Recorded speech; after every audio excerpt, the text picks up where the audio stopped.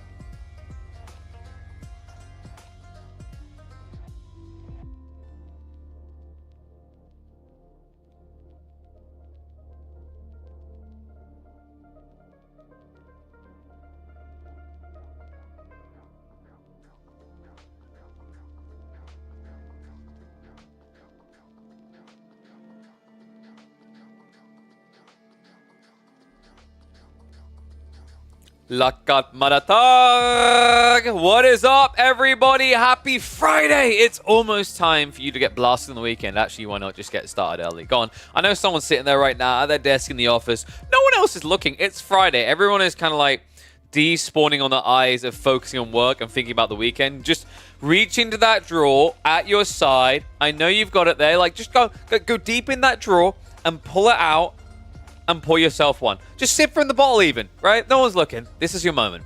I'm helping you out. And if you happen to get fired, that's just more hours you can spend watching me in the day and the evening. I mean, it's a win-win either way. But what is up, folks? So today is really cool. In about 30-ish minutes, we are going to have the team tournament games. It's going to be the Japanese squad versus... God, I should know off by heart. I forget the name of time. Ugly Cat. That's the one. So the Rising Sun, which is DQC squad, up against Ugly Cat, which is, of course, the Taiwanese squad that includes Baltin in it. So really excited for that. But before we get to that, we'll probably cast a 1v1 on the ladder. And then after that series, we'll likely do some 1v1 casts on the ladder. Or we'll try to organize some team games, some free-for-alls rather, if there's enough people. And yes, indeed, Baltin is part of the Taiwanese squad. And is that music from some Punjabi? Dude. Buddy, we got to Blitzkrieg. Whoa. Does anyone else notice where this song is from? Let me know. I'll even turn it up a bit. Give you guys a moment. You're going to kick yourself when you realize. Or maybe not. I didn't watch it as a kid. I watched it when I grew up. One intro. Thank you. DJSB, it got you out of the hiding spot to be the first time chatting here. Hopefully the first of many. That's what we look to do, you know? You got to keep it different. You got to mix it up. I know what people want to do on the weekend. I'm not a fool. The Discord prom is a real deal. Wait, what do you mean? Oh, what? Because you noticed that we're live because of it? Dude, I mean, like, yeah, for those who don't know, going to be doing some things to build out the Discord more. We can talk more about, like, expanding that. I'd love to get your insights on things we can do to clean things up as well, Chum. What works from a tournament side, but also what people would like from a viewer perspective. Some Empire Wars. You first, Johan. You first. Nice try, you piece of shit. Dude, the amount of, like, toxic responses that just... I don't know. I like, there's so toxic and then just some that I don't think got it when I made that comment that Red Bull should have stuck with Empire Wars. I like to think people who watched here and listened properly in the vacuum understood where it's coming from. The idea is like, dude, we bullied them out of their format that they wanted, you know? And it's like, I get it. Like, you know, we can argue about, I mean, we've been over so many times at this point. We can argue about it not being right or whatever, but I don't know. It does worry me that, like, people will now think anytime a format's different, they can just bully someone out of doing it. And I don't like that idea. That's what scares me now. Yo, what is up, DJSP? Thank you very much for the Prime Gamer sub. Welcome to Swarm. Welcome back, in fact. Thank you. I'm creating an AoE4 Discord bot if you want to put it in a server. Intriguing. Message me on, like, what it does and what the purpose of it is. It might be of use. Maybe coordinate, like, you know, and then if it makes sense, I'll loop you in with Chum, who, like, might have some uses for it that will make his life easier. Nice. Perfect. Yeah, so everything is starting to come together. I can't announce anything yet, but I'm hoping to be able to announce all the details of what's going to be coming up on this channel in the next few days. So probably about mid-week next week. I mean, we did just have the big patch announcement, right? Which is really cool. So I'll probably look to announce just after that. Exciting times afoot, is what I'll say. I think that I very confidently believe what we're about to do is something AoE4 sorely needs. So, either I will be very, very right or very, very wrong. Hopefully, the former. I'm quite confident in the former. So let me just quickly have a look, because we've got about half an hour to spend before the tournament games begin. We'll probably look to hop into that about 10 past. That way they should be drafted and already into the game, so that we don't have to worry about the streaming delay. And that gives you guys more entertainment instead of waiting around. So let me have a look. I know Poppy Paw has apparently been playing a bunch on the ladder again. Who's Widow Mine? I don't know. Some player from China called Widow Mine. Dude, what is all this deli spamming from Puppy Paw? That's a little bit dirty. There's Godzilla, but I don't think Godzilla is that high ranked, right? Well, they're reasonably high ranked. Agni Kai from Avatar. There you go. It's so yeah, but Agni Kai from Avatar, right? That's where most people would know it in some way. Like if you didn't get it from that one, this one, which is literally called Korra. So like, I can forgive if people didn't watch it in their childhood. Like spoiler alert for me, I didn't watch Avatar until about 2 years ago. Same with Korra. Not bad. They're actually not bad TV shows for adults. I was quite impressed by that. Because I was getting the feeling like, oh, well, you know, I didn't do it as a kid. There's no point doing it now. But I think they still pop. I think Korra just gets crapped on unfairly as well. Like, I get it. Avatar set a high standard. I don't think Korra completely disappointed in that regard, though. So, let's have a look at Louis' Deo. Louis? How is it a Chinese player has such a French name? Season 1 of 3 of Korra goated? Exactly. I mean, it wasn't perfect all around, right? I think we can agree on that. You know, it had hits, it had misses, but it was still good. Oh, by the way, guys, really cool deal I've got going on right now. Last weekend, I told you guys about that really cool deal where if you made a Protein Works order of £30 or more and sent me a screenshot of your order, you would get your hands on either a Steam code, an Xbox code, or a PlayStation code worth £10. I convinced them to bring it back. So they're bringing it back for one more week to take advantage of. So from, I believe it's going to be now through to Sunday. I think they'd accept that. Me saying that. Let me just double check the exact wording. Yes. From now to the end of Sunday, if you make a Protein Works order and it costs over £30 in total, and you screenshot that and send that to me with Steam, Xbox, or PlayStation written next to it, I'll send it across to them, and we'll aim in the coming weeks to get you a £10 redeemable code sent out from one of those platforms, okay? So go and take advantage of that right now. Obviously, the Killer Pigeon code does work on top of that, so you're getting 10% extra off, and then you're getting £10 rebate. If you only spend a bare minimum of £30, you're getting 33% back, which is crazy. If you are a Matcha Latte fan, definitely check out their Matcha Latte range. Look at that, dude. I'm surprised the green screen hasn't tried to erase it. We're sipping on some of that today. The new Tropics as well, if you're looking for your caffeine booster. Because obviously, after you pull the all-nighter, going to all of the nightclubs, you're going to have to wake up in the morning, and what better way to do it than with some sweet, sweet caffeine. But, let me have a look here. Roger Scrutton's been at it. Maybe Louis versus Roger Scrutton could be fun. The alternative is, we said Puppy Paw's account, right? Baltin was... Ooh. No, that actually... Okay, no. I keep changing my mind. Baltin makes sense. We're about to watch, potentially, like, Baltin playing in the team games. So catching a Baltin game ahead of then hopping into that feels quite nice. And we have got some Baltin versus Kaiser Johan. Okay, Jay. What's happened? It's annoying calling Kaiser Johan KJ because there's two KJs. Or there's Woololo. That's Delhi versus Abbasids, which I don't think is Abbasid favored. Baltin versus Matisse. This MailChimp-erific jingle is brought to you by MailChimp. What on earth is that ad? Anyway, let's go to Baltin's account. You're more of a Naruto fan? I've never bothered with Naruto. The problem with Naruto is any time I consider looking at it, I just see all these episodes. I'm like, why? And I've heard a mixed bag of things about like Naruto from that perspective as well. Like, there's just a lot of episodes that are pointless. That's something I always respected about Full Metal Alchemist, by the way. Anyone who's watched Full Metal Alchemist knows where I'm going with this. Brotherhood. I've never bothered with the original, because why would I bother with the ones that's like faking it? I want the real thing, right? But Full Metal Alchemist Brotherhood has, in the entirety of the series, only one filler episode. One. No, I've been told with Naruto, if you take out all the filler episodes, you're left with like less than 20%. It's that crazy.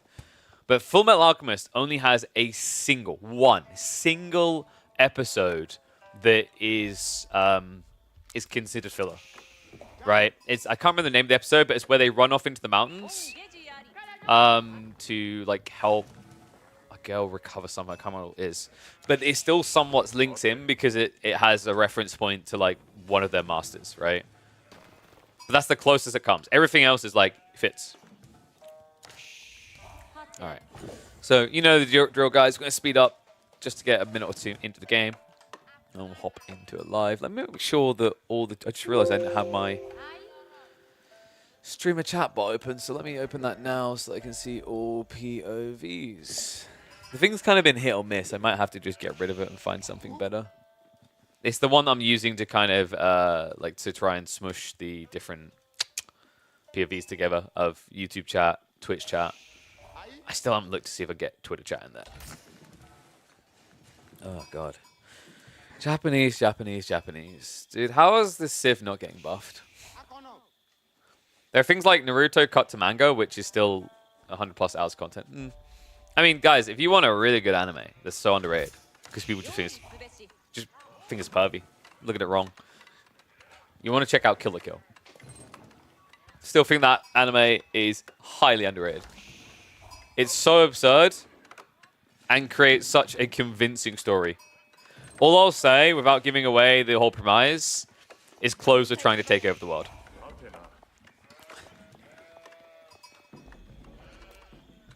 Yeah, so that's my intro on this one. Kill la Kill. Go and watch it. Closer trying to take over the world. They somehow make sense of it. Time to make sense of this, though. Welcome back to Age of Empires 4 action, folks. We've got Kaiser Johan in the pink playing as the Japanese going up against Baltin in the green as the Malians. We have sped up a little bit. We've been hopping in the games about 4 or 5 minutes in to try and like improve the flow instead of just having 2 and 3 minutes of people running with scouts. At the end of their scouting, Baltin is hauling it hard. 20 sheep, 17 on the other side for the Japanese. We have got the Kura storehouse, though, which is going to provide a little bit of extra sustenance to the Japanese people. Love the double farmhouse setup already. I'm sure I don't need to introduce Kaiser Johan to you folks. Definitely don't need to introduce Baltin with the name he's been making for himself in like the last year. But Kaiser Johan, you're kind of missing for a while, actually, right? Like, I don't know what happened. I think the first half of the year he wasn't as active, from what I recall. Which was kind of a shame because Kaiser Johan was ranked 32, 49, and 53 Season 5 through Season 7. He's now going for an all-time best. It is my pleasure to announce that Kaiser Johan is currently 16th on the leaderboard overall. And we are just days away from the end of Season 8. So yeah, rising star, right? Now, the question mark is how do you convert that into a competitive format, right? Like, it's one thing to grind it out and do really well on the ladder, but now the big hurdle that I've seen lots of players struggle with from here is you might be good at playing on ladder, but what happens when you have to start drafting, when you have to start thinking about new maps, custom maps? How do you adapt to that environment?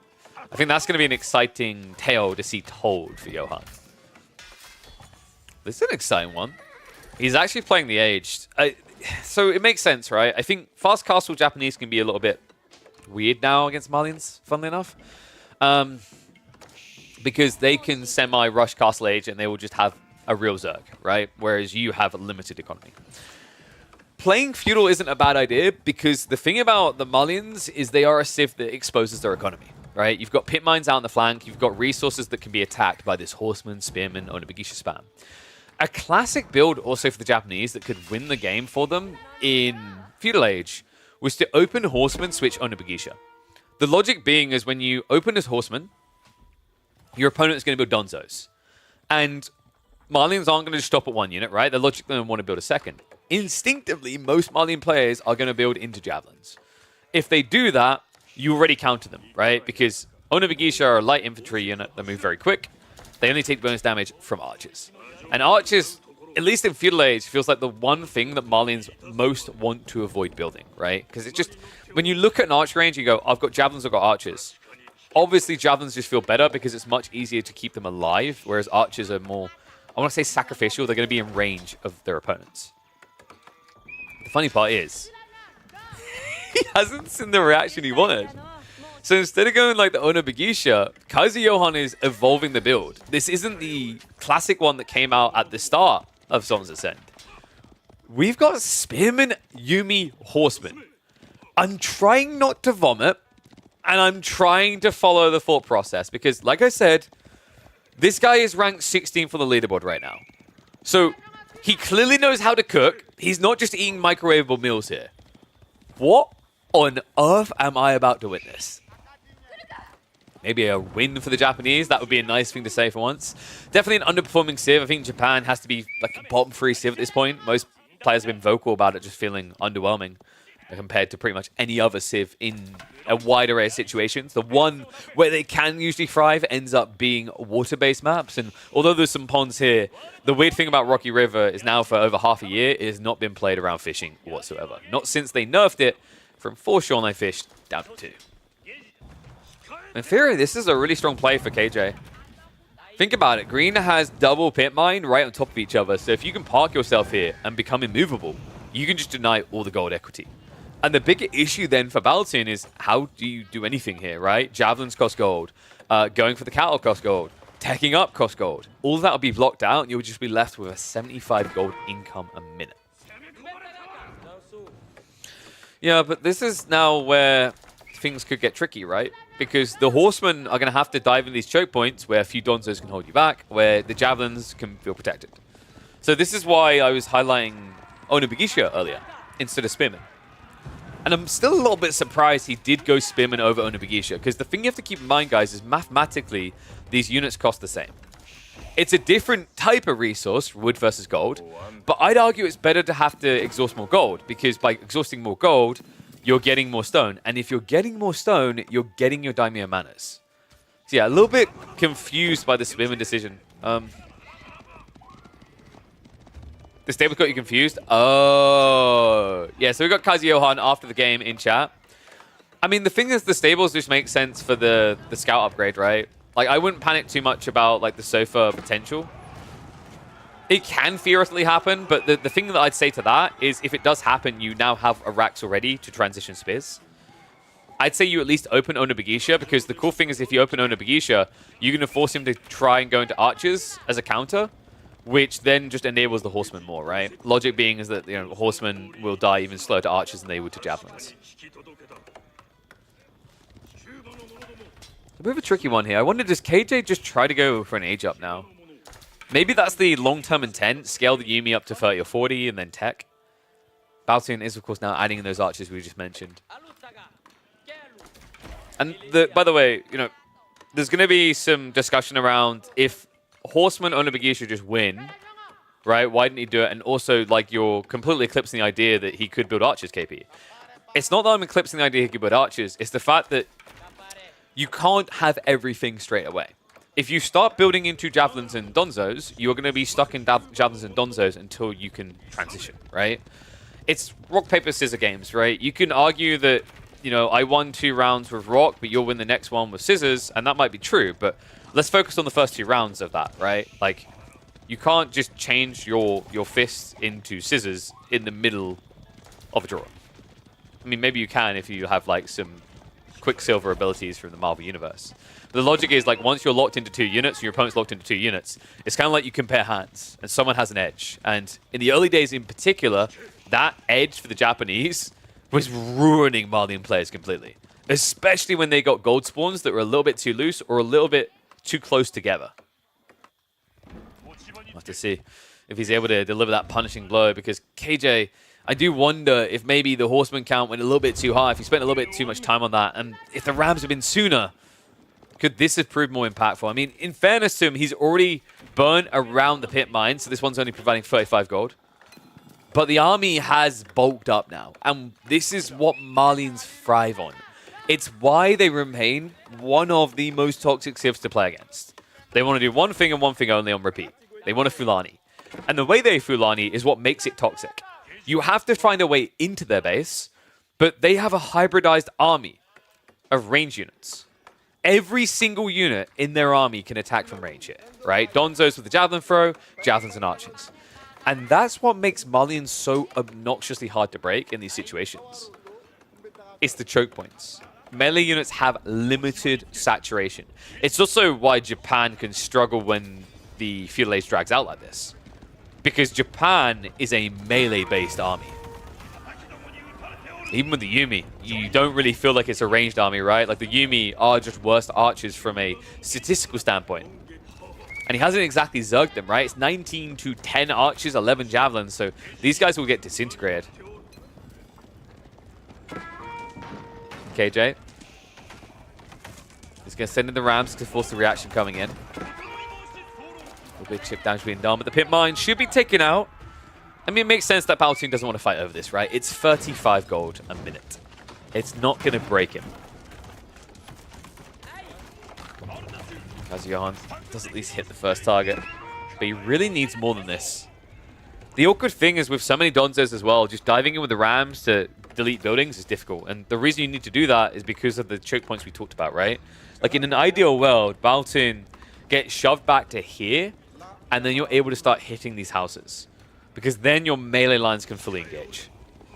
Instead, I think KJ is considering Castle Age, which is, at this stage, I think too late.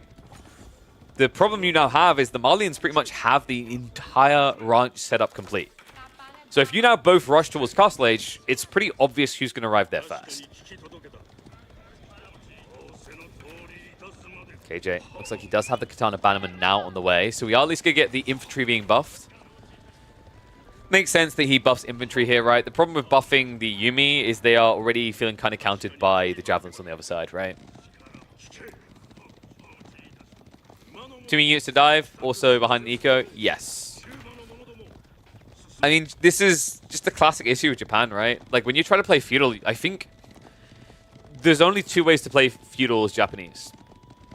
And, well, in general, I want to really emphasize that, because there are situations where it can make sense. But in general, there's only two ways to play feudal. You either go for a 2TC play off the back of aggro, or you blow Yuumi into fast castle. Logic being there is actually Castle Age Yuumi hit really, really hard. Anything else feels a bit weird, man. I don't know. I've seen so many editions of Japanese feudal now. And even the ones that succeed, like you guys remember Neptune, right? Neptune with his Horseman Onobagisha spam just annihilating people. He's the closest to solving it, but even there, when I cast those games, I think I said it in the cast, this has an air of the unexpected. What happens when people expect this? That's the problem Japan has. They just don't really have an economy to truly stand up on, right? Like, there are some civs this economy will beat because of the daimyo effect on the farms over time. Malians is not one of them. Tech up complete. Looks like Kaiser Johan. Wait, was he trying to go back in? Is he really just going to forfeit the map and try to tech? I think he is. Which, quite frankly, would be a death sentence. Like, militarily, you are ahead, sure. The quality is what matters here. We've got Sofas now on the way. The spin count has been halted at 15. I mean, you've got to be expecting Sofas as well, right? It just makes so much sense next for the Malians.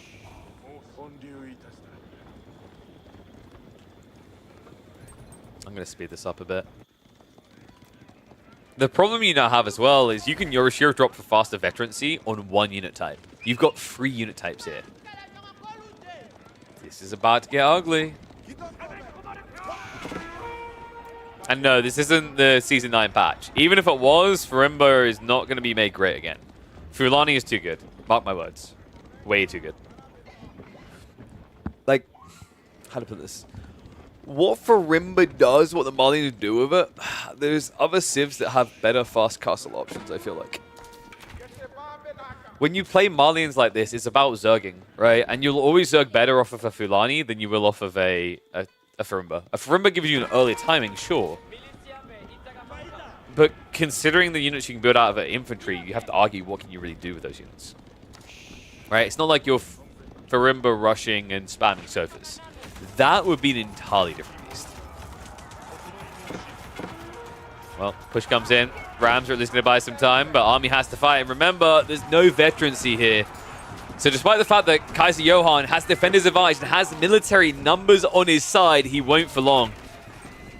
Everything but the Donzos now being upgraded into vet form means they're just essentially cannon fodder to absorb the blows, as Kaiser Johan has now lost the military lead, and I think he has just lost the game. Yeah, there's too many Archer Sofas left over. He doesn't really have any spears left in the involved in the fights. On top of that, Sophus do get bonus damage against the infantry. I think they're, what, free hitting these archers at this point, and now he's forced off the gold. And a Japanese player without gold access is not a Japanese player.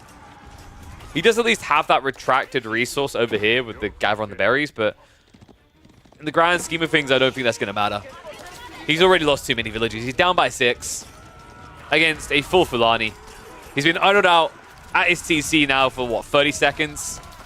And there's still no signs of this letting up. You can already see the Sofas have got the 7 ranged armor, which means the TC is doing no damage at all. He might be number 16 on the ladder. He's got some way to go to catch up to the legend Baltin.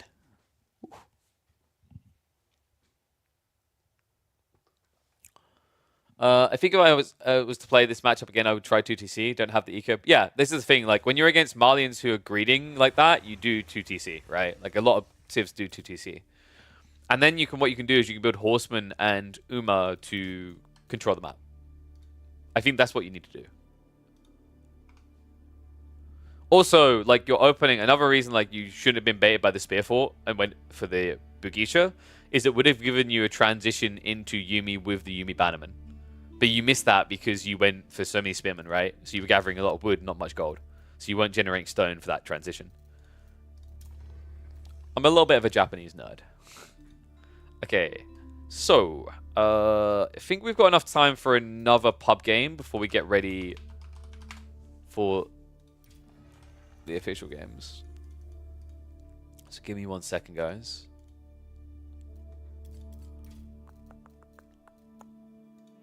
I think Baltin had another that was intriguing. Maybe. Ah, yes. There's some practice going on for the 2v2s. Baltin Anatan versus KS and Puppypaw, it seems. I'm guessing this was streamed, right? I'm gonna double check because I have a rule that I don't check people's scrims unless it's public. I have a conscience or whatever crap like that you want to say. Ginge. Just quickly checking his VOD.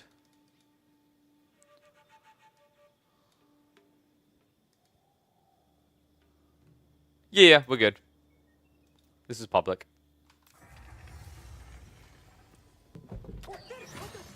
Alright, guys. Oh, crap. I just realized. My thingy is not set up for this, so give me a second. Because we're using a different custom UI. So we need to duplicate, shove that up. Then we can switch over, I believe. Nice. And then we need to go for that, right? Bim. Bim. Guys, I'm quickly going to grab a cold Red Bull. So I'll leave it on the scout rotations for a sec. Actually, I'll be only a minute, so I'll put it 2 times speed, and then we'll hop in probably at like 4 minutes. Actually, do I need to be sooner than that? Baltin is gathering. Okay. I'll put it on 2 times, but there's probably going to be an outpost rush. Yeah. Be right back real quick.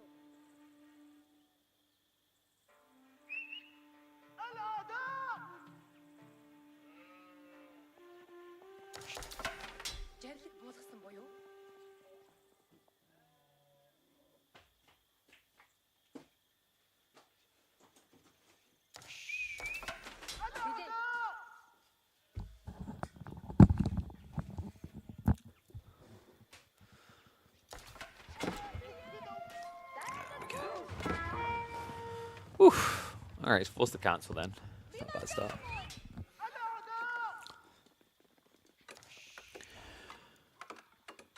You Here's a fun one for you folks. I had a 3-hour bouldering session yesterday. I thought I was going to wake up broken. Not only did I set new personal best records, but I feel fresh. And I think this is quite refreshing as well. Welcome back to the AOE4 action, folks. We've got plenty of known names here. KS, Puppypaw, Anatan, Baltin, all in a 2v2. Because everyone is getting prepped, primed, and ready for the next EGC tournament that just got announced, a 2v2 format tournament. So all of a sudden, it's not just about the 1v1. We are here on the 2x speed in the beginning of this. We have got an interesting matchup, actually, though, because Anatan has already set a tricky pace with this Mongol rush of spears. He was able to harass the gold of KS, playing as the Abbasids, and now he's pivoting across onto Puppypaw on the Ibids. Yeah, double Camel Boys versus double Harass, right? We've got Mongols in the hands of Anatan and Baltin playing on the French. An all too familiar sight. At this point, I'd say Baltin's most played Civ might actually be French because of team games alone.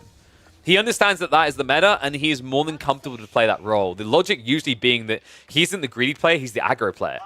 The weird but wonderful part about the draft of these two, though, is they've both selected civs that would be considered aggros. Wait, KS is AK Meow, AK... What, you mean Freedy Cat? Is this Freedy Cat? That can't be, right? I'm pretty sure Cat stopped playing AOE4. He's back? Okay, big pogs if he's back. Because I thought Cat had actually just quit and moved on. So that's cool to see, man. It's kind of funny the amount of people who left and came back. Right? Some were a bit more flexy and they're like, I'm going to dip my toes in new things, right? I think I always said that as well with like, we done some streams of Stormgate and I was like, okay, it's nice to do something different, to have a fresh feeling, but obviously AOE4 is always going to be a part of me. And then there's obviously other people that are just kind of eventually coming full circle. Having our own edition of what I call the Hera cycle. Yeah. Quit to 4, to League, back to 2. Anyway. Nah, Hera's an alright dude, but I think he also finds the humor in that. I mean, sometimes I think that the interesting thing about having these type of tournaments that's very refreshing to just having 1v1, 1v1, 1v1 is it breaks the monotonous cycle. You can love a game so much, but if all you do is the same thing over and over again, you are going to get bored. You are going to get sick, and something you love is going to become something you regret and hate, right? And I think that's a really important thing to emphasize with these type of environments. I mean, I've said it before, even when you're a 1v1 only player, take breaks, shift away from the game, and oof. Well, that kitty just ran back up the tree. That is a painful loss in the opening Camelot. You didn't get anything for it. But no, genuinely, guys, if you're trying to be a Spider Pro, sometimes less time is more time. I've talked with, in particular, Mr. about this. I think Mr. understands this mentality, the fundamental nature and importance of it, better than almost any player I've ever worked with, talked with, interacted with across multiple esports scenes. If all you do is play the game that you're playing pro in, and you never stop to think about things, you never stop to reflect, you never give yourself a break, you're going to burn out, and quite often you're actually going to play worse for it. Imagine after this tournament, the amount of new things players are going to learn because of the interactions between particular civs, right? Things that they never discover in 1v1s. I'm pretty damn hyped. So really big shout out to EGC TV. I believe it's a $22,500 team tournament. Also, really big shout out to Clearman, who of course has the $1,000 4v4 tournament going on in October as well. So, funny things happening here, guys. They've stolen my strat. First it was Wham. Okay, I'm kind of happy because sometimes I just assume like players don't listen to a damn thing I say, and they just filter it all out. But we were in El Renado, at El Renado in El Modovar, and I mentioned this in front of Puppypaw and Wham that I thought Logistics Wing was not being used, and it was kind of weird because it actually feels really busted. And we've now got Puppypaw trying to use Logistic Wings in a really cool way here, folks. Like, this is a sick build. You need to really process the bigger picture of what he's doing here. It's not just about the fact that these healer boys can sustain his Desert Raiders. It's the fact that they could have sustained Camel Archers as well. And I don't think Cat is actively adding them, which is a shame. Because I think that would have been the right call here. He will eventually get into them, though. And when he does, you're going to have an AoE heal for everything. Even these Spearmen are also benefiting from this. Desert Raiders just diving in for the clash. Such an awkward fight for Baltin and Anatan to try and take. Desert Raiders are almost starting to flop dead, but you can see how hard it is with the Knights having so much of the damage mitigated. Forced towards the choke point, the gold vein, kind of stacking them on top of each other as they continue to retreat, but it looks like they are going to be able to hold here near the gold. The problem right here is despite all the good work Puppy Paw is putting in, at the end of the day, you've got a 2 versus 1 and a bit. KS is playing greed. He has gone free TC. So, although they do not win this fight, they have reduced the cav count.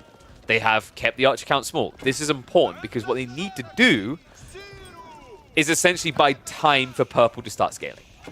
Once he begins to scale, whether it be into Camel Archers, Horsemen, whatever, that's when this double cav play with Dervish heal is going to look busted.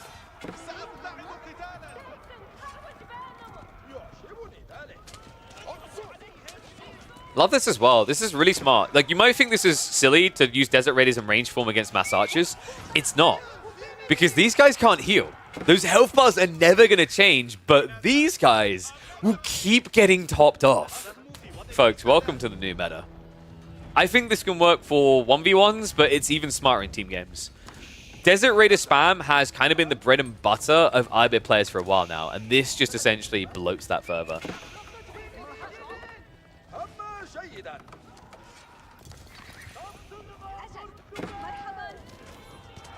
So what do you do now if you're Anatan and Baltin? Well, I like this idea. Switching to Magadai is not the worst of ideas. Yeah, you're going to lose a lot of damage to the Camelinese, but not on individual strikes. But the important part is you'll be able to gap close and finish. The question now is whether Anatan has enough time to get enough together. Because he needs time, right? Love the fact he brings the Deer Stone up. Even though he's got an outpost on the way, that's not guaranteed. And they need the mobility to make this work. Isn't Feudal Dervish what the brothers had prepared for Scotch Warlock? Did they? Because the brothers at Wallalol played Ibids on Holy Island. So I don't think so.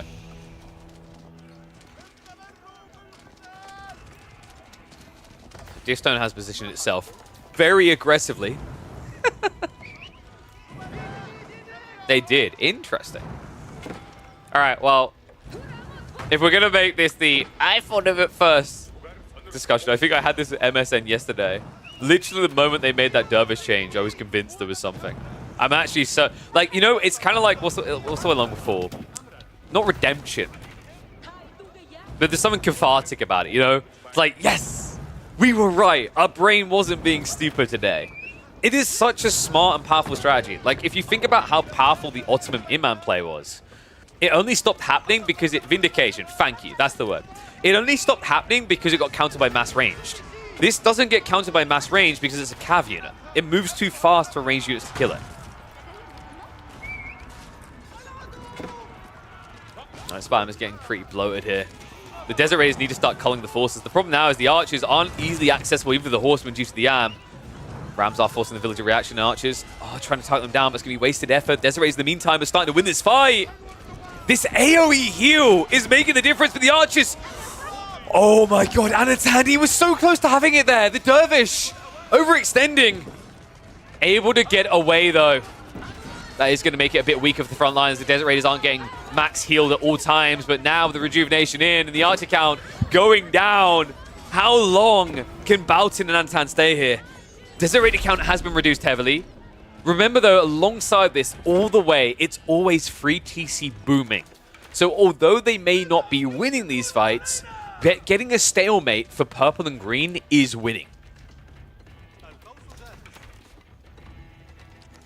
Yeah, this is rough. And I like that we now got Anatan going into the rounds because you can't wait around here. Like, you need to find more hits. You can't ram once, leave. You have to commit. At this point, you're already too deep in the hole. If you go back home to tech, you're going to be flooded by Desert Raiders and a Castle Age of Acid player.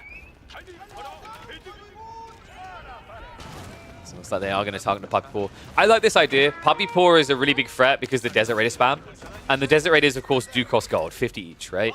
The problem, though, is Puppy Paw already stockpiled 400 gold. Now, clearly the intent here was to go Castle Age, but if he's forced to play a longer feudal, he's not going to be hurt by it because he can still afford his unit comp. And that back gold is going to be a saving grace here. So wait, when did this get revealed that it was their strat, by the way? I'm kind of curious, Shackle. Did they do this at King of Rockies? I didn't catch the tournament. Or did they talk about it post? Because the thing is, their strategy, which I remember from King of Rockies, was Iabids on Holy Island. So like, it's kind of interesting that this was apparently their strat for Socotra, but they didn't. I mean, they kind of couldn't, right? Like, I've been over it already. The Red Bull World Finals regions basically set the entire tone for the series.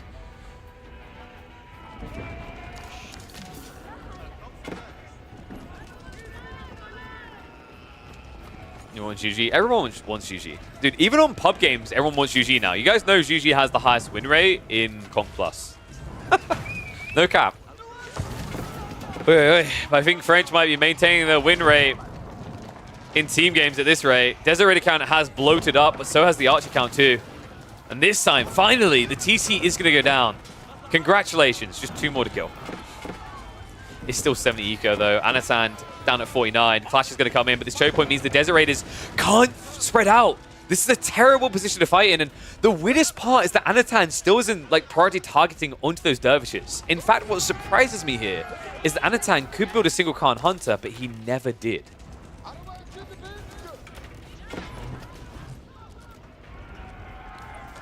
Can they hold on? Can they weather this storm, or is it just getting out of control now? Anatan has enough archers to insta one hit down the Desert Raiders. Villagers also on the front line now, forces a reaction. Base is spinning out of position here. And big problem, the Horsemen are leading the way. So limited attacks and opportunities for the Spearmen. The heal is going to benefit both the players. In the meantime, Marketplace going up, as it looks like we've got a little bit of a miss macro here for KS. Knight skirting it back though, and the Archer is still looking healthy for it. Desert Raider count being reduced once more.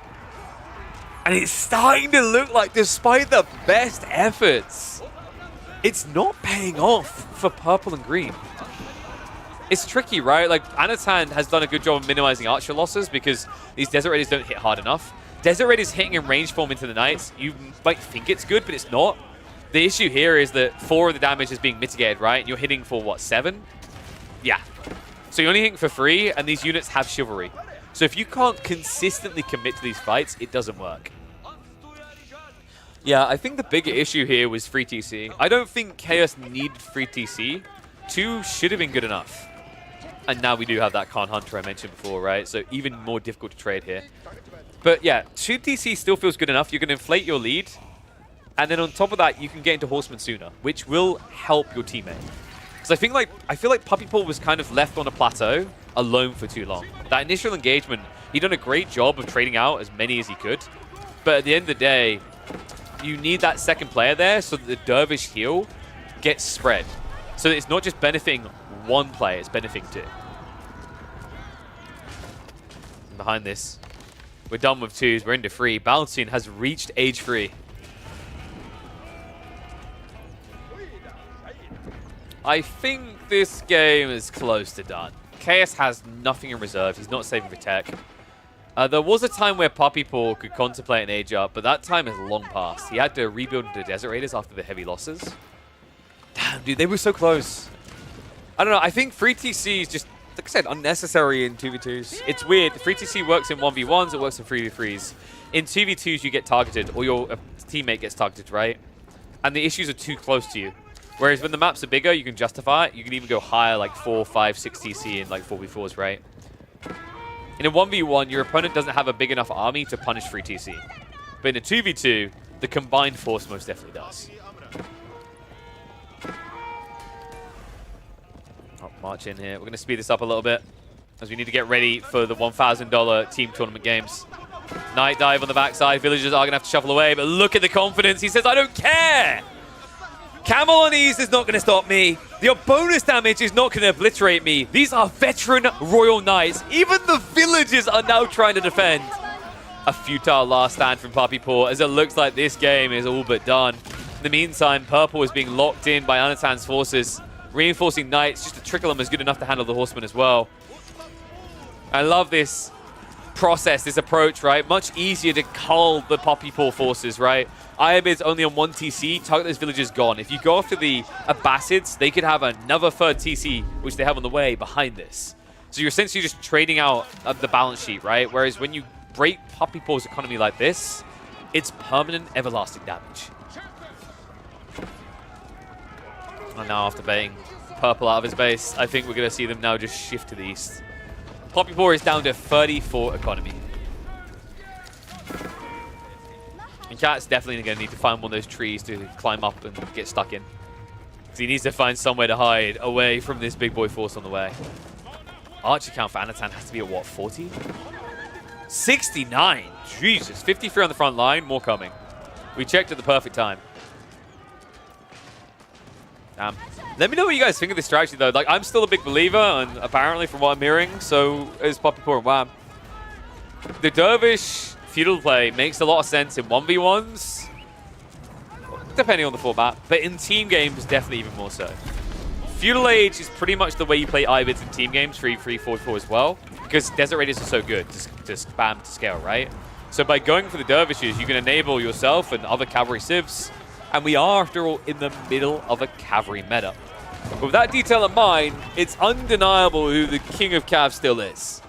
French may be somewhat underwhelming in 1v1 games, but in team tournaments, they are mandatory at this point. They're proving why in this game. Great read as well. I think this is showing promise of the 2v2 tournament that EGC are hosting at the end of the year.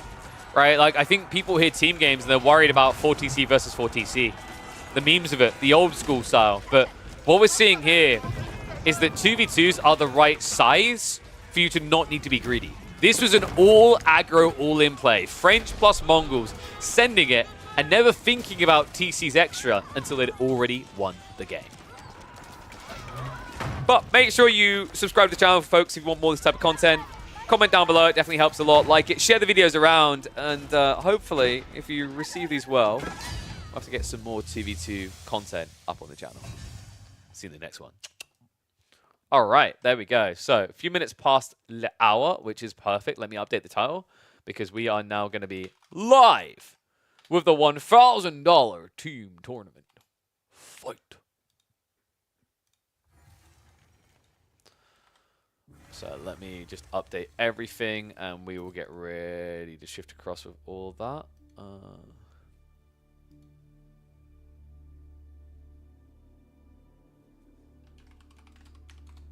There we go.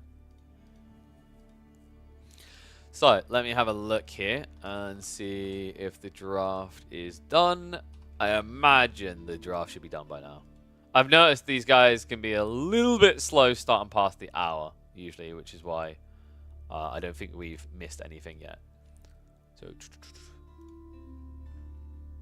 Fields of Blood, yes, they have just drafted their first. Let me actually pull that up on screen. If you don't scrub, then you're a dweeb. KB DLC confirmed 2025. Oh, I know, I saw. I've been like, I don't know. I could have put that in the title instead of announcement next week, but screw it. Everyone's gonna do that, right? Yeah, I'm aware. I saw that we're gonna get new DLC. Pog. I'm hoping it's the first half of the year, not the second. The second half of the year feels like a really long wait. We just need to keep getting new content. Right? If they drastically change some other things about the game in the first half of 2025, I think it's fine that DLC doesn't come until the second half. But otherwise, I think it kind of needs to be there, maybe around May, June. Alright, so 1 second, guys. I'm going to capture the draft for you guys. Alright, so... Ooh. Dude, what? They both banned Mongol. Are you kidding me? After what we saw HRE do with the 3D clan, and what we've seen Ambassadors do everywhere, how is it Mongols is the prior ban for both sides? That's wild. Any idea how many civs we get? Haven't a clue. Speculation, 2 new civs and 6 variants again. Would track, right? Because we had Sultan's Ascent in 2023. And then was Malians Ottomans 2022, right? Because Legacy was 2022, I think. So they hopped a year and then released that. And now we're hopping potentially 2 years, right? So I think genuinely it kind of had, like, they've now set maybe a hard standard to maintain of it needs to be like probably 2. If it's going to be the second half of 2025, it needs to be 2 new civs, 6 new variants, and because it's even longer than the perceived time scale of the last one, I think people are also going to want to see... Yeah, Legacy was 2022, right? I just want to check that. I'm pretty sure I'm right that. Oh, sorry. No, it's 2022.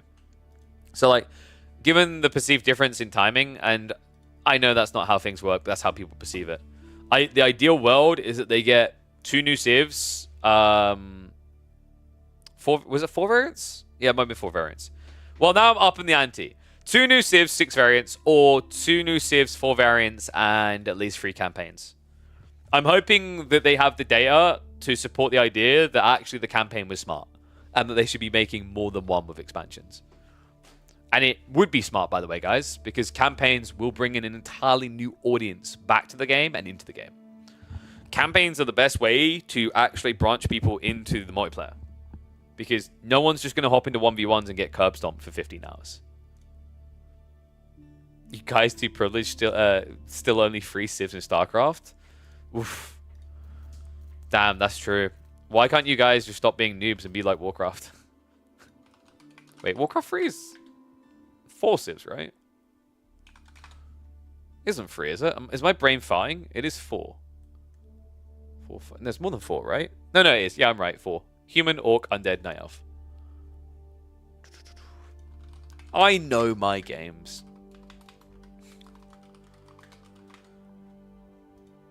But in fairness, when it's variant civ, it's not building from scratch, right? So, like, it's theoretically less overhead. Anyone, how many copies they sold from the DLC? Nope. You think they give me that type of info? Oh, darling, you're adorable. So, let me have a look here. Because I think... Well, I think Baltin will be playing in these, right? So I have him added. I don't know if I have Diacusi added, though. But I should have someone added to be able to join these. If not, it will show up in the Observe tab. For those wondering what the hell we're doing here, this is the $1,000 4v4 tournament that Clearman, a Vietnamese caster, put together. So he's invited a bunch of teams from around the world. Teams can be made up of a maximum of 2 different nationalities to form a team. So today we're going to have a full Japanese stack versus a Taiwanese stack with a sprinkling of Swede, as they've got Baltin on their side for that one. So they're a team of 5 on Ugly Cat, whereas Diacusi is a stack of 4. He has Popo in there, is the most notable name for a lot of us from the free-for-all tournament that was hosted a few months back. You have Hearthstone APM. Nice. You should try Heroes of Might Magic 3. Very good turn-based game. Right up your alley. So, yeah, I need to actually find someone that has a 3D printer, because there's something I really need to get 3D printed. I want to get the Arathian shield from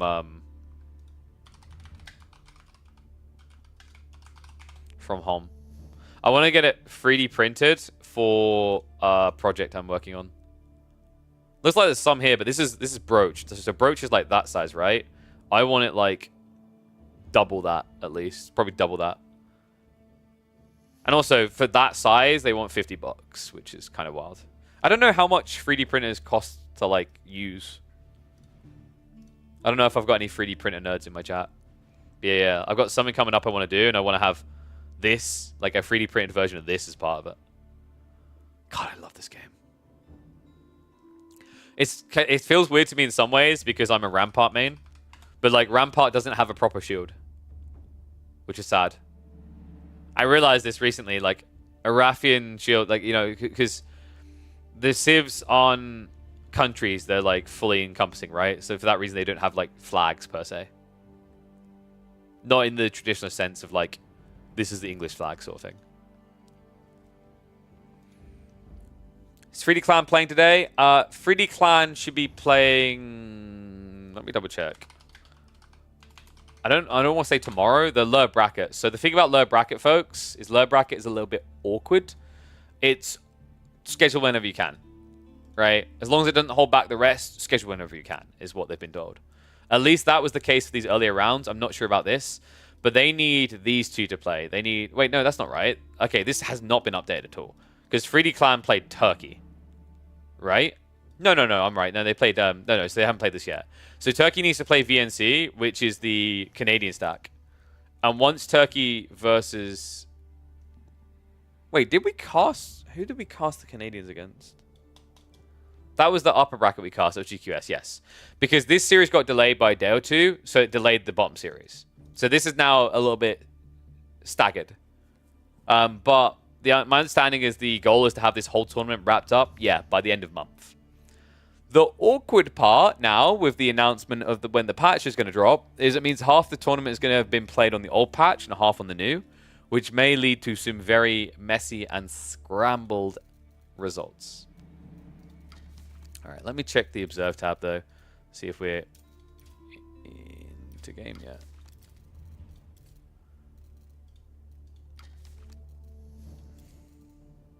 Nice. Oh, dude, we're almost pitch perfect. They're 3.5 minutes in, which means that we should be on point for the streamer delay. Oh. You can sub from Xbox Game Pass, so sold in a lot of platforms. I guess. Well, also, I really don't think people have processed how big of a deal Xbox's release of AoE 4 was for AoE 4. Like, that was an insane injection to a degree that I don't think many people processed. It's so smart if you think about it, right? Like, someone's probably got like a monocle in and is like, well, that's not how you play RTSs. But it's a whole brand new audience of people that aren't exposed to RTSs frequently. And they were given a really good RTS. And that community responded very positively to that RTS.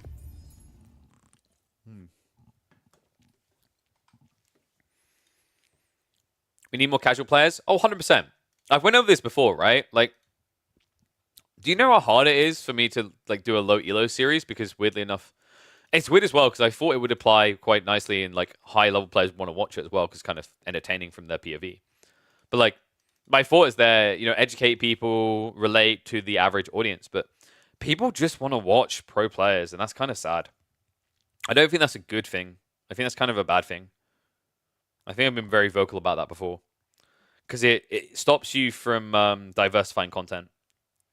It means all your content creators are driven to the same type of content, right? Same with the fact that we're like locked into 1v1s all the time. Like I was kind of crapping at doing these tournament games because I thought, oh man, last time I cast tournament games for something, I had half my viewership, right? It freaks me out. I mean, like when you're a content creator trying to find a way of making a living off of this, it does have to freak you out a little because what your community is saying is we reject this, right? So I'm hoping, I'm hoping we've mellowed out on the elitist form of 1v1 at the highest rank and the community is becoming more receptive. And I think that will also be the case with new people looking at the game as well. Would they be willing to give free to keep AoE4 for like a week to attract more casual? I think they've done that before. Like you can play across the weekend or whatever, right? Like they've definitely done something like that before. Because I remember it. Okay, so 1 second, I need to... Let's get rid of... Wait, what happened there? Oh, I see what happened. Let's get rid of that one. Bring that one in down there. Boom, boom, boom. Boom, boom, boom, boom. Yeah. I'll just respond to chat and we'll get ready. Because obviously, first 2 or 3 minutes, not much should be happening. You need a fun format that can work for low elo audience. Finding fun replays does that. You say you need a fun format, but look at what T90 done. What did he do? He literally just found quirky low elo people. That was it. That was enough. We found quirky low elo people, but it wasn't enough. I mean, I think most people who've been on this channel for a while will recall Papa Samba. Papa Samba was, oh my god, dude, right? Like a whole other level of entertainment, but it just didn't. I don't think those videos done that well. I'd have to double check. It's been a while, but I don't think they've done that well. KF, you mean KJJ Kiljadi? No, KJJ is a Taiwanese player. PC's low elo FFA content seems to be received well. Yeah, because like someone like has now pushed it, right? I mean, Beast. I don't know if it's better than his other content. I haven't checked the metrics, but it was almost like the tough part for me is like I had to grow my audience, right? And small pond sort of thing. So it has been, like, that was the challenge. Is like, when I was trying to grow my audience and I was seeing, oh, people respond to 1v1s better than team games, it's like, well, the numbers guide you sort of thing. It's weird. Never tried low elo stuff? I think you need, like, a big enough presence to justify it. Like, I hope this doesn't come the wrong way, because, like, Drongo obviously succeeds. I think if Drongo angled it right, he could, like, increase his viewership drastically by doing low elo content. But, like, it's whether he's incentivized to do that, whether he desires to do that, and whatnot, right? I don't know.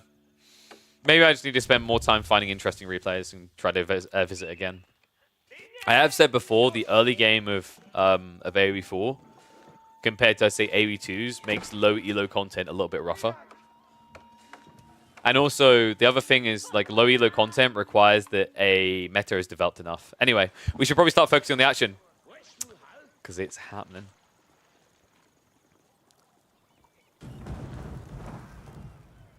Burn it all down and build it all up. I'm done with 1v1s. Let's get some more team tournament action on the channel. One and all, welcome back to the AoE4 action. We are back with more of Clearman's $1,000 Field of Blood tournament. That's right. This is, of course, something that's been organized by a member of the Vietnamese community to bring together everyone on an international scale. And, well, we've done that, most definitely, these two teams. West Side team, it's not just a full Taiwanese stack. It's a Taiwanese stack with a sprinkling of Swedish meatballs. Baltin teaming up with a bunch of prominent Taiwanese players, and they are going to be facing off in the lower bracket already, up against the total dominant force of Japan. We've got Diakusi, Mizuumi, Popo, and AI playing for the Japanese. On the west side, it's going to be Knock Knock, CHB, K2J, and Baltin. I'm familiar with all these guys except CHB. I think that might be someone who changed their name. In fact, let me double check that. We do need to add the score thing in as well, because I do have the list of names for that team. They're called the Rising Sun. AI... wait, no, sorry. Not Rising Sun. We're looking at the other one, aren't we? We're looking at Ugly Cat. RTY. I think that's RTY, because the other member of this team, because they have 5 members submitted, is Warspite. And Warspite would just be called Warspite. But yeah, we have some fun ones coming up here, folks. A best of 3 elimination series, and we're kicking off on Mongolian Heights. Good start as well from HRE. Yeah, this is the other thing that was crazy to me. When I looked at the draft for this series, this is wild, guys. After everything we've seen in this $1,000 tournament so far, it's mind-boggling to me that HRE wasn't banned and Abasas weren't banned. Both of these teams banned Mongols instead. That's crazy. And yeah, no one decided to ban Diakusi's Comfort Civ, and for good reason. I actually think Diakusi's English hasn't been able to do anything so far. I think the tempo of the games has been too fast, and the tension has been too far away from him. I've been very vocal about this. Like, English, I don't like the Council Hall build. I think in team games, unless you can justify it pressure onto you, Council Hall doesn't make much sense. And you're in a retracted position, right? So, like, imagine if instead of this, Diakusi had gone for an Abbey of Kings. And that Abbey of Kings could be healing the entire yellow HRE army right now. That's huge in what is essentially a giant melee mosh pit. It's a difference maker that actually the Taiwanese squad couldn't achieve. So yeah, missed opportunity there. Puppy said on the stream yesterday that Mongols is too strong in 4v4s. I think they are quite potent, yes, but I'd also say Abbassids are equally worrying. Abbassids look really, really good from what I've been seeing. But yes, for trade, they are kind of broken. And that does actually emphasize another issue. It's also why Abbassids get, like, ridiculous, although most people go Eco Wing. I do think trade, and this should be a big revelation. I hope the devs have been watching these tournament games and they're taking notes from it. Trade needs to be fundamentally like changed or heavily nerfed, bare minimum. Trading at the back corners with your teammate is way too lucrative. That needs to be fixed. It's so stupid the amount of games I've watched of team tournaments where all this central gold never gets touched. You could be like an hour plus into a game, still doesn't get touched. Why? Because all 4 players at that point have got marketplaces set up in the corners. That's not a good look for team games. That actually like heavily compromises their competitive value I think even on a casual level, it makes it very tedious, right? Because I know someone's going to be like, well, that's nice for casuals, right? Because they just chill, they get to boom up. But I also think it makes the win less rewarding, or rather, should I say, the moments in the game become less rewarding, right? Because you do something and it counts for nothing. Because your opponent has got the safest trade possible. Like, what I want you guys to think about is why Highview is such a bad map with its terrible trade post positioning. And if we agree that that is the case to Highview, why can we not agree that trading with your teammates also causes the same issue? Oh yeah, I think it should be nerf trading with your own team. Like, I think trading with your own team should give half of what you get from going to a trade post. Maybe even less. You really need to, like, cripple it into the ground. I'm not talking about nerfing trade. I'm talking about nerfing trading with teammates. Just to emphasize that, chat. So, getting a little bit deeper into the feudal age now. The HRE players, funnily enough, are going to be the last to tech up. That's an unordinary sight. Historically, HRE are usually the ones rushing castle. But I think both these teams know. We've seen a few teams try to run HRE fast castle booms, and I don't think it is worth it. It very, very rarely has ever paid out. It's much better to use HRE as a pressure force either in Dark Age or Feudal Age. In fact, we're even going to have a game up on the channel soon that shows that in pristine fashion, where one HRE player was able to block out 3 enemy players on his own.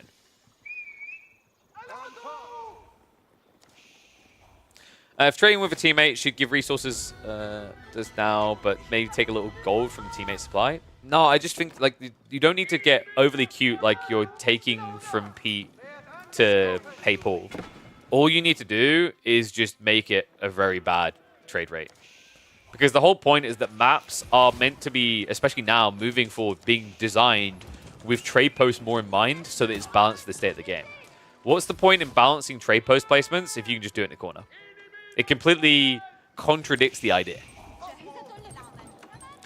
So, KJJ in the meantime has gone for the 4TC build. I wonder, do we happen to have another boy on 4TCs?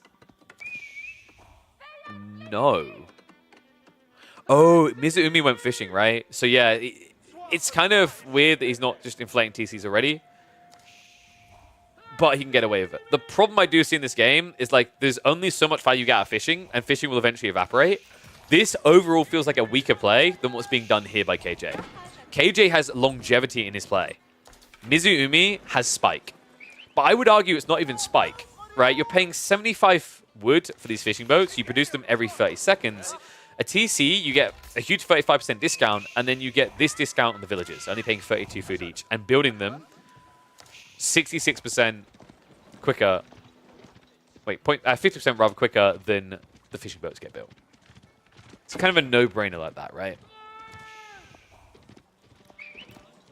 I don't think you need to make it so you can't trade with your teammates. You just need to make it so bad that doing it feels like a last resort, right? The problem with trade in team games is it's a first resort, not a last.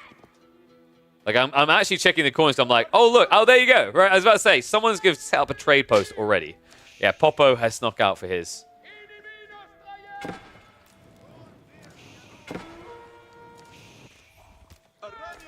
All right, what do you think, guys? Who's going to win this one? Actually, I think this is maybe balanced enough that we can make a prediction still. I'll have to make it only a minute long, though. We'll remember to do that at the start of next game. Get your predictions in.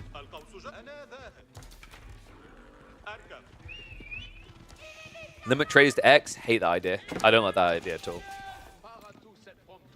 I think you should always try to rear on the end of like caution when introducing artificial limits on unit types. It makes sense for a few things, like the taxmen, for obvious reasons. But in the grand scheme of things, for a lot of things, it doesn't make sense. Like, what next? Do we limit the amount of fishing boats you can build? Should we limit the amount of spring ships you can build? Right? Like, it's a slippery slope. It begins with a good intent and ends with very silly things. I've seen that in games before. Camelot is just being a little bit annoying here, right? Like, this poke damage does hurt. Remember, AI is playing catch-up after aggroing. And oh my god. He has way too much food to play with here. It's kind of crazy as well. You'd think looking at this food that he has fishing, he doesn't. It's just all the gathering he's been doing. Kind of funny to think of the implications of mine work in Season 9, which is just around the corner now, guys. Like, if you think about the state of HRE in team games right now, where this Feudal Age or Dark Age into Feudal Age Spearman aggro play looks really busted, imagine how it's going to look when you add in all pikes, the tech that gives +2 damage.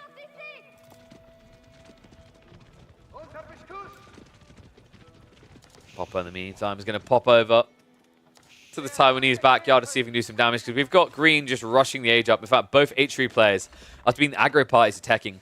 Baltin already went up to Castle Age, by the way. For good reason. He's not playing multi-TC.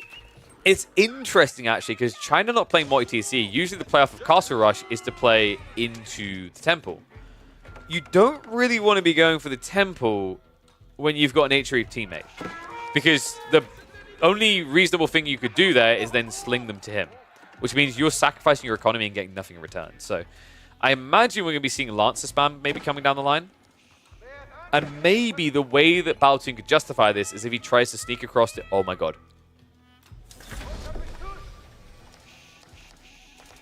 When did this happen? Baltin with the sneaky proxy base. Palace Guard already moving in. And Diakusi being a greedy boy here. He's going for the King's Palace build. Wow, what a timing as well. That explains the undermesh prepped. So Dive's going to come in. The villagers aren't here. They're building up the landmark right now, which means this could be a lot of idle time and a lot of dead villagers.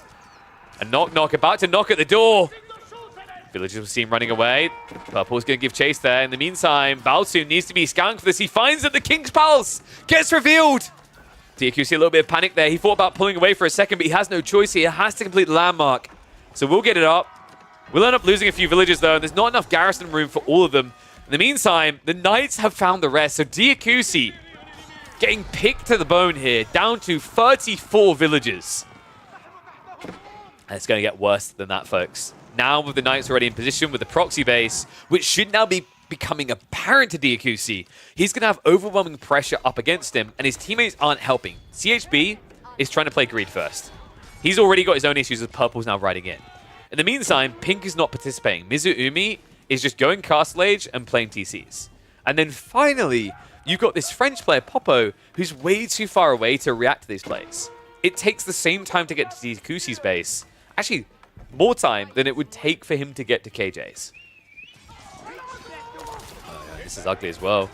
AI, he just doesn't actually have the heavy maces coming through, right? I think it finally ticked in there, but the timing was awkward. Purple able to get away with it. Meantime, Diakusi still unable to do anything in his base. He has at least got the crossbow starting to creep out with the Council Hall, so that will stabilize him here. But this is just wave one, and the damage done definitely has added up, right? You can see when you look at the raw eco count, the West Side team is already 50 economy ahead. And yes, all pikes, the new tech coming for H3 in Season 9 has been nerfed from 3 to 2. It's still really good. You just might have to build more than one unit now to win a game as HRE. Asgard have also began to sneak out to other bases. Yeah, I don't like this play from Baltin. The problem is the next two players are terrible for you to fight. HRE has decent movement speed and has heavy maces. They'll win. And then the pink player is going to have camel archers because that's just the Abasa thing to do, right? So very difficult no matter which one of these bases you go to. And you don't want to be going to the French base either. I think that's why I was so taken aback by this proxy Palace Guard play. Because to do proxy Palace Guard against all but the English here is kind of weird.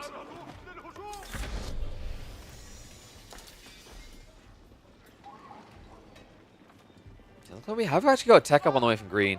Green really hasn't been participating, right? He's just been focused on the greed. Did Teal play for relics in the end? I don't... Okay. Baltin is actually now going for the relics.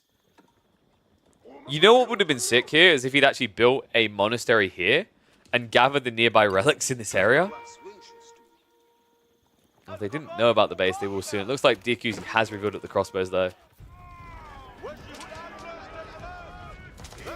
Camel Archer's going to have a field day there. Remember, guys, camels do get double damage versus spears. And even against those men-at-arms, you can see the base damage is good. 13 damage striking into a unit that only has 4 ranged armor. We do have the tech up now on the way, so KJJ is soon to upgrade that. And, well, KJJ, he's loving life. He's already at 126 villages. Has everything he needs. Mizumi, meanwhile, it might be showing as 100, but that number's a lie, folks. Those aren't all villagers. 18 of them are fishing boats. Veterancy already in for the camel archers, right? Now, this is like ugly. Wait, what am I about? That's not veterancy. Sorry, he's going imp. Military wing is on the way for imp here. I was like getting ready to talk about the fight, and I was like, wait a second, these camels already look different. That's a fast veterancy. So KJJ is doing exactly what we were highlighting with the Abbasses and why I think they're kind of OP. It's insane. Like, this talk of Mongols being broken, but you look at Abbasses, how is that any better? I think the way you have to contest Abbasids is you have to have very aggressive civs and move fast. Ottomans is kind of an obvious one, but like, you know, if you want to play aggressive and fast, you're probably thinking multi-cav civs. The problem is there's diminishing returns there. If you play like French, Joan, and say Japanese, the camel debuff is still going to be a really big problem against an organized team. So it's not just a free win and a get out of jail free card against Abbasids. Camel Archers also now just starting to raid on the fishing. Oh my god, this is so painful. And the archer ships are irrelevant here, folks. They have like no damage on them. In fact, they lose in this exchange. So defense is dead. Mizumi at risk of losing more economy. In the meantime, the backside, the Knights have still been roaming around freely as no one walled in. The Palace Guard have hit into Mizumi's base while he's busy reacting to the Knight raids. Looks like the proxy Raxes might finally get shut down, but the price is already adding up for Japan. They are now almost 100 economy behind. Things just going from worse to worse in this game. Even more losses, Mizumi. This is just difficult at this stage, right? Like, he's trying to play back creep gold, not working out. He's getting found everywhere. The difference between the two Abbasid players in this game is over 50. Yeah, it's kind of funny how much easier it is with a nice UI like this to track the info than it was in the 2v2 we just cast before this, right?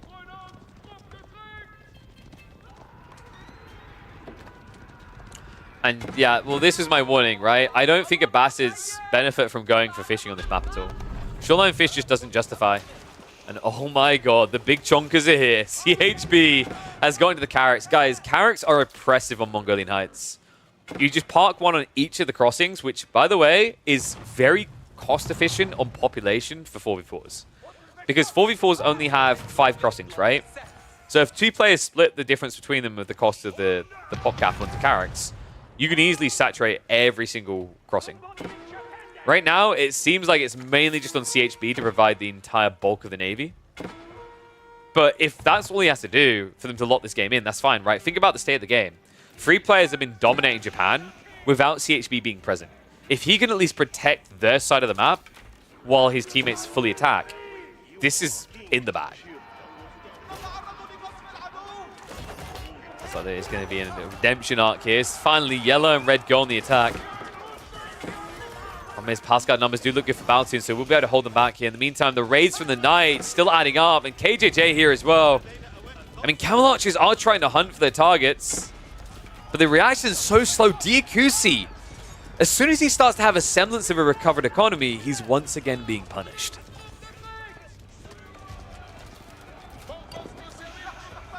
This is getting ugly. If they can't do some significant damage to Baltin, it's going to be all for nothing, right? And even if you do, this is now Song 2TC with a full granary transition. Baltin is in a very comfortable position at this phase of the game. In fact, he's not too far off of being a point where he can go into Imperial himself.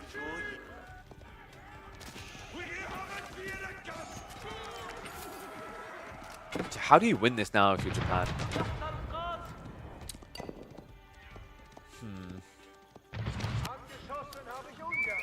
I think it's all about leveraging English, right?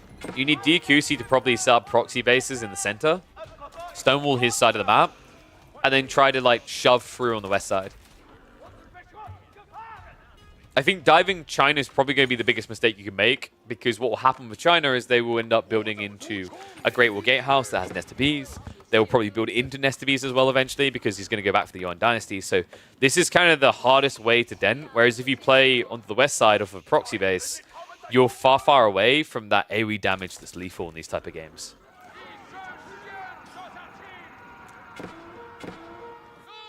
Also, please, just stonewall in general. This is brutal. It's the difference, right? With the pace that was set by the Taiwanese stack, they already now have the room to wall safely. Meanwhile, when you look at the Japanese players, they've got a few palisades, and they don't even have them across map. Yeah, I also just think this is another value point of playing into multi-TC over fishing. Mizuumi eventually got up to free TC, but that was heavily delayed compared to KJJ. KJJ had so many TCs, he had so many villagers coming, he reached a convergence point where he could send them out to wall much quicker. In fact, you can see the difference it makes on the map here.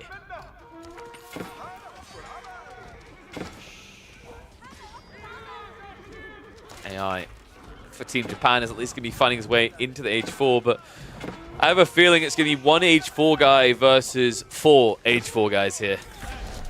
We're reaching that point. Man, I think Japan needs to kind of change the plan.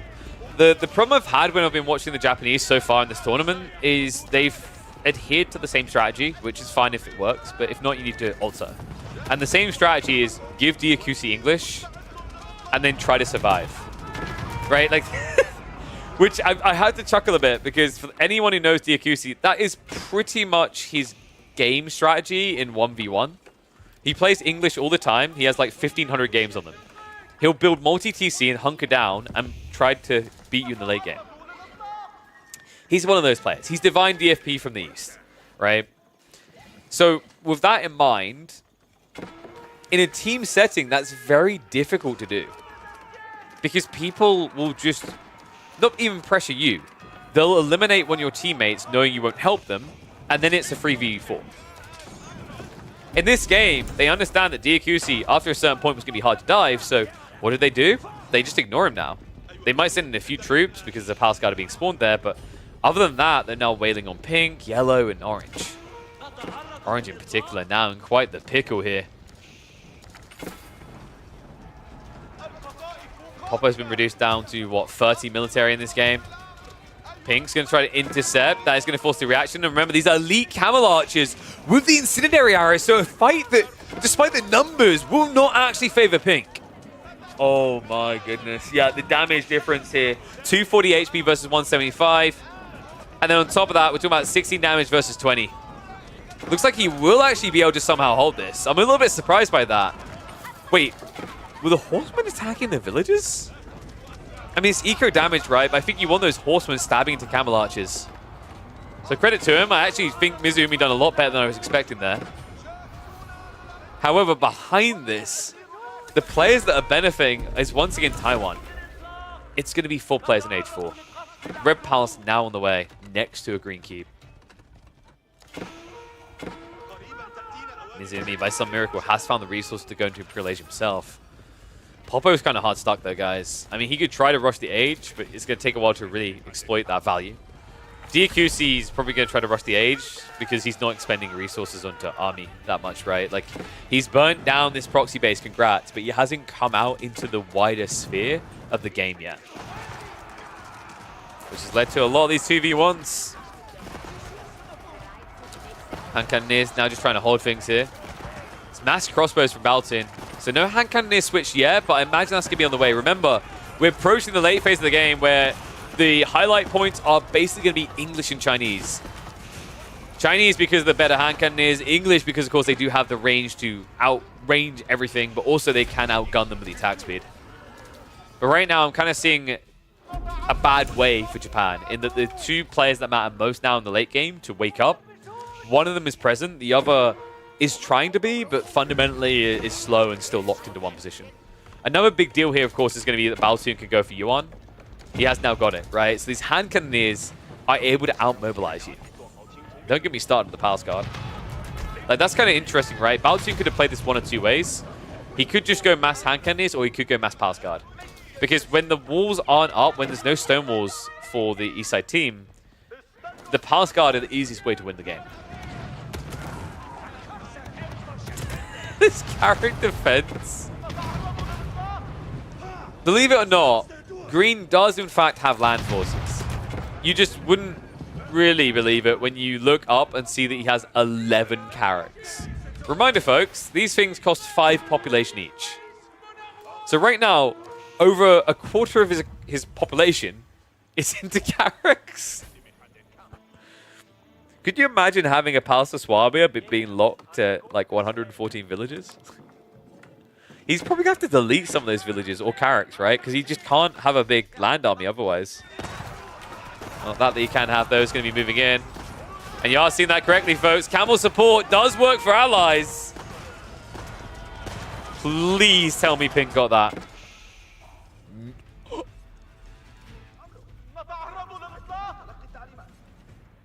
We have a problem, guys. We have a really big problem here. In Imp, with mass blob fights and semi-infantry, semi-cavcom, military wing is the winner. Right? The extra health boot camp can be great if you ever transition to infantry, but the more important thing is the camel support for your allies. For Mizuumi, he'd be enabling both HRE and English. On the other side, KJJ is able to enable Chinese and HRE. Oh my god. An overwhelming difference in these fights that we're going to start seeing now. The time being, though, they do have the blob to defend. I think actually what our West Side team needs is they need to just clump their troops together and go for a big push. Instead, it looks like they're just trying to branch out and continue raiding. Oh, wait, whoa, hold up. English main alert. English main denied. I cannot believe that. Diakusi, renowned for his late game English. Good luck getting there. Oh my god. Was that 98% complete and gets denied by Baltin. Even forces the cancel. A retreat towards the shoreline here. Remember, he has got the character to assist. Needs to be careful with the hand cannoneers, but also has the walls nearby to hop on top of. While all this is happening, though, check what's happening across the map. KJJ, once again, riding to the backside here with camel handling and horsemen. The quickest way to rush across the map. Trade now being intercepted. That's going to build the eco lead even bigger. Important as well, considering the comps are gold heavy, right? Hand cannoneers, men-at-arms, knights, all require large quantities of gold. Diakusi is going to try for it again. Really? I mean, his allies are here, right? So in theory, he gets away with this. He should.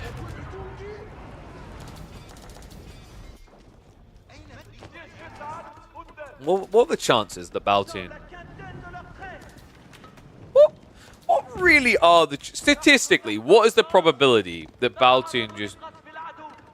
Nah, no. It's fine.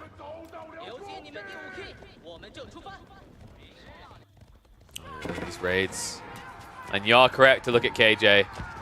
He's saving up for a wonder. So the good news, at least, for the Japanese, is they did get to age 4 with Diakusi. So it's going to be a full imp versus full imp. By some miracle, Baltin never checked that gold again. I think he got baited, right? Because there was an opening over here. Kind of unfortunate, actually, for him. If he'd seen that, it would have been easy peasy GG. Instead, KJJ. It's time for it to start. CHB is going to be the builder. Needs to get the gold together, so they just slung a lot across, but gold is the one thing he still needs here. How many relics did we get for CHB in the end? 4. Was it 4? That feels so underwhelming. Wait, what? Hello? Reminder that both Baltin and CHB have access to monks. Somehow this went unnoticed. What the f...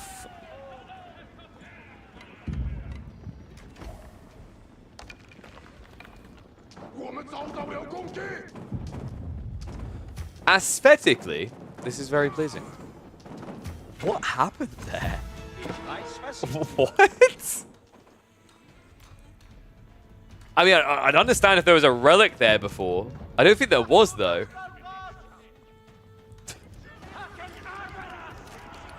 Wait, no, guys, this is a big brain trap. The whole idea is you hold this choke point, your enemies clamber in, and then you surround them through the gates. It's a bait and switch. We figured it out. Diakusi. needs to start helping this center push. Wait, why? Sorry about that, guys. I just realized what happened there. At some point, we hit the insert key. My brain... okay, so I wouldn't mind using the insert key. The problem is the mini-map colors don't change. So it gets very confusing. But wonder's on the way. It's happening. The great palace of Flensburg is upon us.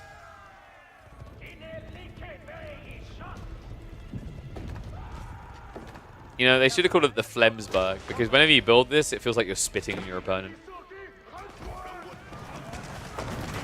Looks like there was a keep drop attempt over here. Baltin is going to get denied there, though, so they'll be able to take that area back. Important that they do not lose access to this trade.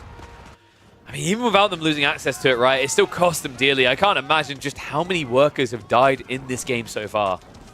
Well over a 100 eco lead, closer to a 150 eco lead for the Taiwanese stack. Now in 14 minutes, they would have their victory. Could it be even sooner? We're going to have to find out. Red Palace looking like it's going to crumble, so Knock may lose his full defense here. CHB, he does still have those carrots. More hand cannons also on the way. And the camel support really does matter here. When you're spamming mass camel archers, it adds up. It gives that sustain. Every little truly does count. Love the fact that we've got camel riders coming out from KJ. Camel riders counters pretty much everything the enemy team's doing right now. Diver's going to come in the meantime. Knock. Able to slow them down for the moment. They're going to need to reinforce this choke point before they start to flood through. I do think there could be a lot more full production from the West Side team, right? That's maybe the weak point here, is some of these units take a very long time to arrive. Wait, guys, why don't we just build demos? Like, no cap. Where are the demo players? This is begging for an explosion. If CHB realizes it, cancels the carrots and just builds 4 demos, he could have wiped the camels. Might still get to wipe them without it, though. Able to push them back past the threshold here. In the meantime, Baltin was not a part of this. Instead, he's pushing cross-map. Blocks on the sacred site.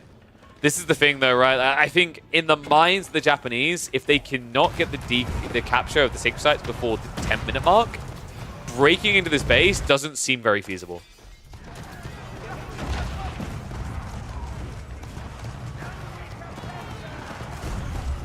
Carrick's paying off huge. They've done a decent job here.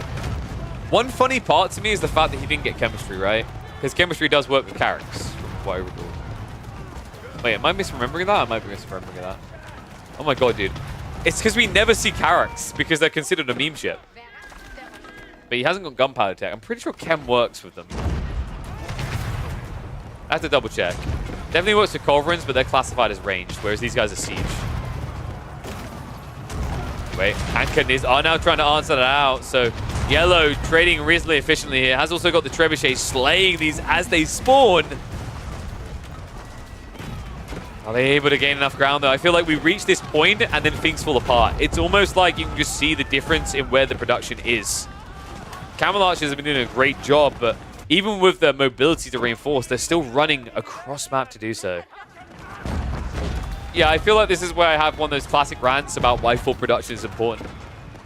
Ping doesn't have it, so he doesn't really have the push. When the Camel Archers start dying, they have to wait in between the assaults. It's really what is keeping the Taiwanese alive at this choke point. Funny part is Baltin hasn't really been participating, right? He's been shoving on the east side himself, keeping DQC out of the mix.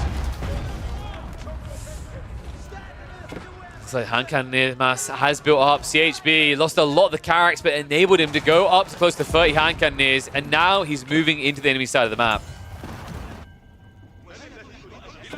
Got plenty of troops to work with behind this, but apparently they see no point. DG gets schooled. The Japanese now on the verge of taking the knee. The question now is, can the Taiwanese deliver the killing blow? 1 game up and 1 away from keeping their dream alive. Pretty cool game overall. Love Baltin's proxy base and the way they control the momentum, but I think you saw exactly what I'm talking about here. Trade is a problem. The moment it goes online like that, whoever has started to snowball a lead will continue to. It's so difficult to get in and make a difference. I think they have to change something. Map styles alone isn't enough to fix this issue because people will always find their way to the back corners to build more traders. Oof. All right, so let me go ahead and prep the dudes.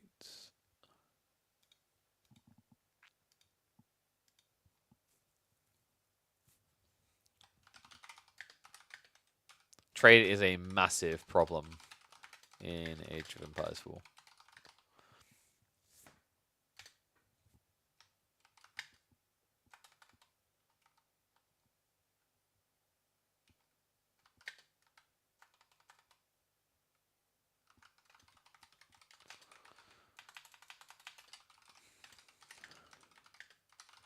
Okay, so we have got a second game being prepped now. I don't think they're in sesh yet. Let me switch over onto the draft and we'll see if they actually have started it yet.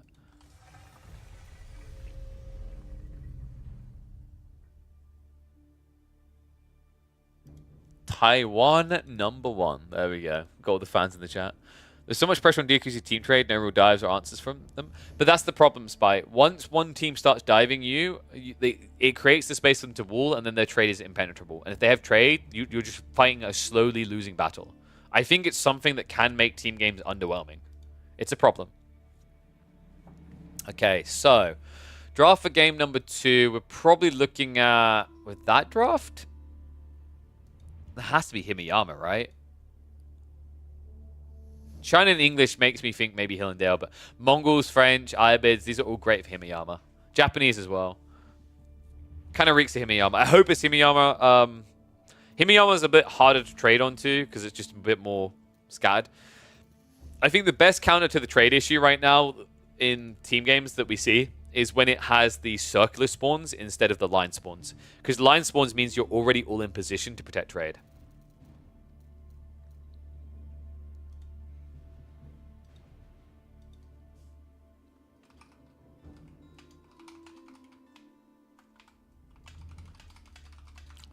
Let me just update that, and then I'll have a look for the game now.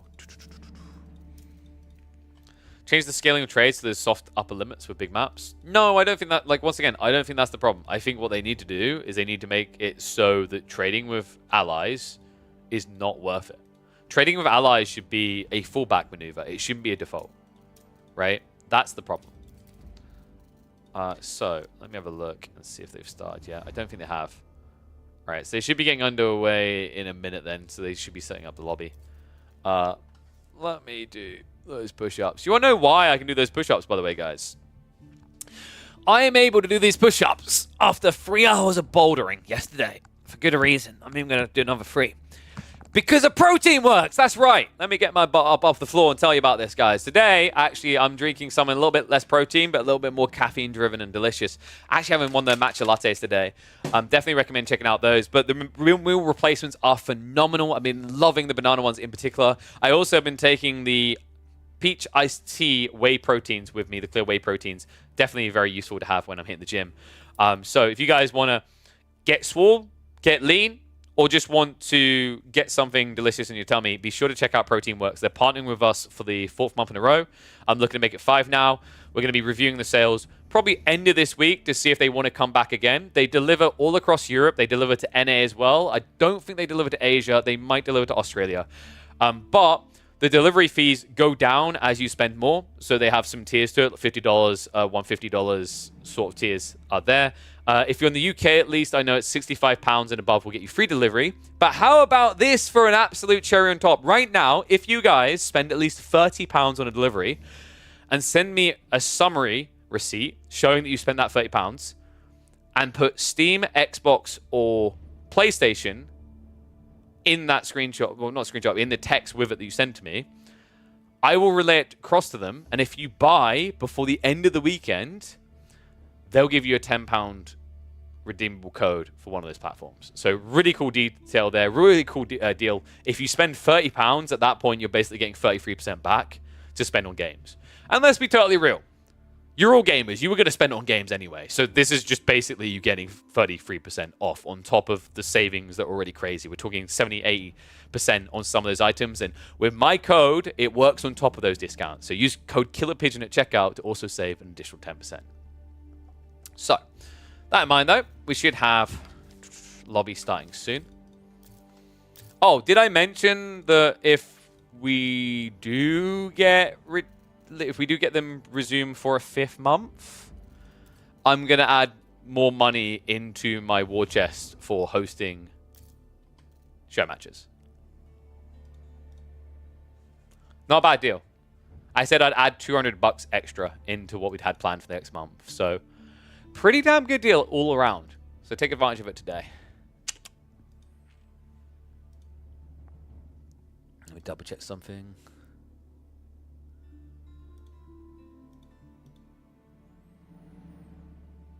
Hey, Webfram. Yes, this is for Protein Works. Exclamation mark Protein Works, or there's a banner down below that you can click on. Because I'm going to talk to them probably Monday, I think is what I'll aim for. To see if they want to come back again.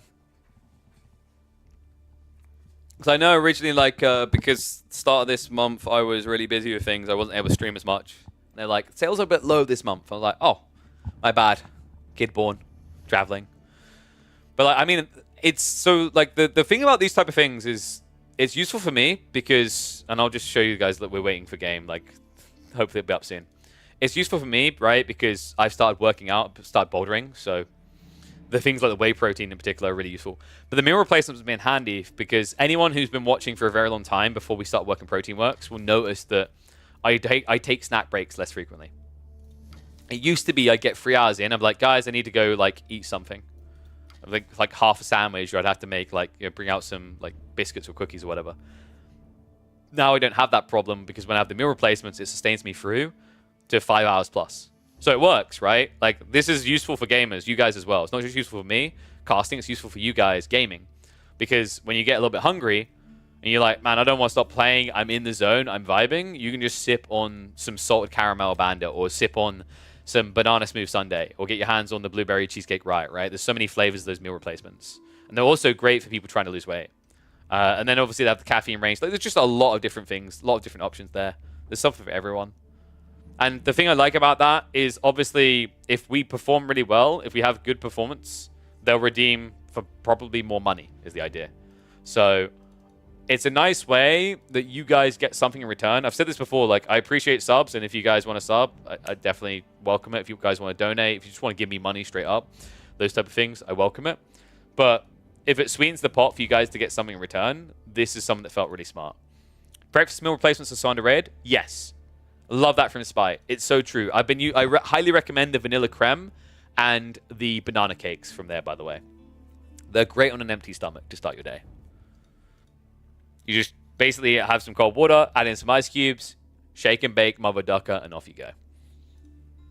They also have the if you got some time in the morning, by the way, the pancakes impressed me. Where is this game? It's not this one. I'm trying to think if I've been baited in some way.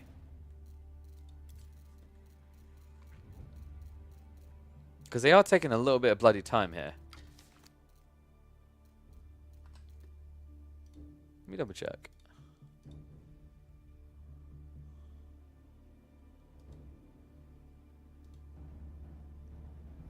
I'll check in with Clear, man.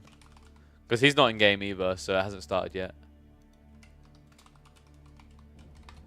Because it is a little bit of a long bloody delay from the folks. For those that don't know, the Taiwanese Baltin stack is 1 game up in this best of 3 elimination series. So the Japanese looking to strike back. DQC has completely innovated his draft. He picked English second. Whoa. Dude refuses to play anything else. Sup, Sickle Cell? Yep, I heard. I heard we are getting DLC after 2024, so 2025 they said. We'll see when though. Like I said earlier on stream, I hope it's the first half of the year. It'd be kind of a shame for us to wait, or have to wait rather, through to the second half. Oh man, dude, I got like no sleep last night. I'm empowering myself with caffeine. We had the matcha latte, and now we're having a Red Bull as well. Holy crap. So I think, surely we're going to be getting underway soon. Viper online? Yep, Viper's come back to AoE 4. What now? Fear him. The GOAT has returned now. So, Viper, the last time he played was 2023, I think. Oh, sorry, no, he had some at the start of the year, right? So, the reason it does this, guys, same with running. Running hasn't played AoE 4 in a long time. So, the reason it does this, by the way, 2022. The reason it does this is because the Age of Empires servers are all hosted on the same mother server, right? Like the friends lists, the matchmaking directories, whatever, are all located in the same server cluster. So the friends lists are essentially combined. That's why if you've got AoE 2 friends, they'll look like they're on AoE 4, and AoE 4 people will look like they're on AoE 2, right? That's because of this. The weird one is I'm not sure if Age of Mythology is on the same server cluster. I don't think it is. I'd have to double check though. Has Clearman responded? Not yet.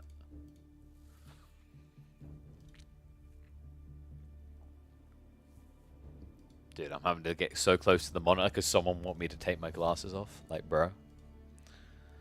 I thought I just didn't have any friends. Wait, the Punch, this, dude, that make, okay, that statement makes it even more depressing than you think. No, because, like, if you had friends but they're playing the different games, they'd show up. Why have you just outed yourself like this, Pepe Hands?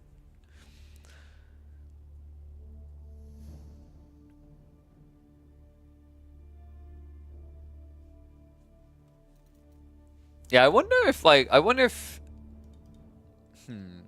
the players would give AoE 4 a go again with the new expansion. That's a nice thing, like Viper, Grubby, they came back and they had some fun with it, right? I think this is like another cross-beneficial thing of doing combined events, of having like AoE 2 and AoE 4 and Myth at the same place, for example, is it exposes people to them all, right? And like you can end up having someone who likes watching 2 being like, oh crap, 4's really fun to watch as well, and vice versa. But they never would have thought of it before because now it's in their way, and well, not in the way, but part of the experience. They're now witnessing it, right? That's why I was saying before about I love the idea of Red Bull Warlord being the home of like the age of community coming together, right? Because it shows people how far the games have come, and it makes people go, oh crap, no, this looks different. I actually want to give a go to this again. Do you think the game is dying, like matchmaking for normal players, etc.? Not really. I don't think having a longer season helps. I think we need to stop extending seasons. It's a really big problem. Every time we see these extended seasons, we see things perform worse. Like, players are burnt out. Red Bull Warlords, like, scheduling around 4 and everything, have players already kind of leaning out for a bit to take a break. But then when you add in the extra wait for a new season to begin, it just makes for a very weird experience. People want new content, and I genuinely think too frequently this environment takes too long to change. And we don't have enough active modders to pad the difference, by the way. It's not like we are StarCraft arcade levels of modding in the community so that we have like these people padding any sorts of gaps that exist, you know what I mean? Like, it's a really big problem. So yeah, definitely hope they do something to fix that, because I don't like that we have that issue. I think it's, in some ways, that system being so flawed does, you know, we're doing more damage to ourselves, right, than other games are doing to us. And it feels like something that should be, I don't want to say easily avoidable, but within reason avoidable, right? Has it been 5 minutes since my glasses? I think so. But yeah, I think the game's doing fine. Like, do I need to pull up the statistics to show? I don't think the game is dying. I do think the RTSs in general are dying. I think when I made this comment, Beastie tried to make a point of like there's 1 million people around the world playing RTSs, and that's great, but like how many millions of people are playing Fortnite alone? Or Counter-Strike? Or Dota 2? Or Naraka Blade Point? Right? It's like, even if collectively all RTSs combined comes to 1 million players, that's great. But it is a dying breed by the logic of if everything else is growing, but that audience is not growing, you are a dying breed, right? Like if you don't have kids, right? If everyone doesn't have kids, but you don't die straight away, you can still be perceived as like a dying population, because the lack of growth is going to lead to stagnation. So yeah. I don't know. There's definitely things that I'd like to see done to help improve retention, bring in new people and whatnot. Because like it really is a thing nowadays. It sounds depressing to say sometimes. Like if you're not growing, you're dying, sort of thing, right? Because that puts an overwhelming pressure on people in real life, in any situation. But yeah, I think for a start, really a better patch release cycle, more frequent updates. These type of things will go miles to rocketing AoE4's relevance in the wider community. Marketing as well, man. They get the marketing right. Like I still believe AoE4 has the potential to be the biggest RTS on the planet. Needs to be handled right. Obviously, we need to keep developing and evolving the game. The siege change is fantastic. I do want to see maybe more WoW-inspired moments in the late game where, like, damn, that feels big. But I've said before, a lot of that is kind of in the feedback. So, like, you know, how these units do things, right? Like, how far do I have to zoom in before it becomes apparent they're doing things? You know what I mean? Wish we had medium DLC every 6 months. Yeah, I wish we had, like, some sort of addition to the game every single season. Like, a real addition, like a mechanic or, like, a new unit or a civ or whatever it is, right? Something that feels like a regular, like, change. Because all games are seasonal in some way, guys. It's undeniable. A perfect example of this is Diablo. Diablo is seasonal in that, like, the first month, everyone cares, and then the next 2 months, they don't care, right?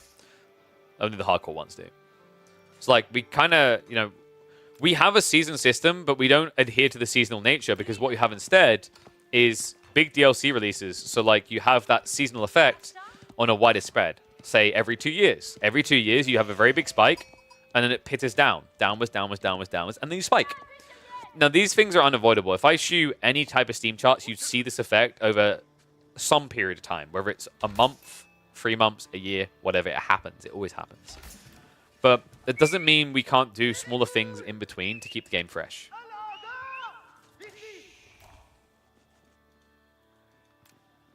I think it's kind of needed. Actually, I think, like, more importantly than, like, keeping the game fresh, mechanics, whatever, the thing I keep coming back to is the thing like limited time game modes. There are a number of examples of games in different genres where limited time game modes are considered successful. Even if they die out in popularity after 3 or 4 weeks, it's still something unique and different and ways to get new players in. So yeah. All right, we'll get ready for the cast in a sec. You know how I work, guys. I like to wait until about 4 minutes when they've started teching up. Oh, but we got we got this spawn for Hillendale. This is different. This one you very rarely see. This is like the truest breed of Hillendale.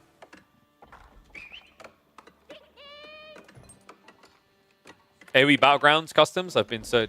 Like, these type of things, right? But the problem is, either you create limited time game modes, or you do what I've been begging for 3 years, which is a mods tournament. Right? Like, the equivocal to basically what Valve does around TI with Source Filmmaker. Because they have people make movies, small movies, in Source Filmmaker to submit.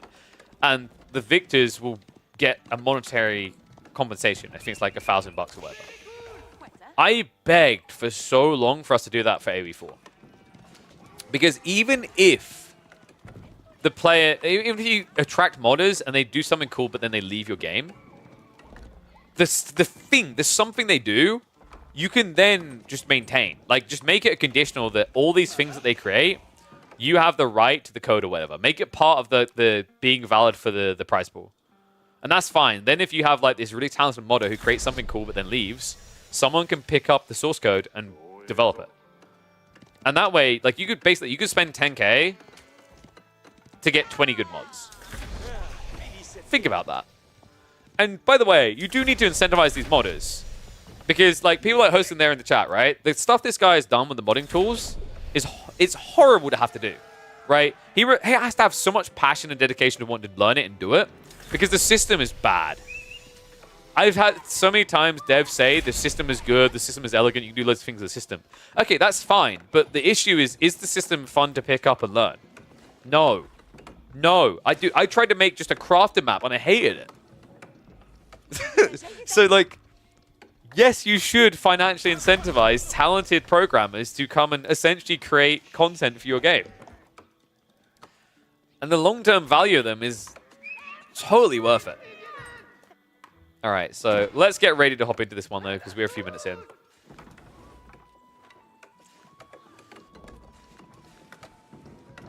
Everywhere I look in 4v4s, they be. Iabid's making a return once again, and once again, they are into the Adabeg's Desert Raider spam. One and all, welcome back to AV4 Action. We're back for more of this $1,000 4v4 tournament elimination series, and the Japanese are on the verge of being "This is Sparted" into the well. Now, Ugly Cat are looking good. They've even actually added their clan tags in. They're very confident. So this time around, we've had a little bit of a switch out. I believe KJJ is taking a break for game number 2, and they've rotated in Warspite, who you guys might recall used to actually stream quite a bit. I don't think he does it anymore. He was like close to rank top 100, so very talented player here. Really cool map, by the way. Hill and Dale, but the way it spawned is pretty cool. They almost got the full line of cliffs, which is kind of what I think Hill and Dale was intended to spawn as. But for anyone who's played quite a bit of team games, you may notice that Hill and Dale has about 4 or 5 different spawn styles for 3v3s and 4v4s. You have the diagonals, you have the straight lines, you have the clumped in. Even back when Lidicorp hosted a 3v3 tournament, used to be this really weird spawn where one team would spawn like here, and the other spawn would spawn like this. So one side would be low ground and the rest would be high. You can still get that sometimes, but it's less claustrophobic. I remember watching the 3v3 tournament, and pretty much your high ground was like the cliffs were here, edge of map was here. It was ridiculous.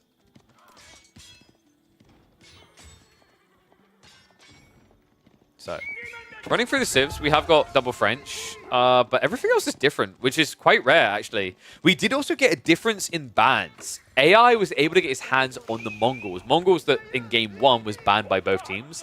The other interesting part is that Basses was picked rather for Mongolian Heights on both sides. Hasn't been touched here.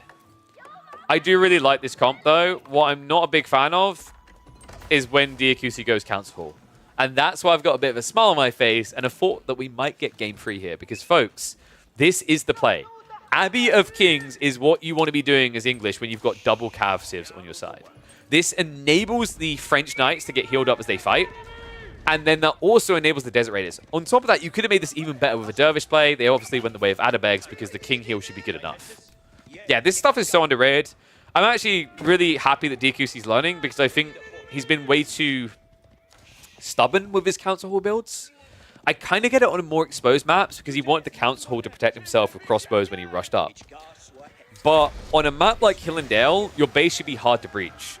So you shouldn't need as much defensive power. You want aggro power. And that aggro power is looking like it may be able to pay off here. Look at this comp, guys. This is so healthy. We've got greed on the west side, and we've got aggro from the east. The Japanese are wasting no time. Desert Raiders, Magadai, Knights, and by the way, Desert Raiders are broken with Mongols because the Khan Hunter does give the full increased range to the Desert Raiders. This is fantastic, and apologies, folks. I don't know why. Sometimes the UI still pops up. There we go. At this round, I'm going to have to just create an entirely different scene. So, how do we get out of this ugly situation as Ugly Cat? Well, they've got 2TC Chinese, which can end up being quite greedy. He does have the Barbican defense, but is retracted. Japan, of course, is rushing Castle Age. Baltin is now just rushing into Onimusha. Makes sense. You see this a lot. It is a bit tough playing Onimusha into Mangadai and Desert Raiders, though, because you counter heavily armored units, and there aren't any. Right, bar the Knights. But the Knights can just stay away from you, and you can trade out with Magadai. That's not going to be favorable for Onimusha. He does at least have the extra range, though, right? So if he kites it correctly, should be safe. But that's where the Khan Hunters make things more tricky, right? Brings the Magadai up to a fairly healthy 4.5 tower range. Yeah, I think the thing that Baltin needs here is Gaburia. If he doesn't rush Kaburia, what will end up happening is the maneuver speed arrow will get the gap close. On top of that, remember, Magadai can fire and move, but for the Onimusha, there's going to be a start step, which means they're not going to be moving for a moment in these fights, so the Mongols can always get closer. Second player up on the side of the Japanese. No third player coming just yet. This is deceptive. Remember, this tech thing isn't happening for Mizumi. It's just a bit bugged with Ibids right now. Because, you know, who would want to play Ibids in team games, am I right? Tempo, Civ, wouldn't want to do that. Oh, wait. Desert Raiders are actually quite good. And I wonder what the tier list would actually look like for team games. I think absolute top tier would be Abbasids, HRE, Ibids, Mongols. Actually, no. French. Like, French as well. So those 5, absolute top. Joan and Ruse would come just below French, wherever you put them. Because Joan, Joan is just a worthless addition for the role that French is meant to play. If you get late enough in the game, you're a great support cast, right? Like, in late game, Joan level 4 is insane. But where the French pick matters most is in Feudal Age. And in Feudal Age, Joan is just a worse French in team games. Joan's too slow to arrive for the fight, she's too vulnerable and she dies too quick. And you are losing out on villages, whereas French are getting more. A bit of a push coming in here. Desert Raider Mass is definitely getting big. Honestly, I wonder if Mizumi could just tech up now. It's kind of wacky, but I like the idea of it. Especially when you've got the Adabegs plus the Veterancy. It's just so much effective HP. Yeah, like, to me, Joan doesn't win you the point in the game that a French player does. She definitely capitalizes on you winning, though, right? Which is why we've seen some French Joan plays before. The logic being is that the French player can help carry it, and Joan is then able to feed off the fights. Because if you have double Knight Civ like that, double French Knight at that, you can pretty much fight anything in Feudal Age. Even in the Desert Raiders, it feels quite feasible. It's going to hurt, but because Joan will be able to get so much XP for the fight, it can often feel worth. Check this. Baltin's sick of them guarding. Great read by him. Right now, what we're seeing out of the Japanese is damage done, but not enough to get a killing blow. They're kind of locked away from diving because their army is terrible at dealing with static defenses, right? They've got no ranged armor. So Baltin says, screw this. Why would I sit here and wait for you to win the game in 10 minutes when you are actually realistically weak right now? Great hit on the trade. It's going to start slowing things down, and that's going to be a stinger because it's not just one player participating in trade. Popo, playing on the French in the orange, also decided he wanted to start trading.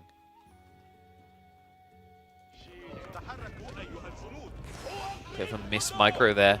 Warspite desperately trying to get the walls up. Yeah, a little bit unfortunate they didn't prep this more ahead of time, right? Like a secondary wall here would have been a huge deal. I think when you see that this Magadai Desert Raid is coming, you just essentially have to turn your base into a spider web. Juganu Backstab is coming in. Cool idea by CHB, actually. Remember, Juganu can do very well against both these unit types. No ranged armor, right? So when you're striking into them, you're doing 12 damage. Night Mass is at least building. So it looks like they're just going to essentially trade out some Juganu, let the Knights keep building. Behind this, the raids have been hitting, right? Like, Baltin is still lingering around the backside, and because he has the Kaburia, you can't gap close him with French Knights. This is so infuriating. Like, you're age 3, right? But even with raw bloodlines, you can easily get whittled down by this force. Is Onimusha meta for Japanese team games? Yes. Most definitely. Because if you think about it, your teammate playing French will have already scaled Knights. So do you really want to build the same unit to get countered by the same thing, or do you want to build something else? Makes sense when you think about it that way, right? Even more true when you're playing against camels, because yes, Onimusha will get their damage reduced, but if you're attacking, say, a knight, the camel's damage reduction isn't going to impact your bonus damage. It's only going to hurt your base. It's smart. Like, I think Onimusha... The other thing as well is when the map is so big, raiding cavalry is just better, right? Mounted Samurai can raid, but I always look at Mounted Samurai as they're meant to actually win the main engagement as well, because deflective armor is that good. Onimusha is a raiding civ, right, and a raiding approach. It's kind of like when you build horse archers, which, by the way, we're actually going to be seeing out of purple. Warspite going into them now. I believe DQC. He's going H4. What did I say about Diakusi, guys? This is the most Diakusi thing of all. And it's going to be a Berkshire. Yeah, in this type of game, I think we've highlighted this before. In team environments, Wingard kind of sucks. It's okay. There are situations where it works, where like if you absolutely do not need a defensive landmark, great, just build it. The reason why Wingard kind of sucks, though, is because these premium unique units are all infantry based. And the maps are way too big. So unless you're going to build a Wingard next to the enemy base, which how, why, when did that happen? You're going to have way too long to wait for your troops to arrive. And English already have that slow-moving army issue. The bigger issue on top of it, though, is that 6 units every X seconds doesn't make that big of a difference when the armies are 4 times larger, right? So when the fights tend to snowball one way or the other much quicker, this idea of creeping 6 and creeping 6 and creeping 6 and creeping 6 and gradually getting up to, say, 40 footmen or 50 rangers is much more difficult.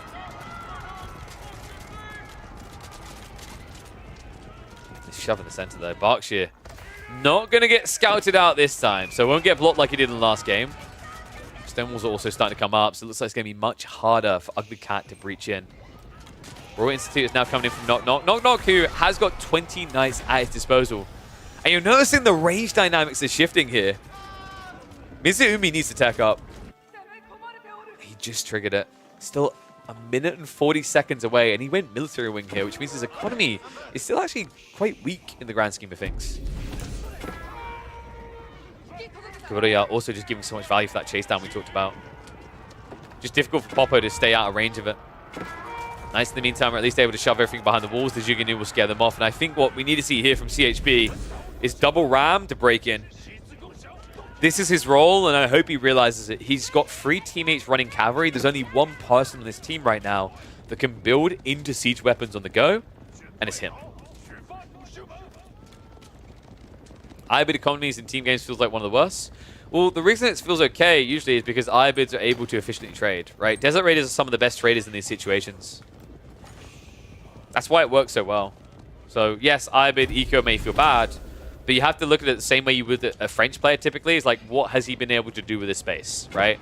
Like, you say that the Ibid eco looks bad, look at Knock Knocks.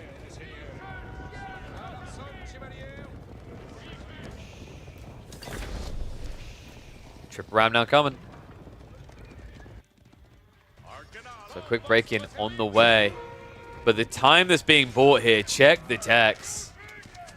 All of them are going to be in castles. EQC is going to be Imperial, so they will have caught up on the tech. They are still behind on economy and drastically behind on military. I can't believe this. It looked like the Japanese had this killing timing, right? With the Mongol Mangadai plus the Desert Raiders. But the issue seemed to be that they couldn't actually find the soft underbelly. They weren't able to hit the economy. To a certain degree, it looked like they were just locked out. Now, a tricky predicament here. Wall's about to break. And you don't have a front line. Okay, so this is, you know when you watch those, like, gangs going at each other, and you've got, like, that little pipsqueak. It's like, yeah, what? Yeah, you tell him, boss. We got him. Right? He's the cheerleader backline. Right now, Japanese have a lot of cheerleader backline on their side. They don't have anyone who's built like an American football player to frontline for them. That's meant to be the French player, but Popo only has 11 knights. He's Little League when they need to be NBAing.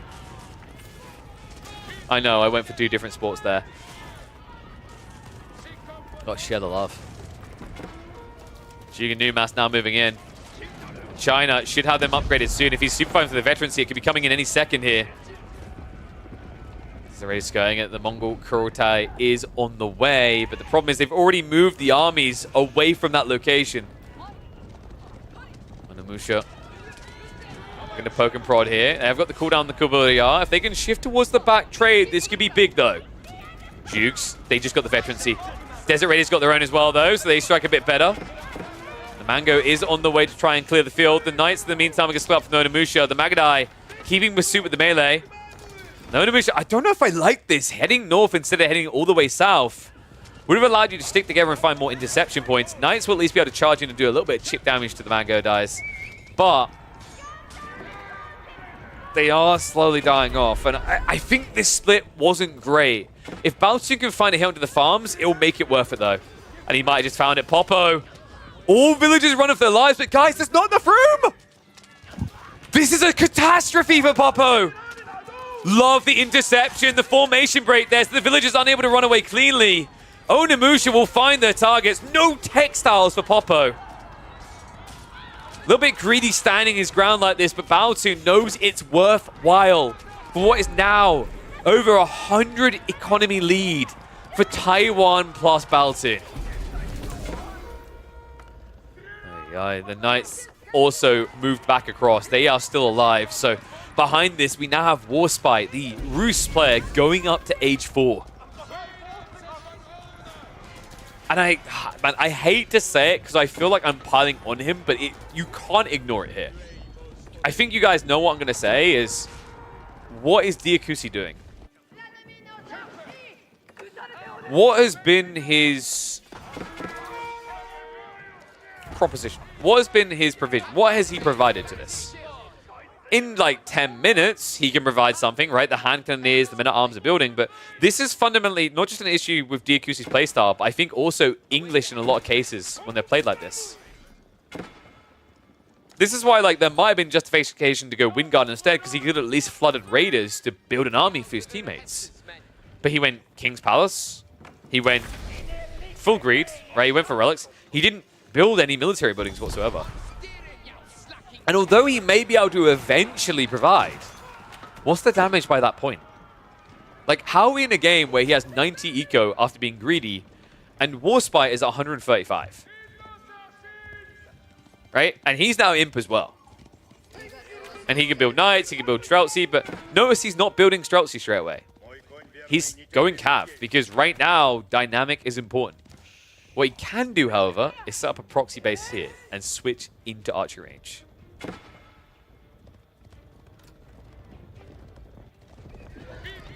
DQC tributed a 3 to 4k food over to teammates.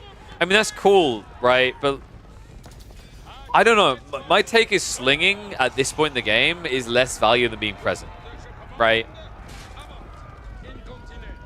Especially when you consider that slinging has a cost to it. But this is kind of the issue with English. Even if you rush castle, you're going to build knights? Great, why didn't we just pick French? You just kind of get locked. This is why I also like Japan more than English in team games. Because Japan, they can eventually play that men-at-arms hand cannoneer comp. And they can do as well as the English would. But before that, they can do Onimusha like we're seeing here, or Mounted Samurai. Weirdly enough, Japan, one of the weakest civs in 1v1s, and English, one of the best civs in 1v1s, their roles, their power levels feel reversed in team environments, at least at the highest level.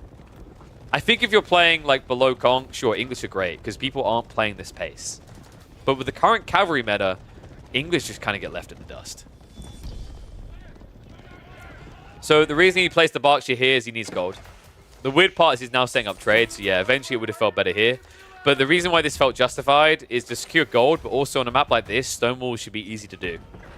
The problem with this, though, is, like, in theory, yes, they're easy to do, but they're not because of the distance, right? Like, if everyone piles in here, and pink's here, yellow's here, red's here, reinforcements aren't going to get there.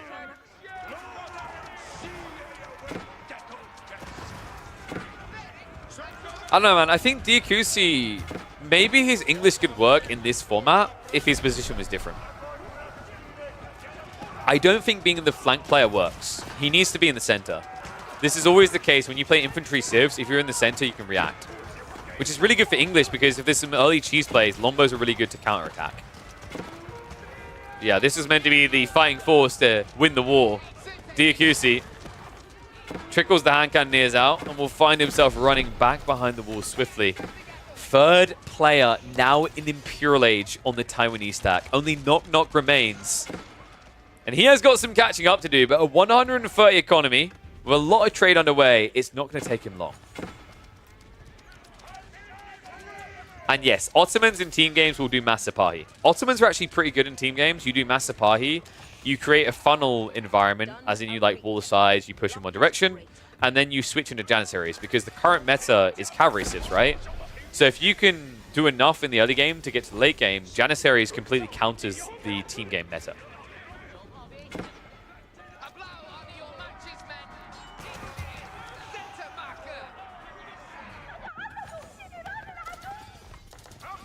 How do they get out of this? The Stonewalls are a good start. I actually think they need to segment their own bases. Little tip for people when you play team games, it's actually highly underrated. When you look at this type of situation, do this everywhere, right? When you look at the map and you see this high ground, divide here, divide here, divide here, divide here. You essentially want to almost look like you're abandoning your teammates by walling them in. The reason you want to do this, by the way, is if a raid gets in, it doesn't ripple into an extra base. That's usually how team games snowball to losses. That's how people lose to one Magadai wave, right? Because when you forget to wall all these small gaps, let's say Magadai get into blue's base, then they're going to get into green base, then they're getting into purple base, then they're getting into teal base, and you have to Benny Hills. If you have walls like what Diakusi's done here, when they try to circulate towards the next player, they're going to have to come back. And the reactionary forces chasing them will then be able to catch them. So yeah, definitely highly recommend these type of walls. Instead, what we've got coming out is chaotic walls in the center of the map, actually. Baltin has gone super wide with his stone walling.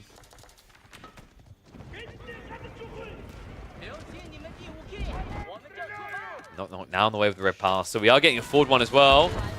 Magadai Dive's going to come in, but nice garrison into Warspite's keep to keep most of the villagers alive. AI just not able to do enough damage, not able to hang around long enough here.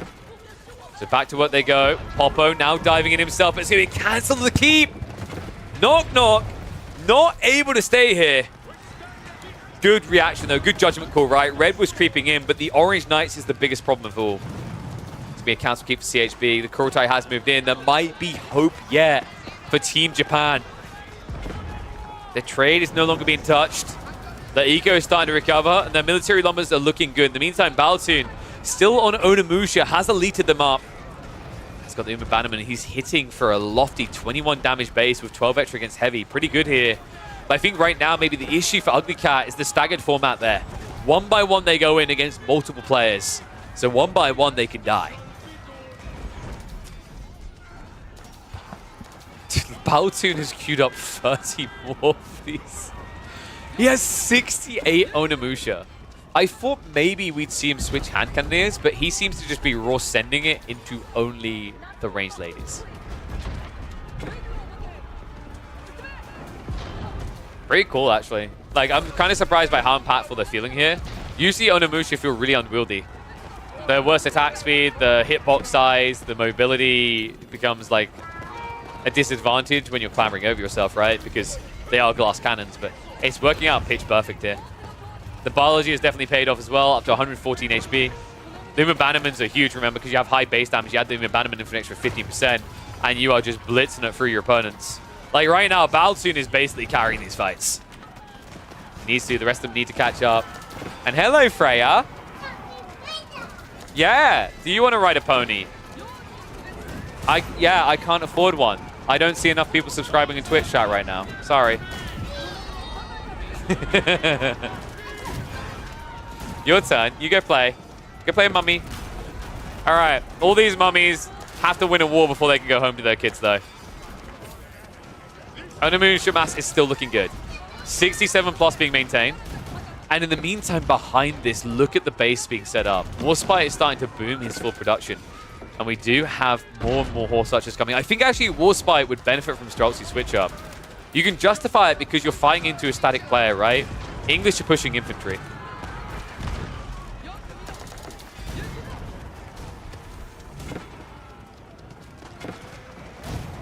All right, one's if you think that the Taiwanese stack are going to win this. Two's if you think the Japanese are getting us to a third game.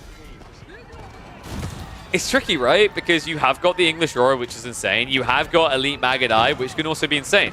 The problem, though, is the Magadai aren't in a position yet to hit the back economy. If they ever get in, they can table flip this entire game. But this one is tight. And what is up, Webfram? Thank you very much. Let's see one sub. Appreciate you, buddy. Should I move that alert a little bit more in? Probably.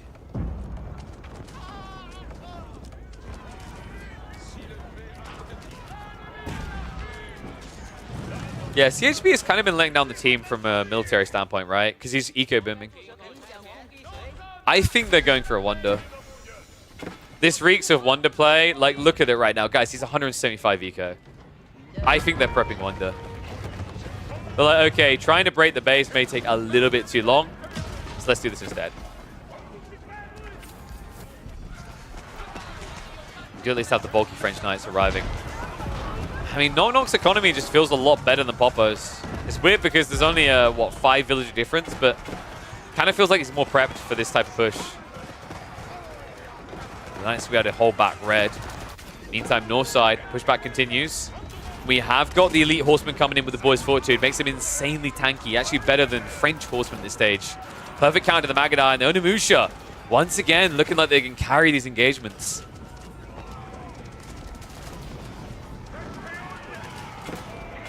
What CHP could do, but it would sacrifice the idea of going for a Wonder, is he could creep keeps.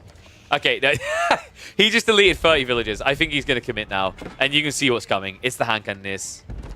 Yeah, kind of crazy, actually. When you think about it, the Taiwanese stack prepped for a hand cannoneer transition late game. They have 3 of the absolute best civs at building hand cannoneers in AoE4. They've got the Chinese that have the extra range. They've got the Rus that have the cost efficiency and attack speed increase of Streltsy. And then finally, they have the Japanese that have one of the highest base damage levels achievable because of gunpowder tech plus the UV bannerman. This is a really cool strat. Well, French won't build hand cannoneers, they'll just build arbaletier closer. Because arbaletier are even more cost efficient, right? They're too good to pass up. To be honest, like, I don't mention French there because the French player, even if he could build arbaletier in a team game, he's only going to build knights. Even if 3 players on the other side were building spears, they'd still probably build knights.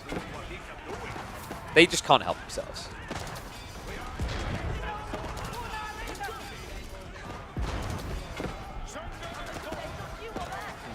I wonder. They might sling to Baltin. Baltin realistically is the most likely to build a Wonder, guys. Because remember, when you're playing as Japan, you're gathering from gold and you're getting stone as well. So you're not just needing stone outcroppings, gold outcroppings get you there as well. Dude, there's just so many things that make Japan feel really nice for team games. They have their weaknesses, right? Their early game eco is terrible, but they can definitely make up for it in the late game scenario as part of a team. I think they struggle in the late game when they're on their own because they can't tick every box efficiently.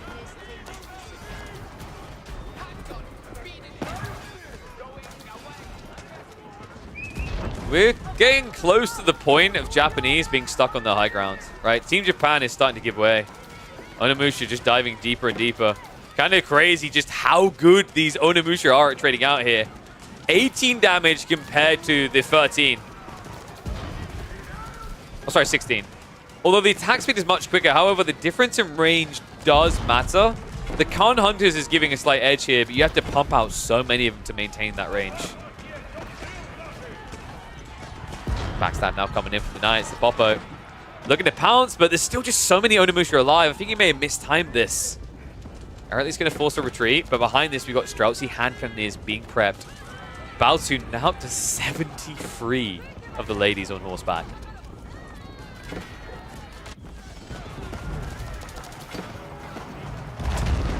The hand cannoneers on the east side. Now starting to march in. We do not have Johan Dynasty, though. I think CHB maybe a little bit tunnel vision here. He's holding enough resources for it, but hasn't committed to the Imperial Palace yet.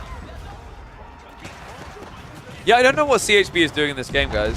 173 eco. I thought this was a monument play, a wonder play, but I think he's just played a bit too much trying to TC boom, and his instinct was to keep mashing the Q key.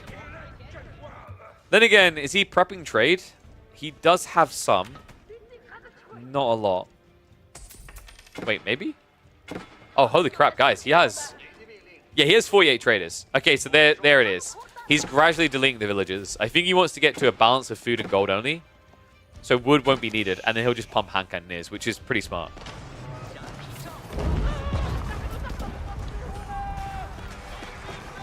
So that tells you the strat is hold out and then go for a non-stop hand cannoneer pump for China. I don't know, though. I think just going for the one is easier. with all you getting this gold, it should be very easy to sling Baltin what he needs. Baltin, by the way, the smart thing about having him be the wonder player is because he's the backline, because he has the mobile backline of Onimusha, they're the unit that should die the least compared to his teammates, right? So in reality, if you compare everyone's losses of resources for armies in these engagements, Baltin should be losing the least, which is why he's able to build up these reserves. It's really smart.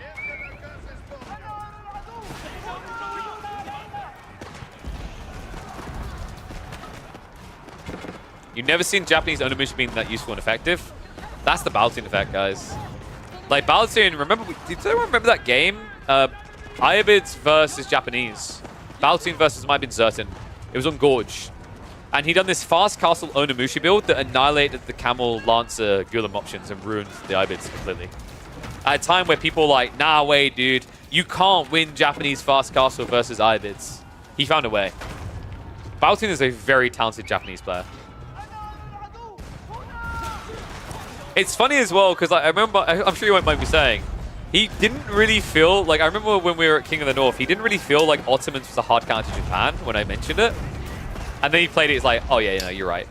It's just like, he's very talented with Japan, but also he knows that he's got so much more still to learn every day. That's how you become one of the best in the game, guys. It's not by assuming you're the best, it's not becoming the best at one civ, right? It's about always being aware that there's more to learn. And Baltin has been phenomenal for that.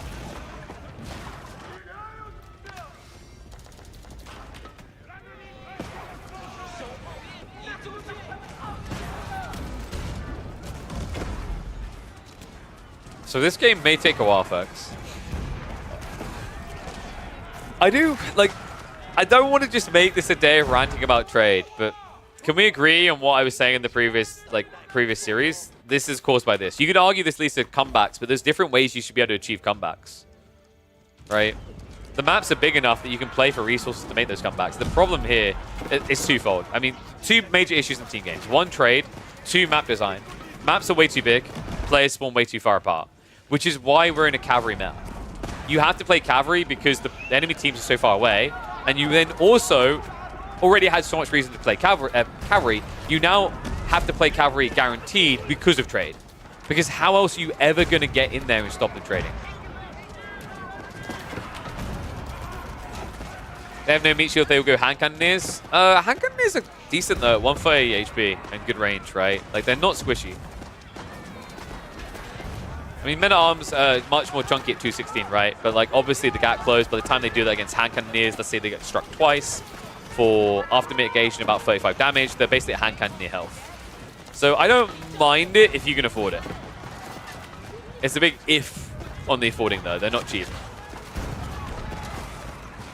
Also, Streltsy are really good to a certain degree at frontlining because they bring out the Bardishas, and Bardishas hit a lot harder. In fact, if we get up here, you'll see.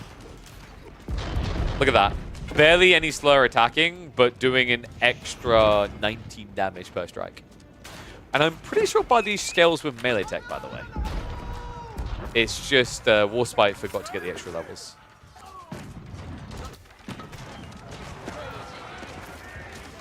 Capitalism. I mean, this is like, actually the way trade works in this game is kind of true like capitalism, right? If you go into the deep fort tank and realize that the value that we've assigned in terms of stock to things is artificial and doesn't actually, in most cases, have a true like trackable figure that holds. All right, we're getting way too deep into that stuff, but yes, Wonder looks like it is going to be on the way. Baltin pretty much has what he needs, right? He just needs to get one more drop off a stone. And then only 15 more minutes, guys. And here we go. Should be being built, what, center of the map usually is what you want to do, but no, he's going to build it over in his corner. So here we go, guys. The Tokugawa Shrine on the way. I'm a sucker for Samurai Warriors. I should have known how to say that properly straight away.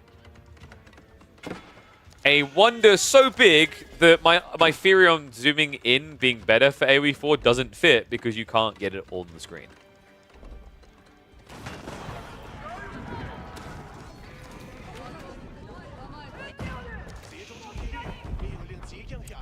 Guys, That's the highlight. This Japanese player makes Tokugawa look like an underwhelming master of Japan. Boom! I mean, Baltin has done that good of a job. They have, as a team, collectively done a phenomenal job to come back into this. But the things that Baltin's actually contributed, and now with this switch over, you're seeing it. Hand cannoneers. It's what we warned about. The threat is real, guys. Look at that damage. 48 per strike. This is the power of Japan in gunpowder. You get your standard gunpowder tech, you're on par with others, but then the Yumi Bannerman gives you 15% more damage on your 42 base. Almost a second gunpowder tech. Actually, yes, a second gunpowder tech, because it ends up being 6, right? And gunpowder is 7, so it's just 1 off. Insanely powerful. Mass bombard's coming in. Oh no! What? Mizumi, not like this! He's wasting time, he's being baited. That's Siege Armor! He's doing no damage here, and the mangonels might just kill him off. Oh my god, he gets closer, but look at the clump. Man goes. I think they've got the adjustable crossbars as well, so a bit of a better reload. So good trade there, actually, for Warspite. Those bombars getting hit for 1 damage. Actually, I think it was 2 due to gunpowder. Nope, just 1. I'm an idiot. I keep forgetting there's 50 armor now. I can't believe you even tried that. Brutal situation here. Remember, Warspite, it's not the, oh man, but yeah, he lost 2 bombars in return. No, no, no, no. Those are being discounted by 20%. There is an approach on the way on the west side, though. Popo is trying to get towards that Wonder. We do have stone walls coming up behind this, though. And there is going to be additional stone wall layers, right? We've also got the Spiral counters coming in from Baltin to stop the cannon crawl. There's a lot of hand cannoneers for Popo to have to dive into here. Onumish could also ruin his ability to charge in. He's got to stand his ground here. Can't afford to retreat. The Springles are going to try to target down onto the Mangoes, but that pullback costs him dearly. Siege now exposed. Popo will gain some ground. The 9 count, essentially halved for that push. Defender's advantage is a very real thing here, folks. So much easier for Baltin to reinforce, even if he's not going for the Onimusha.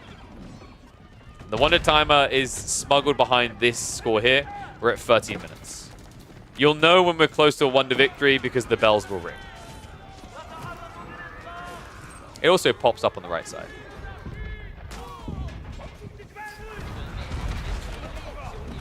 So if you're wondering why is red not contributing on the west, why is yellow slow to respond to the west, it's because if you go to the west side, green will breach force east. This is the dynamics at play. Same with blue, right? Like, they will just come into your base. So it's kind of like, yeah, you might stop the Wonder, but then if you lose 200 economy, is it worth it? Oh my god, though. These are Onimusha. We're just carrying this. The funny part is there's no Uma Bannerman, right? This could be even better. We've even got Reboldaquins now. He has to frontline with the range, but it really doesn't matter if Reboldaquins are here. An absolute massacre. Unbelievable.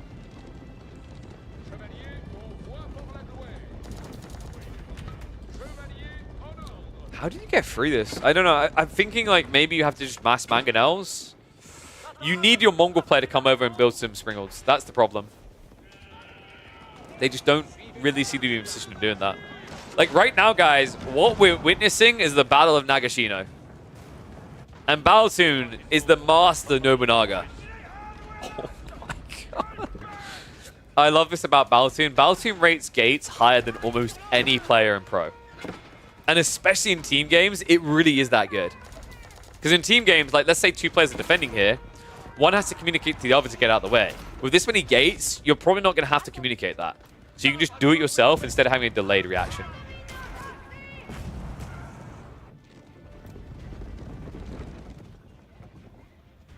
Horseman? What? You think Orange should be going Horseman? The problem with Horseman here is the Robotiquins now. And hand cannoneers also don't really get countered by Horsemen, guys. This is so hard to approach. He's going to try to create an opening. Once again, Baltin Wall mischief underway. Knights. Also, that secondary wall stops him surrounding here. So these melee units, they're not all attacking at the same time. This is how range can win against melee, guys. These choke points really do make the difference. Mangano's now starting to move in range, but the problem is with all the melee units gone, the Springolds can force a retreat. Kortai's funneling the way. This is what we've been waiting for. Check this. Yellow now marching across. 41 Mangadai, 19 Khan Hunters. The Khan himself. Outpost crawl as well. Guys, we've got cannon emplacements. This is so obnoxious. The rewall as well. Oh my god. Guys, yes, he's not going to be able to completely build them up, but even if they end up being half HP, the Magadai won't be able to kill the foundations. Bombards are going to start moving in range. Remember, the other big deal about doing this wall is it blocks the shots of the cannons to hit the outposts. Magadai are going to try to ride in, but nice body block is here. Onimusha look to intercept on the side. No Uma Bannerman. So it doesn't have that extra juice of damage to make this a more balanced fight. It is one that he will eventually lose, but the hand cannoneers are cleaning house right now. This is right now a 2v1, but now the 2v2 backstab. Warspite in from behind before the castle can go up. They need to retreat, but the trickle out of troops is going to get them massacred here. The Strelts have been standing still so long. They have the static deployment. They can't be attacked. Hand cannoneers now in the way without the Khan Hunter effect. They're just walking into their death. The keep gets cancelled. No foundation to prep a push upon. East side, at least, it does look like things are going better for Diakusi and co. Gaining a bit of ground into the center here. But remember, he is far, far away from the win condition here. We are now 8.5 minutes away from Taiwanese domination. With a sprinkling of Swedes. Baltin's so strong, he counts as free Swedish players, is what I'm getting from this. Kurtai being lost is very expensive, folks. Some of this can be sorely missed. I mean, the best way to maybe fought that, I think the mistake made is they see these defenses going up. AI tries to brute force it when he needs to take a methodical approach. With a Kurtai buff, it's better to have the Magadai stand their ground and attack from behind. I also think there's high value in Mizuumi just having maybe 2 or 3 stables rallied on the west side, building camel lances. The reason is the unease. You mitigate a giant chunk of Onimusha damage. You essentially take away 3 levels of Blacksmith deck. Kurtai pinched. And I imagine that is never going to get repaired in this one.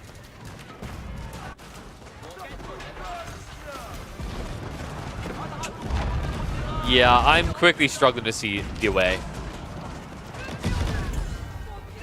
I don't think it's as much them playing terribly as it is just actually the Chinese squad, the Taiwanese squad rather playing really, really well. There's some small micro adjustments at this stage that would definitely help the Japanese, but even with that in mind, it doesn't feel like it's enough. Oy, oy, oy. What a game, though. I mean, credit to them, the Japanese looking like they're going to be eliminated here, but they put up one hell of a fight. Really were quite close to making it work. It feels like now it requires a miracle. We've even got Warspite going back into the Horse Archers. Gallop, pretty cool, right? Gives you that mobility so you can pivot west and east quite quickly. You wonder how many Knights Popper's lost this game? 38 more. Right in again. The Mango Smash, though. He's frontlining with the range. It's just important to keep the Mangoes alive because look at the reload. Look at the point right here. That small funnel denies any assistance from the Mongol hand cannoneers. How do you compete with this? How do you get beyond this? Because the other issue is you can't lean too much harder into siege yourself. Remember, there's Rus in this game. Springles with banded arms outranges everything bar Mongols. The issue, though, is this Mongol player, yes, he switched over into hand cannoneers, but he still never thought about adding in his own Springles that would get the extra shutter trigger range, putting them up to 13 tiles. Yeah, I actually think that's the big difference maker. Like, earlier on, the blame can be put on, like, the way that English were playing the early game. They weren't present. But at this point in the game, if you see Siege and you're playing Mongols, you should be like, who are you? Who are you to do this to me, right? You need to act like royalty. You need to act like you're Marine Lord winning all the lands, right? You think you can just come in and build siege against me on Mongols? No, you shouldn't be able to do that. But I think at some point, things got tunnel visioned and they forgot. Because with all these Springles, with all these Mangonels, Revoltiquins, all the siege of Baltin, there's no attempt to try and contest it directly.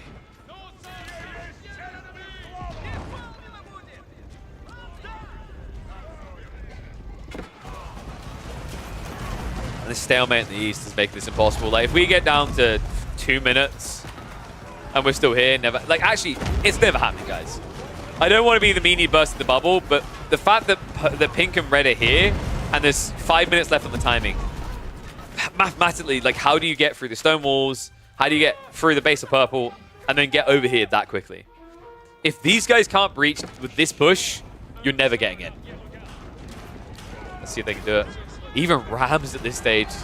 So what that is the Mongol player is just looking to break the wall any way he can. And because this is hand cannoneers on Amusha, the damage output on Rams shouldn't be that high. You have to remember, Springolds, they hit hard enough, right? They're going to hit for 97 damage. These Rams, they don't even have the siege work, so no extra ranged armor, no extra health. And yeah, agreed. Like, this looked like it was going to be over by 20 minutes. Credit and props to the Japanese squad for trying to claw back in the way they did. But it does feel like we're approaching the undeniable reality of this game quickly.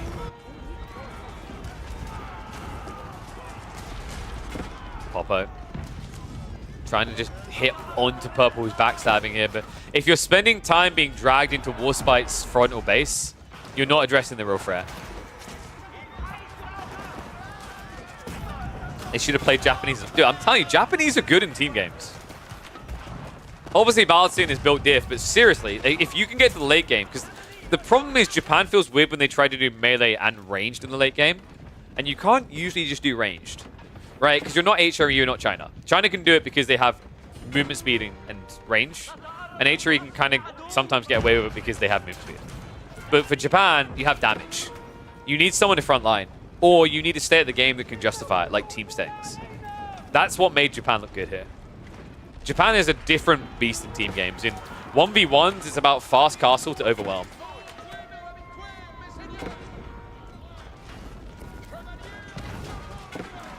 Three minutes until a victory. Team Taiwan plus Baltin on the verge now. I mean, at this point, it must have just set in for everyone, but I guess they're saying to hell with it. One big final push. We have got so many Rams coming. 22 Rams from yellow.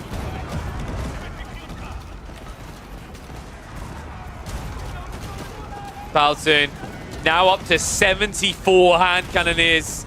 Barely any economy left in reserve. He knew this push was coming and he already prepped it. Rams, I mean, even if they don't get killed, how are they ever getting around all this? The body blocks are real here, folks. The army's already being decimated. They have to react on the east side. That pull by Warspite has bitten off critical time, which Team Japan do not have. Walls go down. 2 minutes until the Wonder victory is complete, though. Another break on the walls. The Mango Smashes are coming in, though. 3 of them. Uncontestable right now. The night count down to just 8. Hand cannoneer mass behind you is about to be targeted by the Mangonels, and that should be the wipe of the army to wipe them from this tournament. Ugly Cat, aka the Taiwanese plus Baltin stat, keep the dreams alive in Fields of Blood with a 2-0 victory. And we will be saying a sweet farewell to the Japanese players, AI, Diakusi, Mizuumi, and Popo. They put on one hell of a show to round this out. But in the end, it simply wasn't enough. Let me know what you think about these games, guys. Epic 4v4. I wonder if we can still keep this epicness with a trade being nerfed. I do believe we could. I think it would actually bring more credence to losses. And you still get these type of hype fights. But what an insane 2-0. Low bracket run continues. And I'm sure we're going to see plenty more of them on this channel. I'll see you in the next one. Damn, what a game. What do we call that one? That has to be the master.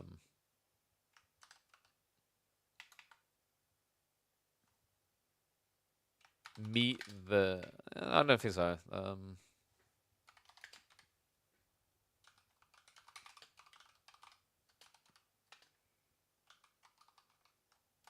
Number 1 Japanese player in LE4. Tokugawa, move aside. Meet the real Japanese master.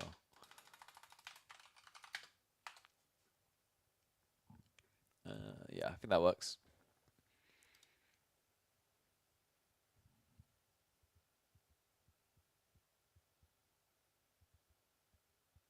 Miracle never even got used. Yeah, this is my point, right? Like every time we see this state of like late game, people just don't like. When you have even an English player adding in trade, it says everything it needs to about the state of trade, right? So, yeah, but really cool series nonetheless. Even in spite of that, can we see kills? Okay, 1 second. I think my game's about to crash. I'll re-up it and then show you. I'll just go force crash it. It's definitely crashing. That's another problem with team games. They 100% need to improve performance. It's so hard, man. So hard. Like, you saw what... Did it lag on stream for you guys when I spun the camera? It lagged for me when I spin the camera. I was like, oof. I guess I'll just do that less. Like, I was trying to do it slowly. I was like, oh, this looks bad. And then I just yanked it around to the other angle. Like, probably better than what it looks like.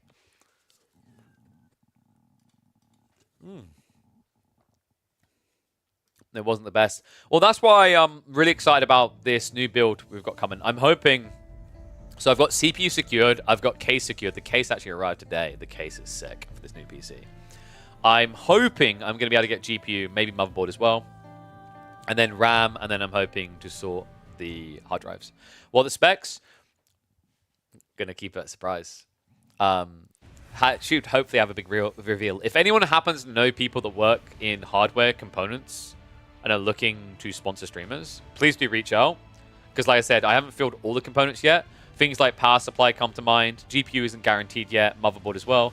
So like, it saves me a pretty penny, and I think it's like a very beneficial integration for them, because we're going to, for those that don't know, the plan is, and I'm hoping to do it in November, we are going to build a brand new PC live on stream to show you guys, you know, how cool it can be, but also how easy it is. I think building PCs is daunting to a lot of people. So we're going to look through that live, and then I'm going to, for the whole month, stream with the sexy ass looking PC sitting right next to me. I'm even looking to theme it around a game I have a lot of love for. I'm going to see how feasible that is. So yeah, really hyped for that. So I'm still trying to get a monitor partner on board, because I think that would be cool, like just to basically upgrade the entire setup.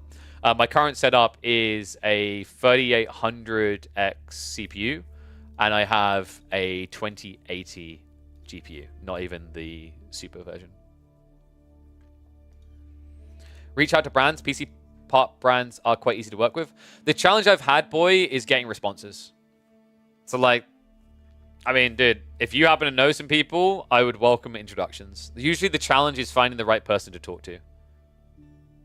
That's not a bad rig. Yeah, but it's also quite outdated.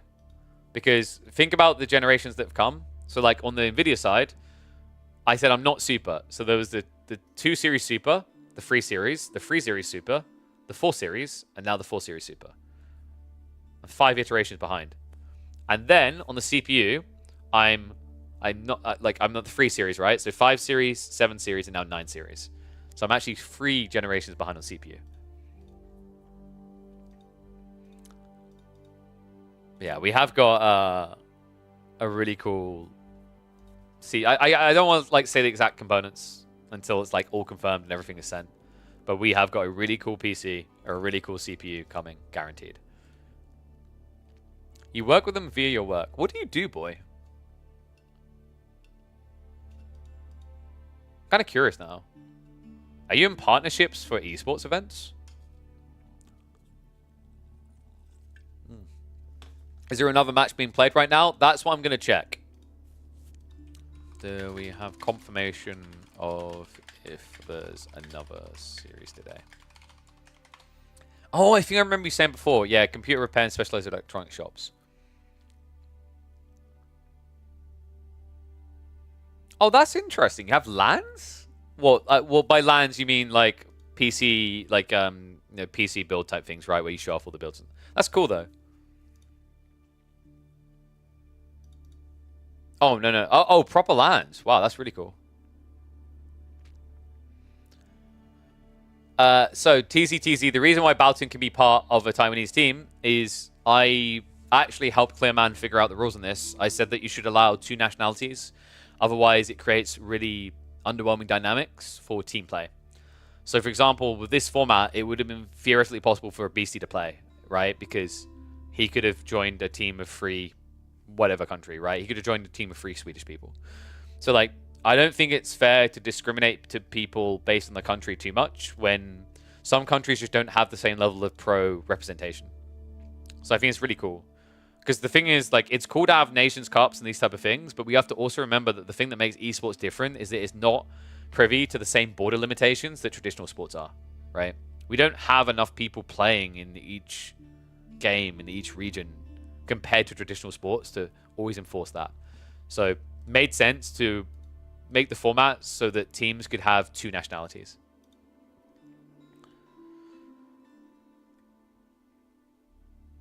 Fortnite, Rocket League.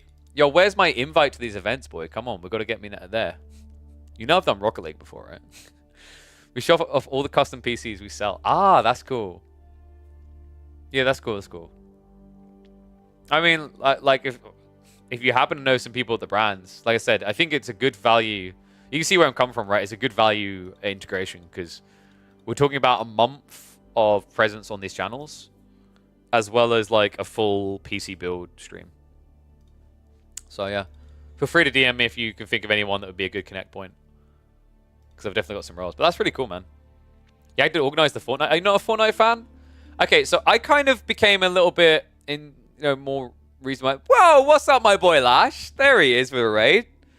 Hello, darling. Hopefully you had a good stream. Thank you very much. Welcome to the wonderful German community. So yeah, so I was just about to say with Fortnite. Fortnite, not too bad with the no build mode. I went and played it a little bit when the no build mode came out. And I was like, oh, this isn't too bad. Only 8-year-old kids sign up. Ah, got you. You have to keep them in line. No, dude, have you not seen that? Oh, let me find it. Kid harness. Attach all of them. Let's see if it comes up for that. I'm just like Googling. So this is a thing like on outings is I don't think I'm gonna be able to find it. It's like schools and nurseries do this, where they just essentially tie them all together like they are prison workers out on manual labor days. So they will basically put harnesses through all of them. It's really yeah. So like this. It's really smart. You just need to do that with the Fortnite kids, you know. And then as you walk them along the lines, you get to their PC. You unclip them from the group and then clip them to a harness at the PC. Dude. Yeah, like, find my number, boy. Tell your team they need to hire me as an esports consultant. I provide the answers no one else has thought of. Oh, man. Yeah, not these, dude. Like, it's full, like, you fully just harness them together. I remember I saw someone moaning about it on social media. It's like, this is so barbaric. It's like, no, it's not, dude. You have, like, 2 teachers out with 14 little 4-year-old kids. What do you think is going to happen if they try to hold their hands?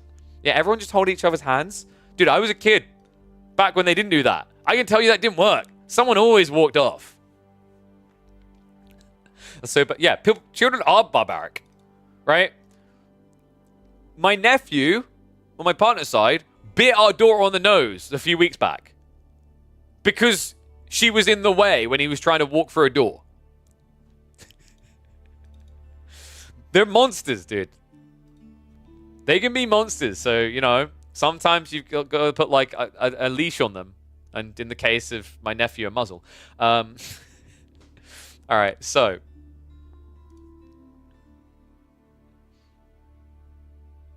Should do that for 4v4 teams as well. True.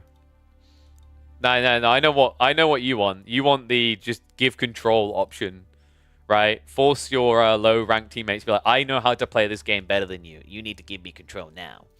All right, guys. So I think the next series I'm confirming here with Clearman. The next series is on Saturday, and that's going to be the Bohemians versus Liu Tao B, which is the Czech team, which has people like Gokowski on it, versus... Oh, sorry, BLB. I don't think Gokowski. It has BLB, though. Versus the Chinese stack. I imagine there's going to be a series on Sunday as well, so we'll catch those on Monday. But that means now we can cast some ladder games. So let's have a look and see what people are up to.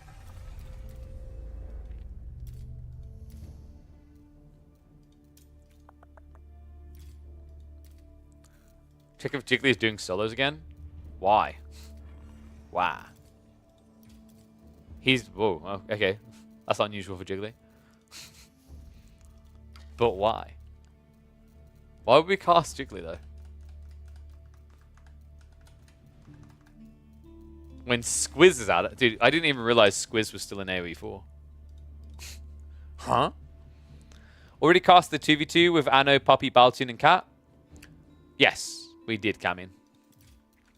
Because I was talking about how everyone's like, I'm very smug and chuffed at the moment. I'm like, everyone's finally waking up to how good Dervishes are. I've been saying it for months.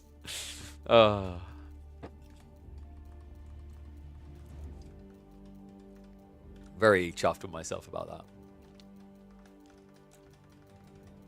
So I'm just checking if we've got any high-level pros online and live games, because you know me, guys, I like live games over recorded, as there's no chance I accidentally glimpse something about the outcome. It's weird because like I know some creators actually like to kind of have some insights. They can decide whether it's a hype game ahead of time.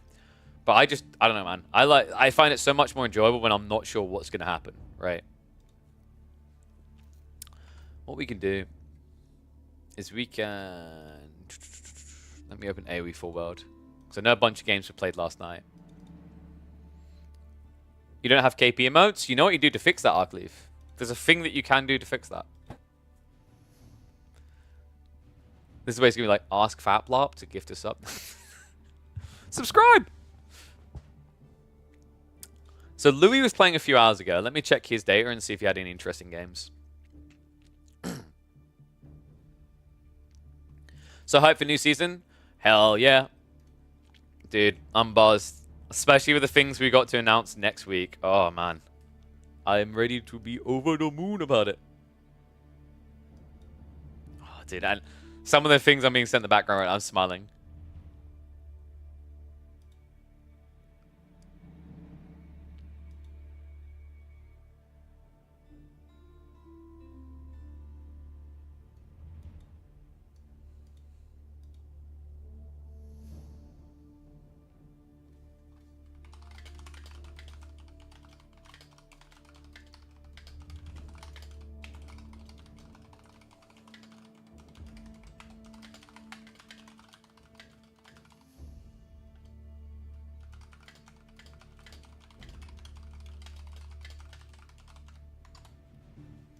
Alright, there we go. Gift you subs 5 times? Sounds like it's time to pay it forward. Or if you've been saving up that money, maybe it's finally time to pay it forward into protein work. No. Wow, what a segue. No one saw that one coming. Okay, guys, I've been talking about it, like, I think twice today, but I haven't shown you guys. Especially relevant for the Lash guys that just came through. Because these guys sell quite well in Germany, England, and France in particular. But they also do sell in other European countries and across to America. So I rave about these. I drink the meal replacements. I love the protein pancakes. I love the protein bars. They're great snack bars. There's also the breakfast meals are fantastic. Even enjoy myself some of the matcha lattes. These are great, though. I've actually also the savory meals. The ones I recommend, I'd say the best one for me, personally, was the mac and cheese tastes alright. The smell's a bit powerful.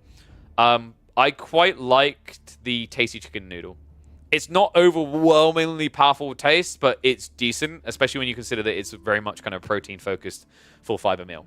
But whatever you buy here, cool thing going on right now, when you see these discounts of like, you know, $19.99 instead of $39.99, when you come in and use the code KillerPigeon, it will apply that discount on top of the discount that you're getting, right? So you can still save even more than what you think you're going to save. But I'm going to do better for you guys. Much better for you.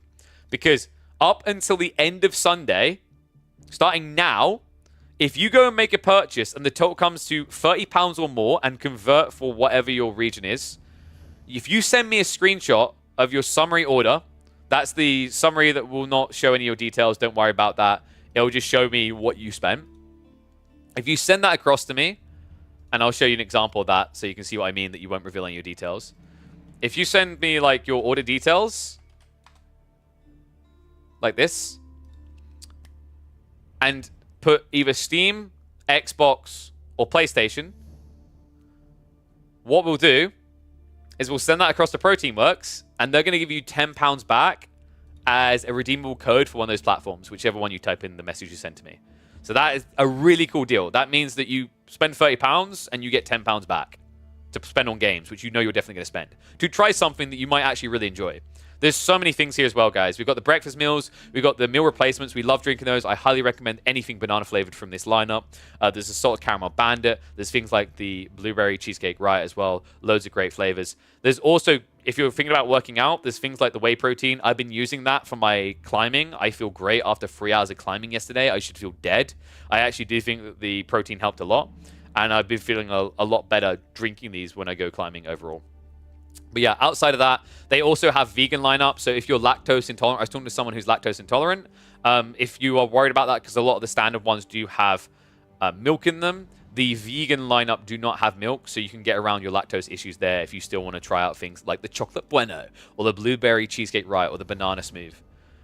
They've even got actually, I need to ask for this next time. They've got a mango smoothie. And then obviously supplements. I haven't tried the supplements, so I can't comment on that. But everything in the snack basis. I also do really like the butter spreads, the nut and butter spreads. So they've got, the one that I really liked is the choc brownie deep dive. These are bloody tasty. Love them. 100% recommend. So check them out, because if all the things I said is not enough reason for you to take advantage of this incredible deal right now, I've already said if we get re-upped for another month, if they're happy with the sales, I will commit an extra $200 into show match funding. So we'll have even more tournaments being played in the weekdays on this channel. So, like, dude, it's a win-win-win for you guys. Take advantage today. Let me know what you rate highly as well. I'm always looking for new things that I haven't tried yet to give a little bit of a dabble to my tongue with.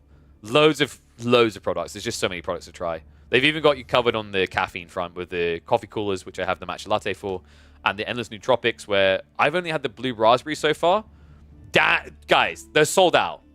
That should tell you how popular these are. But the blue raspberry still in, that's pretty decent. But yeah, take advantage of that day. Exclamation mark Proteinworks and code KillerPigeon at checkout. But for now, let's get ready for some more AoE 4 games. I just had to go over those details because I didn't want you guys to miss out, because it is a banger video. So, I said I was going to look at the ladder. There was someone in mind we had opened. And big shout out to Revive Lopez. Thank you very much, man. Appreciate you. Did Arcleave really just get another gifted stuff? How does he do this? Does he just like puppy dog eye you? I'm trying to figure out how he's managed to do this so frequently. I didn't realize this was a meta. If you moan about not having a sub, someone gives you one. Gotta try that in the future. It's like, it's giving me money, but he's getting something as well. So like the person might be like, oh, I want to support KB. Oh, yeah, here you go. Oh, that's brilliant. Right. So, looking down the list. Maybe Kaiser Johan? Who else have we got here?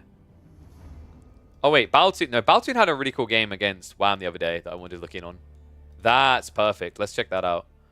Yeah, English versus Ayabids and Mongolian Heights. So let me pick that one from the replay sector. Let me also unload logo because we're not in tournament mode now. So I'll open that one up. Reset score, toggle score off. Nice. Fandappe bloody dozy. You've never asked for one. Dude, you just asked today, like, no stuff. Hold on a sec, let me scroll up. You didn't directly ask. Will these protein shakes give me more APM? Yes. Actually, no, they actually will. On average. So, the nootropics range. Like, I've talked to, for example, some Apex Legends gamers who, like, they tried the nootropics things. They hadn't done them before. They tried them. And it legit made a difference. Like, the way they described it is like they just felt like they were aiming better and quicker. And for anyone wondering what's the difference between nootropics and energy drinks, some people experience crashes with energy drinks, and nootropics is like a blend that's meant to give you the caffeine effect, but then do this. Whereas for some people, an energy drink does this and that. I can do either. I'm like fine. I don't think I get affected by energy drinks the same way. But that's just me. I know I'm a weird minority. So, just opening the game now. We're going to be going into... Is it Hillendale? No, it's Mongolian Heights. Ibis versus English.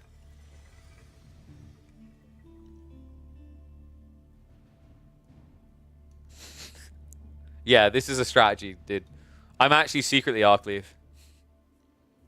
If Arcleave just types hello right now, it will confirm it. See, you could have went for a dad joke there, Hillberries. You could have went. You should try NASCAR. The crash is crazy. Hey, oh, terrible. I hate myself. Well, make me hate myself a little bit less. Click on that link. Show me I'm doing something right. Let me update the UI. Oh man.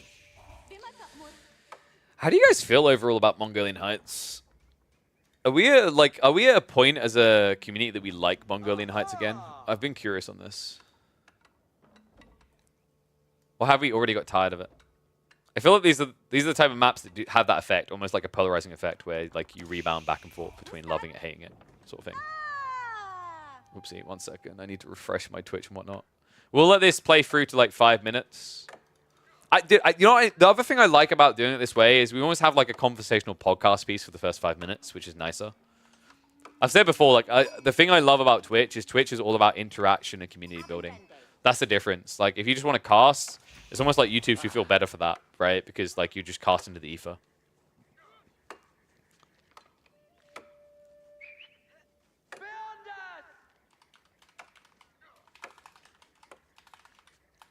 Let me update tile. Boink. It's weird, actually. That's something I don't like about YouTube. Is like you can't update the tile, because if you update the tile, it updates the full thing. If that makes sense, right? Because like then the VOD will be called that. I think Twitch.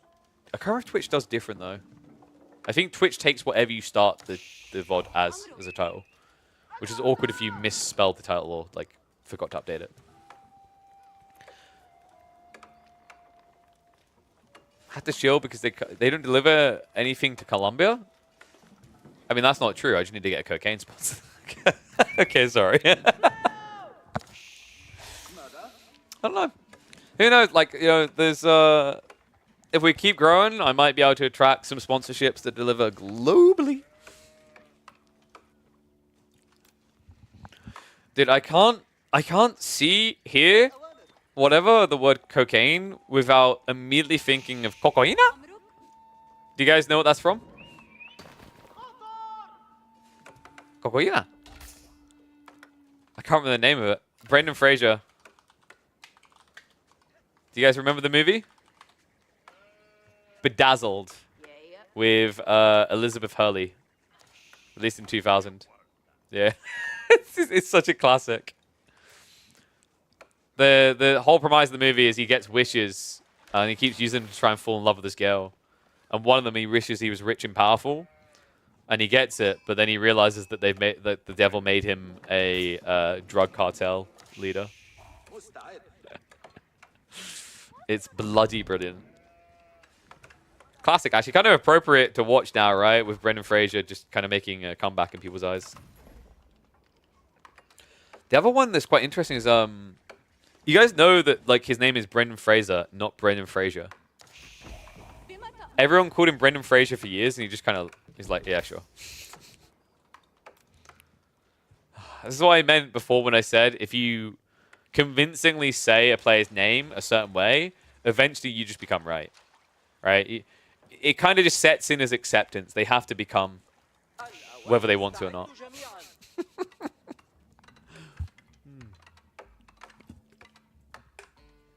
All right.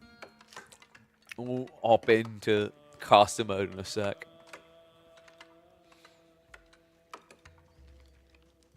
I wonder if there'll be enough people around today to maybe do some community games. Or maybe we do something chill like Throne and Liberty? Okay, I've got to be honest. I've been playing a lot of that MMO off stream. A lot. I have been thoroughly enjoying it.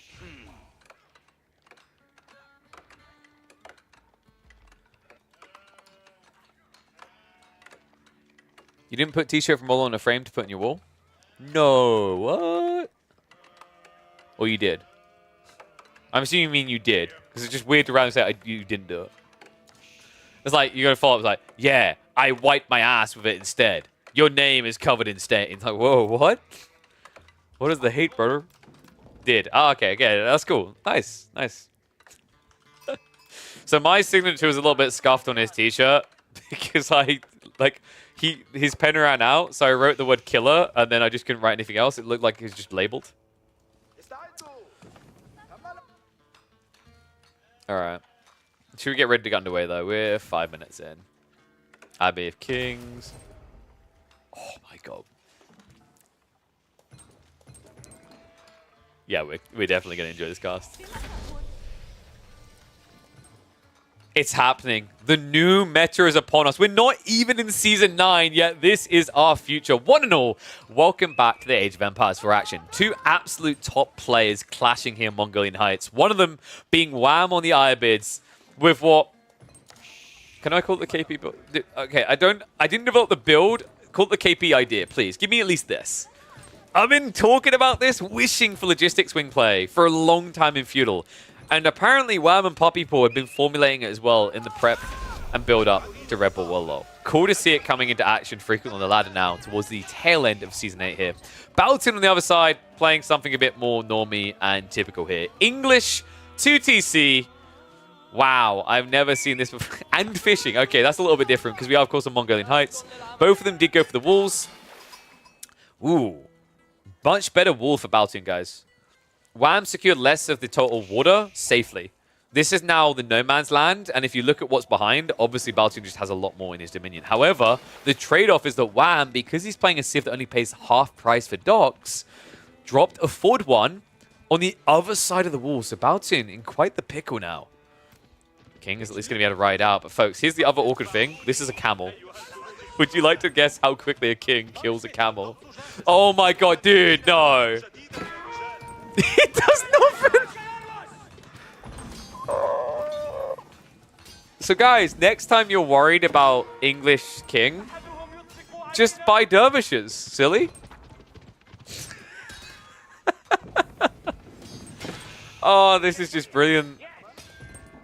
You do literally no damage here. He can just fast castle without any worry. Oh my god. Have you ever seen a king play look so underwhelming? It's not even like one of those plays where the king gets countered and killed. It's just anti-engagement, right? It's like when they tell you to just ignore it because, you know, it only hurts if you pay attention to it. Oh, man. The easiest counter to English kings, I think. I don't think... I'm trying to think if there's actually an example in AoE 4 where someone has more easily countered the king. And I don't think there is. He can try to snipe the Dervish, but guys, here's the thing. With the camel on ease and the other Dervish, he'll just out-heal. Well, the good news, at least for Baltin, is behind this, he does have a second TC. The bad news is his fishing is going to be at risk here. And because Wham still is inflating fishing, he's not falling behind on economy. At least on raw number count. And the bad news is also Baltin will die in 190 hits. Oh my god. So did we go Growth Wing? Of course we went Growth Wing. Cool thing about Growth Wing is when you fast castle like this, you offset a TC advantage. That's going to be even better than that for Wham. This is such so stupid. I don't think I've ever seen an English opening look so sad. Wow.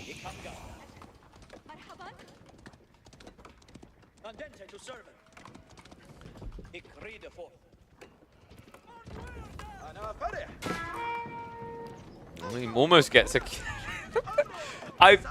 Guys, I just hit the fast forward, right? Like, there's a point at which watching this king struggle is depressing. Should we just see them reach castle age? Well, now we can slow it down. Look at that, we're already there.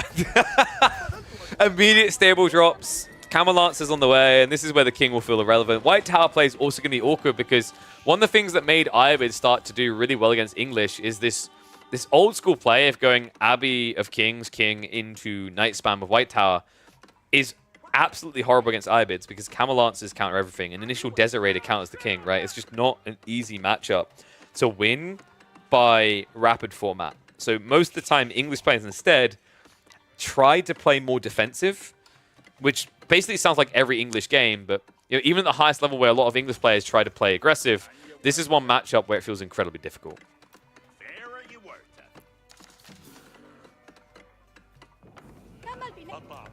We already do have the Moss drop because the Dervishes were hoovering up those relics.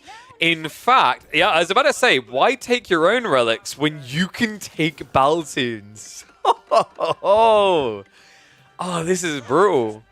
Guys, this could be a 5-relic game, which is very rare on Mongolian Heights. Because remember, Mongolian Heights spawns 6 relics, 3 on each side. It's impressive when someone manages to get 4 relics. If they get more than that, they're a god. If he gets 6 relics, I think... Is that the first time we would have seen that in the top 20? Because remember, Wham and Baltin, like they can be easily considered top 16 players, right? Wham top 8, Baltin top 16. He's at least got the right read. Spearmen are moving out to try and block here. Dervish is wrapping wide. In fact, he might bypass and go straight for the back relic first. Lancer's already arriving. He's going to start to force some garrisoning out on the other side. The king is in. Finally, he gets a villager. And now the Dervish stops.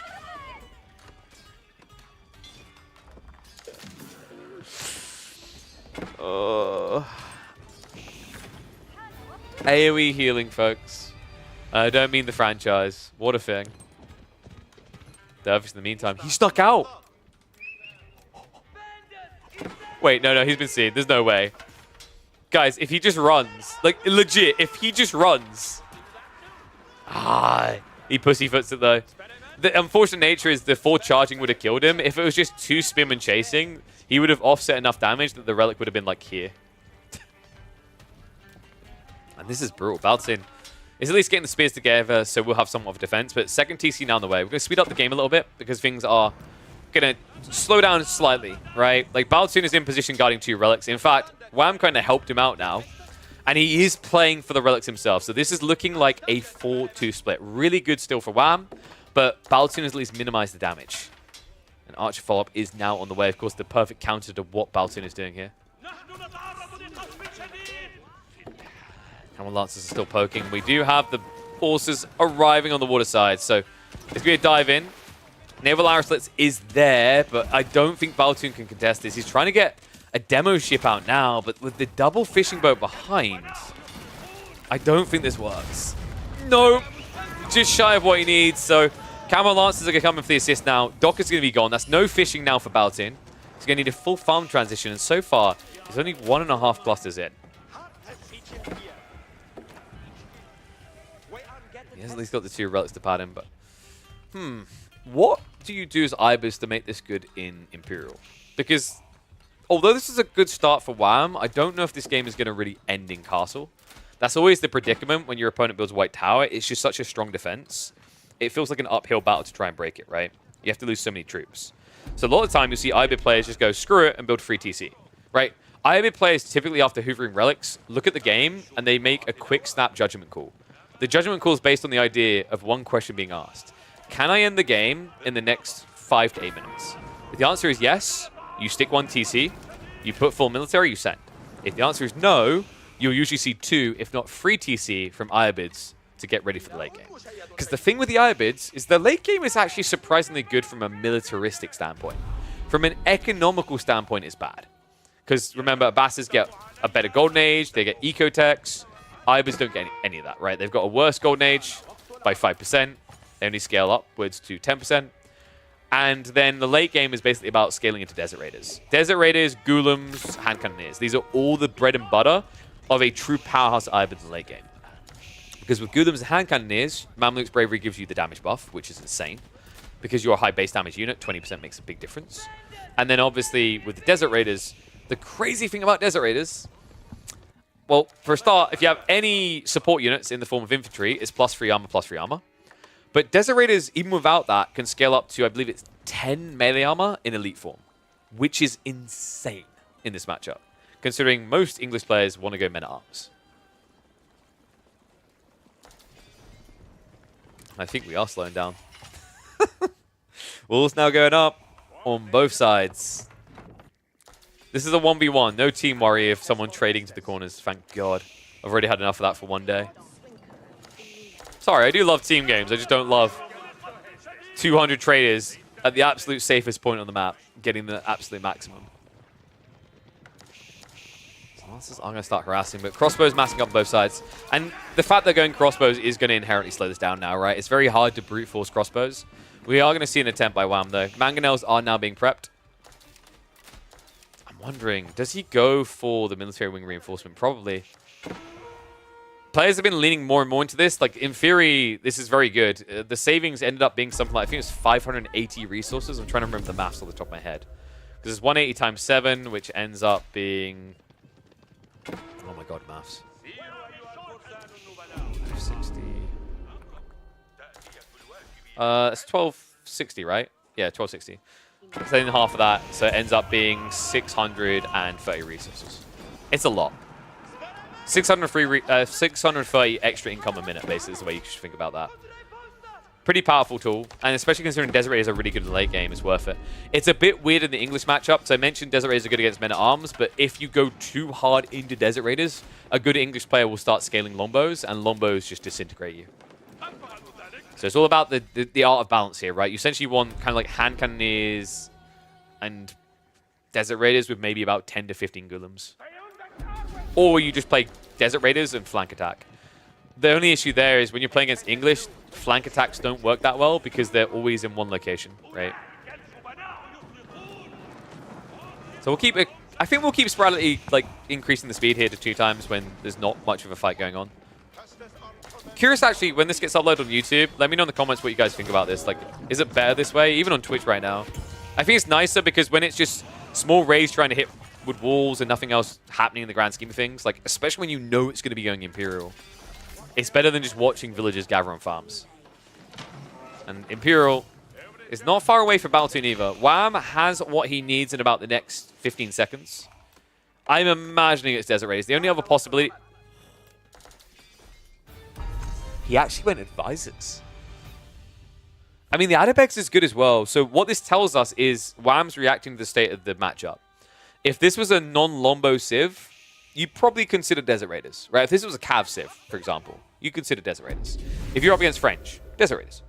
But against English, we mentioned the fact you're going to have to add in Ghoulims and hand cannoneers anyway. So why not have 20% more health on what's already a heavily stacked Ghoulim unit? Or he could just be building Desert. He's building Desert Raiders, isn't he? No. Really? Okay, no, this makes more sense. He's switching Horsemen. I was about to say, like, Desert Raiders in this state is a bit weird now. Bakshi on the way on the other side. Baltin feels so pressured, man. You want to be able to go to Wingard. You kind of need to go to Wingard now. It's unfortunate for him because with this being a Horseman switch-up, Wingard would have been perfect. Remember, Footmen from the Wingard do get bonus damage versus Cat. So how does Baltin win this game? If he can scale enough hand cannoneers, he's actually better than Ibits. I said that Ibits have a decent late game, and they can surprise people. Things like the Mamluk's Bravery is definitely good for hand cannoneers, but the reality check you have to give yourself is while Mamluk's Bravery is a strong tech, I usually describe Mamluk's Bravery as a timing tech, because it's very useful to snowball the early fight, but in prolonged engagements, the whole idea of, hey man, look, I've buffed my unit's attacks, my attack damage by 20%, is cool until you remember you have to kill a unit first. So you might get a 20% increased attack damage, but over here, every single hand cannoneer that Baltin spawns will already have a 20% increased attack speed without having a conditional requirement to kill a unit. And then he can increase that even further to 40%. Challenge right now, of course, is going to be gold access. The good news is he does have it on the backside, but the one camel lancer might prove to be a little bit of a problem here. Baltin does at least have men at arms now marching out to test that. So likely we're going to see him shifting out to the gold, because although you can have the enclosures to generate a lot of gold here, you need to get into your Unitex, you need to get into mass men at arms, and I think realistically you need to start prepping a hand cannoneer wave as well. Okay, ones if at this point you think Baltin's going to pull out the win, twos if you think Wham's got this.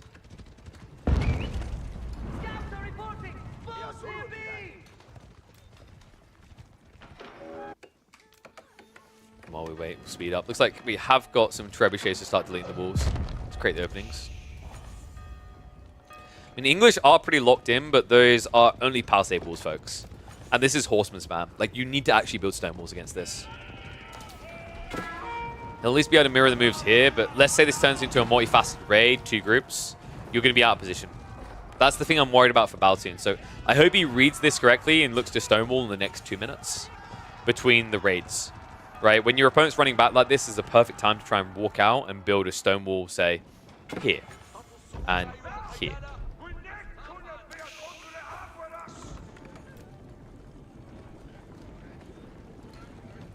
Am I the only one looking at Baltin's comp being worried about still no hand cannoneers being queued? I mean, yes, you're against horsemen, but we've seen time and time again, horsemen don't actually beat hand cannoneers like they're meant to. In fact, it's why I'm so excited for Season 9, because of course, remember guys, with Season 9, chemistry tech is getting removed. It's being replaced by the serpentine powder, and chemistry is being moved across to deal with siege, right? So the difference now is that you get serpentine powder, which gives increased damage, movement speed, when you attack infantry with hand cannoneers. Ergo, horsemen are no longer just going to melt. This army might, though. Wham. Start stepping back. There's a mango here. I end up giving free access. Ooh, not the best position with the Dervish. I would love to see Wham just rebuild one of them, because in these prolonged engagements, that extra little bit of health can make it so that the men-at-arms need an extra 2 or 3 hits to kill things. It also means that you're just losing less units, right? You're hemorrhaging less. It's definitely the type of investment that's worth 1 population. For now, it's not happening. The only downside of building that Dervish is it's more micro, right? When you're trying to track all these things, you're A-clicking the big fights, you're usually going to have your Dervish run in range and die.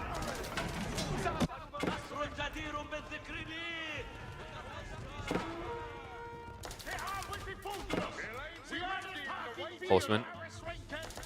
Let's poke on the back. It's only fragmented damage right now, but it definitely adds up. And a lot of horsemen coming in the second wave. Crossbow's hand cannon is now starting to move in, and Baltin. This is awkward. He's building spears. Great if you're against crossbows, sure, but the hand cannoneers will eat this up. He needs it for the horsemen, right? The reality is the men-at-arms just isn't going to work here. He needs enough gold to get men-at-arms plus hand cannoneers, then he can win with that comp. Love this as well. Like, what Wham is looking for is he's looking for that moment where Baltin does try to stop producing crossbows, because if he ever does that, Wham can then transition into the golems. So far, we do have the biology tech. No incendiary arrows, but we do have the chem. Other side, no incendiary arrows, no elite army tactics that only just got queued up by Baltin. So once that's in, this is the point where spearmen can get pretty ridiculous for English. But the issue I am still seeing in the grand scheme of things is this little kind of leaky raid, right? These slip-ins of horsemen here or there. Definitely causing a lot of chip damage is what's keeping Wham ahead when it comes to raw economy. The other raw stinging issue here long-term is gold access. For now, it's a lot to work with, but if this game does drag, say 15, 20 minutes, there's going to reach a point where Baltin is going to need to consider trade or coming out for these forward 4Ks. Meanwhile, for Wham, you might argue he has similar issues, but the reality is he has 4 relics and a Sacred Site to boon. In fairness, I think Baltin was very smart with his Berkshire placement, because not only did he secure the extra tree lines, he also secured an extra trickle of gold here from the Sacred Site, right? It's only 100, but it adds up, right? This is better than controlling a relic.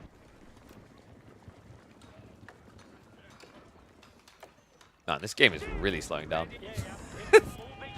This is English. I think Wham, if he was in the chat right now, he'd be like, yeah, I hate English. Because they do this to you. I think there's a lot of players that are kind of sick and tired of the playstyle English does force. Because the attack speed aura is just too good. Crossbows, good fight here. He even has the outpost nearby ringing its bell. Wait, down here, yeah. I was looking for it. It's a great wipe of the crossbows, but in reality, Wham never really cared that much about them. He didn't even bother getting his stereo arrows. This now just allows him to build more hand cannons. Good repulse on the south side there, Baltin. Able to stop any creep in there. Keep the speed going. Oh, sometimes I'm tempted to just cast at 2x speed. It's the hesitation to commit. I think Wham needs to just get a few bombards together and blitzkrieg that keep, right? The Berkshire, if you get 4 bombards, you should be able to kill it. Sure, you'll probably lose one to the target fire, but 1 bombard down to kill a Berkshire just opens the floodgates. That's what's missing right now. In the meantime, we do have Wham looking to prep a proxy base and Rams as well. I love this. Things are leaning left, right? The gold in the back corner. This is a priority target. You can already see the Baltin's exploited this 4K. And there's still 7.5 here. So if you can just ram through, create some pressure there, let a few horsemen in, you can stop him from getting his own quality comp together. Also, in the meantime, continue to just wrap around. Small groups at a time, right? He's just looking for the chip damage because we're so deep in the game and Baltin, although he's building reserves, if we start to now test those reserves, he doesn't have the eco power to replace everything. Time being there, Baltin feeling confident. He's going to look to march in. Keep on the 2x speed until we get to the big commitment. And Horseman just getting a lot of freebies here onto the crossbows, actually. And can they full up looking good as well. Only 1 mango. Enough to scare him away, but not enough to kill. Now, one thing that is interesting about this game, folks, I think there's a trick being missed by Wham. Wham went for the Atabegs, right? He's only been using it for his horsemen, which, by the way, looked like he's playing Roost now with this much health. I think it might have been worth it for at least 2 of the archery ranges to scale hand cannoneers with more health. It's quite a pretty penny, right? Puts you up to about 150. Still, these hand cannoneers don't really need it if they're not the primary target. Horseman buying so much time as Baltin goes in with the dive. He does have the military lead right now. However, this type of dive can throw that away. Second wave of Spearmen is now arriving, but the Horseman count is looking good. Behind this, the real threat is building up. What is it with Baltin and his proxy bases? He's so cheeky with this. Rams have already dealt with the keep. There is now moving to access that gold vein. If he gets access with just a small handful of Ghoulems, this could be what he needs to completely stop the production line of crossbow men-at-arms. Spina keeps. This dive underneath Whams is definitely costing Baltin. Remember, he's going mass crossbows, and the problem with that is unlike men-at-arms diving a keep, you don't have the effective HP to stand here long. Only 95 per. These truly are glass cannons. Step back again. Horseman looking for the intercept. Will look to ride in on the treb. Nice takedown there. Navy 1 proxy bases are really big. That's true. I remember casting the World Lord Grand Finals. Every game, they were looking for proxy bases. I mean, I like that the game encourages that. I like it when it allows that. I've said before, I'm a really big fan of RTSs that enable more value in mid-map plays. You want to try to put as much power and value on playing out onto the map as possible. Because the alternative is someone sitting at home and happy camping, right? Which is terrible for a spectator sport. I think it's also terrible for a gameplay experience. One player is having fun there, right? The other one's frustrated. You know, I've said before that sometimes AoE4 can seem dangerously close to being too defensively oriented. When you think about how good the starting TC is, the starting spawns, the landmarks, the retracted golds. I think that's maybe one area we could improve on. Like, maybe just nerfing, for example, gold veins a little bit. Maybe there's a third type of vein. And your starting vein is 3k, for example. Maybe even 2k. And then you have ones a little bit further out from your base that's, say, 4k. And then the 8ks are reserved for more central ones between the two players. Really give them something to play out on. I think you'd have to join it with a nerf to things like the enclosures. Because otherwise, English players are like the only ones who will be able to camp, right? But in theory, the idea is good.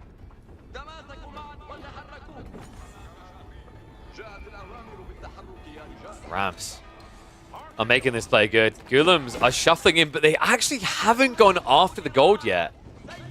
Yeah, he doesn't seem to realize it's very much on the edge of vision. Baltin barely getting away with the gathering here. And he needs to get away with it right now because his entire army is sending it underneath the keep. The keep that does have the lukewarm oil. Will be enough to scare him away. North side, Ghoulims. I'll give me counter with the crossbow wave. Wait, actually, what? Oh, what? Wait, what? Okay, that's actually kind of big. The blacksmith's takedown, if that's the only one, that's a big whoopsie from Baltin. He doesn't have melee defense. And his opponent started to build Ghoulims. His opponent has horsemen, right? Horsemen get hurt really bad by melee defense because they don't have a scaler point for melee in late, right? Biology gives them health. It doesn't give them damage. That's kind of big brain. If that was intentional, Baltin really is a genius of the game, man. That's sick. Yeah, and... sorry, Wham's the genius of the game. That's sick, because Baltin doesn't have any extra blacksmiths. And at this stage, it's not something you're consciously registering when a ram comes in like that. You're like, oh, he's just attacking things. Some players will wake up when the blacksmith gets hit like that, and they're like, oh no, I'm missing text. But I don't think Baltin's clocked it.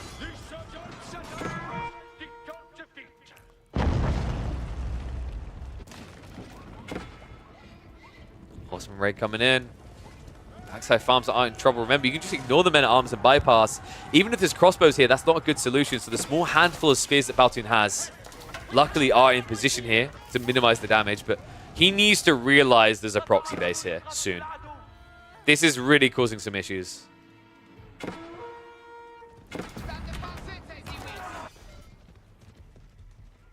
I don't know, man. I think Baltin...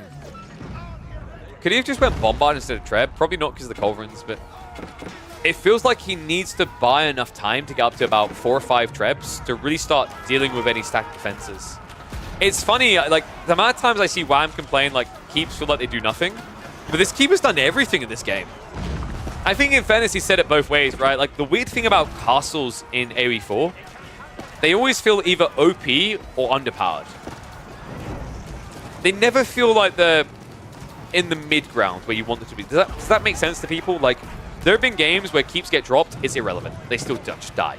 And then there's been games where keep gets dropped and it completely ruins any attempt at a comeback. It's such a polarizing building.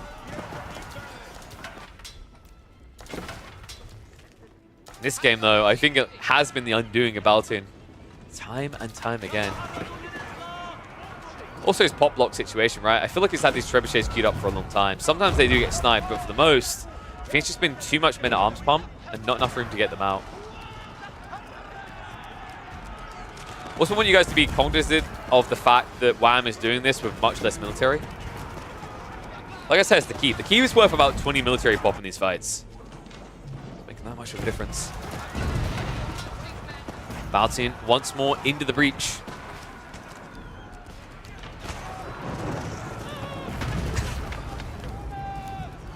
He's getting further than he's been so far. The problem is, like, how deep can you go here? Right? Because now you're going to trickle reinforcements into the castle. This castle needs to die for him to stand a chance, stand a hope. Ghoulims are on the farms, though. No fitted level works. Even with the textiles, you don't last long against elite Ghoulims here. So Baltin, enjoy your reserves, son, because at this rate, it's all you're going to have. Now down to double-digit eco again. The push-in starting to be reset. The small group of horsemen! Oh, no. Ishi ay caramba. The crazy part is Baltin has never been denied his goal, but because it's the food now, I think it's a bigger problem. Men-at-arms spears, that's the backbone of this push, right? Yeah, the crossbows kind of carry through the DPS, but the reason why Baltin was able to get deeper and deeper was because of the infantry. TP is at least going to go down. So that frustrating nuisance has been removed, but the military numbers now closer than they've been in the past. The Ghoulam's mopping up so much economy with the Horseman. He's found the tree line. Finally, Baltin reacts. Important he does that. The Ghoulam standing there would have massacred this. They would have backed away, but now without wood income is going to be a big problem here for a guy who's trying to spam into spears. Food is even worse, though. Oh my god. We're down to 600 food income 38 minutes into an English game.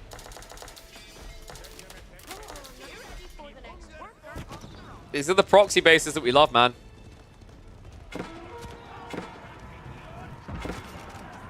And the irony is, like I said earlier, right? Baltin done these proxy-based plays in the team tournament against enemies. Ironically, you've got Wham doing... I know we discussed it, and it made sense from Baltin's background to do these proxy bases, but remember, it was Wham doing this. Wham doesn't have a history in AoE 1. He just understands the value of these skirted bases. Especially against English, because the reality is when you play against English, they're going to give you the map. English players want to hunker down, build a quality army, and push down the center. Very rarely, unless that English player's name is Mr., will you see an English player that wants to play wide. It just doesn't feel comfortable. It doesn't feel like what the English Civ was built to do. What cool play. Like, building Ghulams. I mentioned they can be good with things like Adabegs, but this doesn't have that, right? Ghulams against English feels really weird because they're either crossbows, hand cannoneers, and then their front line is going to be men-at-arms, right? And the men-at-arms have the extra 2 melee armor, so your Ghulams end up doing practically no damage, right? It's pretty depressing, but it was all about that timing attack. Now the ground that has been gained off of it. Hand cannoneer count looking incredibly healthy. Meanwhile, on Baltin's side, the gaps in income means that he doesn't have that mass hand cannoneer line. You can't really send men-at-arms into this many gunners. You'll just die. In fact, he's trying to retreat away now, and it's costing him dearly. Looks like he's going to try to defend himself at the choke point, but that's not great, guys. Like, you're just getting baited. Your army isn't actually big enough to kill off the hand cannoneers. Meanwhile, while this is happening, Ghoulam's continuing to creep in. A new palisade wall is up, but that is not stopping Wham from getting on that soft underbelly.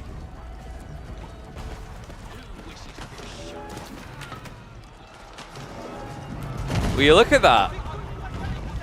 You can say it's Wham if you really want, but I think that's discrediting Baltin.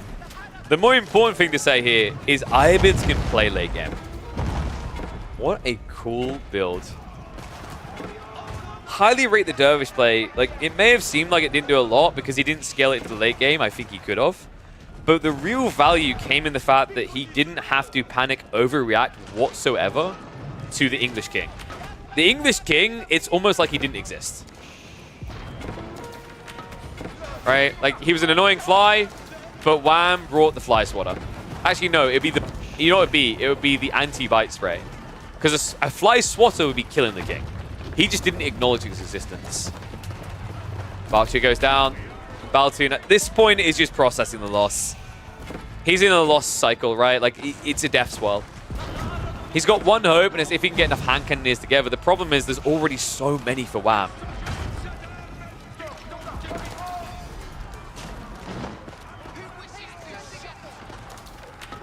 $4K food income as Ibids, 82 villages, guys. That's Ibids, folks. His gold income is also the more insane detail, right? I think he just stopped gathering, though. Because he's got 4 relics, 1 sacred site.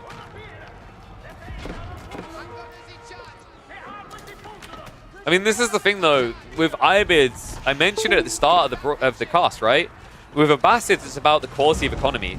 For Ibids, it's about the quality of units. You have hand cannoneers that can hit much harder. You have Ghulams that can hit much harder. You have the extra health as well. And yes, sorry, you are correct. He does have the traders. I don't know whether that doesn't show up in the cap trade UI, but I'm not going to have a rant about that. I'm just going to praise a sick game out of Wham. Dervish Logistic Feudal. Tell me we aren't heading towards a new meta here. Thanks for watching, folks. Make sure you like, make sure you subscribe, make sure you comment on these videos, and I'll catch you all in the next chapter. That was cool. Let me go ahead and name that one. So I think that one is going to be the easiest count to English Kings.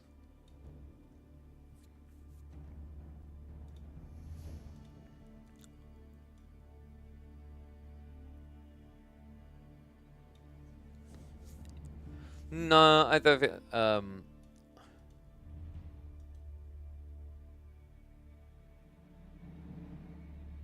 to think actually what I call it. Easiest count to English Kings, I don't think really does. Do you think that's good, or is there something better? Maybe the easiest way to make an English player sad?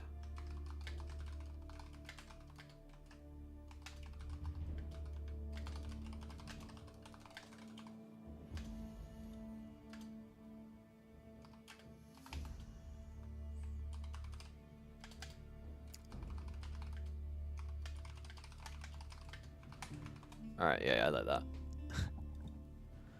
400 food IBIDs? I don't think that's the highlight. The highlight is how you get there from the early game. The guy who was talking before the cast about the pen died was me. Yeah, I know. Like, I know Revive. Like, I know. I didn't have many people asking for my signature at Rebel Waterloo.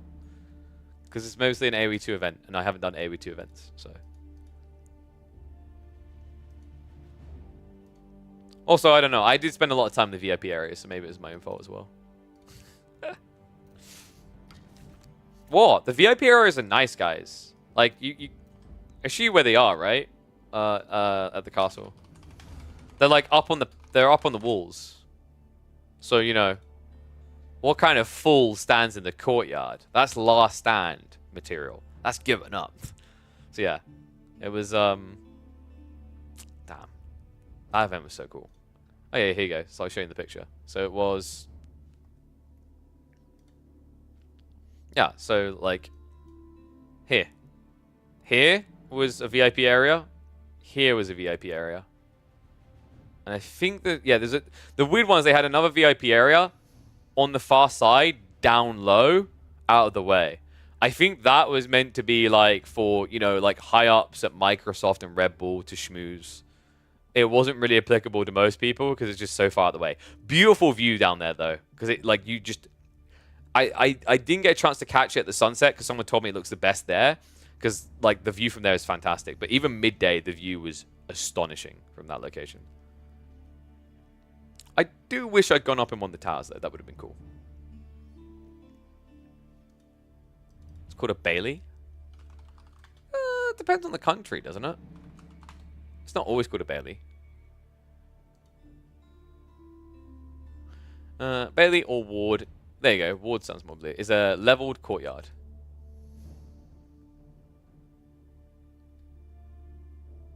I mean, it's a courtyard. It's definitely a courtyard. Bailey is definitely the British term. I think a lot have just called it a courtyard, though. But this, like, if you think about it, like, historically, back when this was being invaded, that would have been the last stand location. That would have been where they, like, made the last stand, right? Because the main gate is down around here.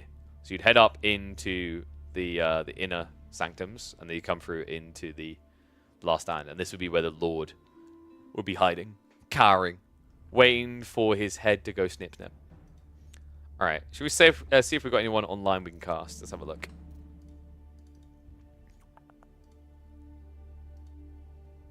Give me a sec. Trying to see. Mr. Whimsical? Who are you playing? Y'all got me curious.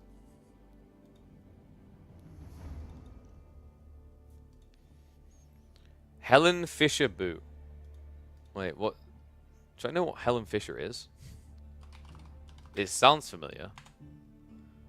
A German singer. Okay, so this is... Why do I get a feeling this is Crackety? Or Avely?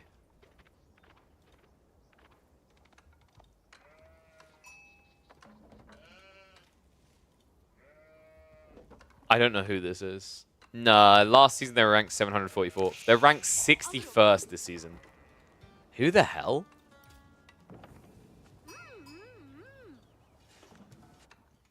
I'm kind of curious. Are we all curious? I feel like we're curious. Whoopsie, wrong thing. Oh. Actually, one sec. While we let the scout waddle around, I'm quickly going to grab some more water, so be right back in 1 second, guys.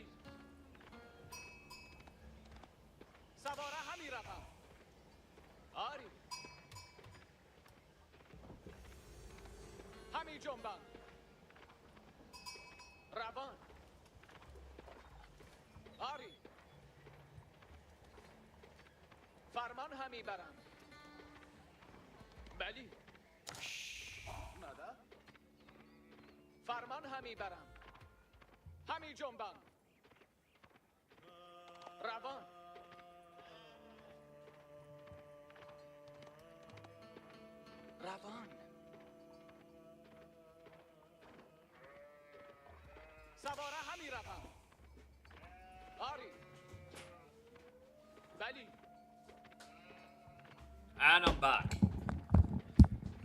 How we looking? How we cooking?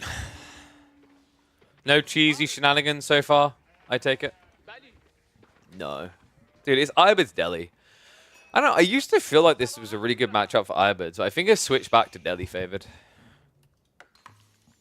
Because, like, what do you do if they just kind of just build Ghazi and then fast tech, right?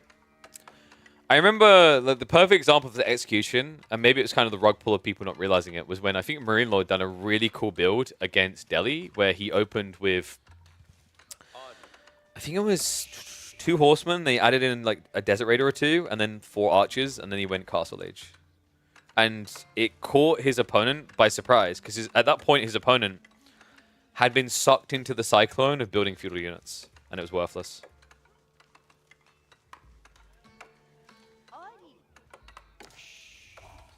Wow, guys, I have just been offered a partnership with Doritos. Except I haven't been offered a Okay. I wish these, like, phishing scams would just give up trying to send them to me after I don't take the nibble the first 3 times. Because, like, when you send... I'm going to give a tip to scammers here. I'm going to help them find a brain. When you, like, send a scam email and you're like, I work with Doritos, and it's an @Gmail account. Right? You see where I'm going with this? Like, I think Doritos can afford a domain name account for an employee. You know, maybe I'm expecting to, but it feels like that is within their budget. Right? Right. By the way, I get it. So I don't know if you guys know this, but like a lot of the time with those phishing emails or whatever, they intentionally misspell or do things like that. You guys know why, right? It's on purpose because the logic is if someone is gullible, stupid, whatever word you want to use, enough to fall for it, they'll fall for whatever the follow-up steps are. They'll also be the type of people that won't have a virus scan to then check if they've got like a keylogger virus or whatever. So it's actually intentional. Because if you are like, if you're aware enough, if you're conscious enough to realize that's a bit like, that's a bit suspicious. They don't want you in the first place. They want the people that will look at the bad spelling of the, like, you know, let's say, oh, your tax and revenue department, like, email, and it's like a Gmail one, and then they've got, like, 5 spelling errors. If you still click the link and respond, they're like, wow, this guy's an idiot. We can make so much money off of him. Like, we could probably, like, take control of his PC. We could probably get him to send us his credit card details. That's why. There was, like, an era in the early, like, 2010s or whatever where people were trying to be more elegant about it. But then they realized, what scammers realized is there's no point being elegant because, once again, like, if you're dealing with people who, know what a scam sounds like, they'll eventually sniff it out. Or like, if there's people that like are that savvy about things, they will go and then virus scan to get rid of your keyloggers and stuff. So yeah. All right, that in mind. Let's hop into the action. It's happening again. This boy loves the logistic wing Dervish. Dude, I'm so excited for this, man. I kept warning that we have many other ways Irobids could play. The Eco Wing is great, but this even better. It's just a different approach. Eco Wing for Irobids is about getting more economy to get more units. Dervish Logistics is about being more efficient with what you get. One and all, welcome back to A4 Action. We've got a really fun one here, actually. Wham! Needs no introduction. Helen Fisher Boo is clearly a Smurf. I just can't work out exactly who it is. It seems to be an account from Germany. Seems to be a German reference. Actually, no, I'd say that it wasn't a Smurf, right? It's weird because this guy's ranked 62nd right now. But last season, they were ranked around 700th. Season before that was 800th. I don't know if we're on the verge of seeing a lot of new stars emerging into AoE 4. Because I've noticed quite a few accounts that have just rocketed up in Season 8. Maybe it's the fatigue and other players not being as active as they were before, and it's allowing this creep up. But either way, it's really cool to see some new faces. This face might be about to get pummeled in, though. We have a healer war. This is actually really cool. You don't get to see that often these days. It's a really powerful healer war as well. One is focus fire healing with the Dome of Faith build, and the other is saturation healing, aka everyone gets heals. This is the Middle Eastern NHS. In fact, I don't know if that was intentional, but if so, that was genius. The Dervish can't be killed quick enough here, folks. The other big issue is I think Helen Fisher Boot may have made a mistake. They need to get archers. And instead they're going spears. Yeah, so here's the deal, guys. Why you need archers here is if you can't snipe these dervishes, you will struggle to ever win the fight. You have to count the dervishes the same way you would have counted the Imam play from Ottomans in Dark Age. Right? In that case, you went feudal age, got archery range, and sniped them. You have to do the same for the dervishes. It's a bit hard because it's 120 health, which means you need 24 archers to insta-kill them. But over time, that should become scalable. And I think it's a lot better of an idea than going Spearman. I get the thought behind Spearman against the Desert Raiders, but I think you're going to end up trickling. And also, it just means that you run this risk of losing extra villages in the meantime, right? Because you're not ready on the Spearman count yet. Which another villager almost going down there. Good save at the last second, but it is idle gathering. It's kind of problematic in this environment. Desert Raiders still kind of poking and prodding. He's being a little bit careful. He needs that focus heal. Oh, big mistake made there. Desert Raider does go down. It's a little bit too close. I wonder, actually, wow, maybe if the scout went north side, it would make more sense. Like, the Ghazi could be a threat, but when you've got the Dervish and army this close by, the Ghazi shouldn't really be able to kill you. But what that would have given him, I think, is just that extra reaction time to snipe villages on the tree line. What I really want to see out of purple is textiles. You've already lost one villager. The reality is you could easily lose another two, if not more. That is a little bit surprising from Wham, though. He's going Horseman. I don't know if that's a misclick. There's no real reason to build Horseman here. You could argue it's decent against Ghazi. Remember, it used to be the meta for Irobids and Feudal was you would build mass Horsemen, 2 or 3 Desert Raiders, and the Desert Raiders would provide the aura to win the cavalry battle. And also, you'd engage with the Horsemen first, so the Desert Raiders wouldn't be aggroed by melee. Right? And that's a big deal because Ghazi Horsemen get double damage against Desert Raiders. Still this back off, giving an opening for Helen Fisher to move out. And finally, it took a long time, right? Another reason why this is really smart by Wham, why he's playing this way, he was blocking Sacred Site control this entire game. We're 10 minutes in, and now, only now, finally, can the purple player play for 1 Sacred Site. What a wild build. No tech up coming behind. It is just a full commitment. More archers now on the way for Wham. And he's trying to hide this, folks. He doesn't want to reveal he has an archer transition until he's about 20, 25 deep. Because then it's too late for the Delhi to go, oh, that's fine. I'll build archers too. Right? They can't be that little jealous kid in the playpen that doesn't want the toy, then sees you play with the toy, and then is like, I want that toy. It's mine. Yeah, I had a tough childhood, guys. Actually, no, it's more that I've seen that with my daughter. She'll like pick up a toy while around maybe like one of her nephews, and then all of a sudden they want it again. That's how this dynamic works with archers between these two. It's funny as well because we mentioned earlier, like going archers would have made a lot of sense for purple. It would have given you the counter to the Desert Raiders. Giving you the counter to Dervish. But instead we have this. Alright, one's if you think that purple's winning this, two's if you think that pink's winning this. Because I feel like we're in a very unique situation here. One that I don't think I've seen before in AoE4. Because the Dervish healing meta is only now starting to develop, right? It's new, it's fresh, it hasn't really been done before. We've occasionally seen Desert Raiders, but usually it's not mass Desert Raiders. It's Horsemen.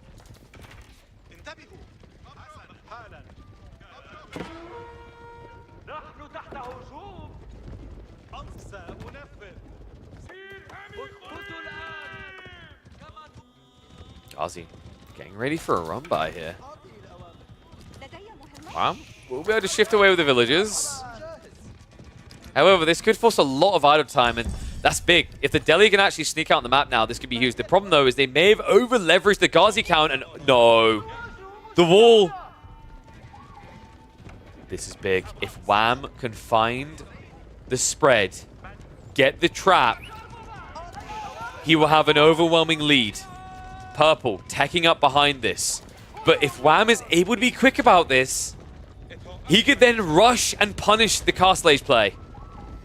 I think he needs two groups. Wham, like being one group here is problematic. He realizes it. He waits for him to go beyond the gold vein. He pushes him deeper into the corner. He looks for the surround, but Wham, no! The reaction's too slow here. Purple, he distracted with reinforcements. It was only scholars, but it forced a reaction out of Wham. Oh my god, this is huge though. So it means the Gazi are still alive. It means that Wham has to defend his base. He might try to rush forward when he hears the tech up, but he still has to peel troops to deal with this. This is crazy. It's actually wild that Purple's even trying this. It's so unorthodox. It's so taboo within the RTS meta to tech and look to attack at the same time. But it's a smart read. Because if he had teched and tried to defend at home, this army would just dive him. And with this many Desert Raiders, he would lose. Because the thing about Desert Raiders, folks, is if you build men at arms, they can contest them with high base damage and high melee armor. If you build into Lancers, they counter that. Remember, Desert Raiders get double damage versus Lancers. If you try to go to Archers, you need to veteran them first, right? Like the Spearmen maybe, but then you've still got Archer Mass. So really, the only way Purple could have made this play work was by throwing away the Gazi. He gets the tech, but now he needs to get the new unit type out. Question is, what is it? Like, what is it that saves you here? He went Compounded Defender. This is an old school build. No new House of Learning tech. So he has to, what, rush a keep? But you're at 42 economy. You can't really rush a keep. He's got, what, 6 villagers on it right now? I think he's going to die when he tries to build a castle. Wham knows his timing, right? Like, Delhi, at the highest level, have been honed in on. Their routes are fairly optimal. They're known. The route to success for Wham is clear. He heads down the center. He's stockpiling resources for castle, but he wants a counter-attack first. First Lancer hits the field for the Delhi. Archers are following in behind this for Wham. It's going to be a rotate around the backside. Stone Gathering still unharassed, but that could change soon. 2 Desert Raiders now ready to strike in. The outpost might make it difficult. Mass Desert Raiders. They're the ones that can bring the real pain here. He's still at the double Dervish, so he does have the full AoE heal. And we're not quite sure who Delhi is, Yakimo. He's turned up 62nd in the world. Before this season, he was usually ranked around 700th. Scholar's trying to pull the relics home. It's going to be some denial there as one gets sniped out. The second one being targeted as well. And he should be able to find that kill. The Desert Raiders might lose one of them to the outpost, but should be enough damage to strike this down. Unless, no! So close, the TC able to do it. The Piety making the difference. So it looked like a free relic game now for Purple. Wham. Has triggered the tech up. Growth Wing on the way. A big reserve of resources as well. And the Desert Raiders get in! The body block's on point. Only 2 of the villagers able to escape into the outpost. And that outpost isn't going to be safe anyway. Archers with the body block going to clear up. Outpost goes down, and that is going to be wham. 13 villages ahead.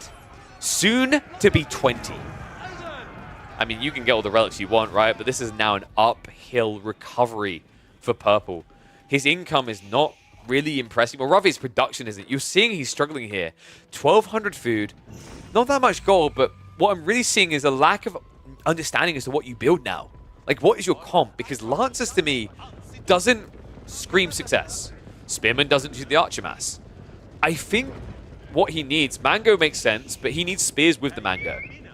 So he got half the comp right, but the idea of Lancers seemed to be him focusing on counterattacking, which I love the idea of being productive, but I think doing more than a small trickle of Lancers makes no sense. Wait, this could be the kill and blow. 12 villagers just got found. Wham, no way is he going to let that one go. And they might lead them to another 13. This is over half of his economy. 2/3 in this area of the map. Tech comes through. Camel Lance is now being queued up.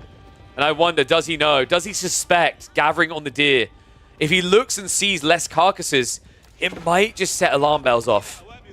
For now, it looks like, unfortunately, Helen Fisher Boo is going to lose a full quarter of their total eco in this game. They have got the relics to pad them, but they are now going to be doubled up when it comes to villager count. It is stupid that like these guys are not dying this long. But finally, Wham is just going to run by. So body blocks come in, carves them up. And we have got a keep drop coming in. It looks like Village Fortresses is completing in 30 seconds. But Helen Fisher is going to have to carry the weight of the world on his shoulders. He's going to be swole. He's going to have to be muscly. He's going to need protein works for that. Oof. I mean, he would have to buy a lot of whey protein. Like, they're pretty efficient, pretty cost efficient on that website, but he would basically have to be chugging about 15 whey proteins a day to get the type of pump, to get the muscle mass, to hold back the punch that's now going to come from Wham. 27 archers, 19 upgraded veteran Desert Raiders, and Lancer spam as well. Not to mention the Dervishes, which don't really have relics to pick up, which means they can stay with the army and provide the AoE heal. This would take a miracle. I mean, the good news is you've got the perfect defense against this in the form of keeps, but the bad news is you only have one. Remember, Desert Raiders, Archers, these units do not have ranged armor. So Wham will have to slow down. He'll have to wait for the Camel Lancers. But he could also set up his second TC behind this to ensure he keeps an overwhelming villager lead for at least the next 10 minutes.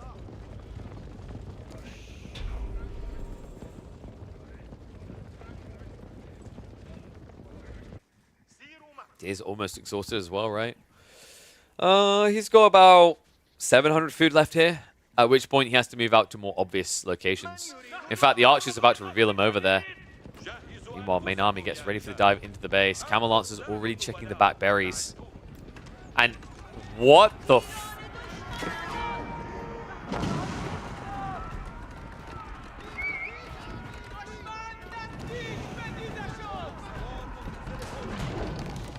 Well, if you're already dead, why not, right? So apparently the issue to food is research everything. This is the most Dome of Faith Delhi BS imaginable. But it doesn't hit, guys. I don't think I've ever seen this before. What?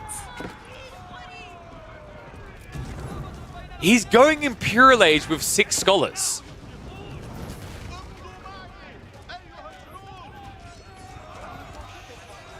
I am speechless. I don't think I've ever seen a Delhi player go Imperial Age with 33 villages and 6 scholars.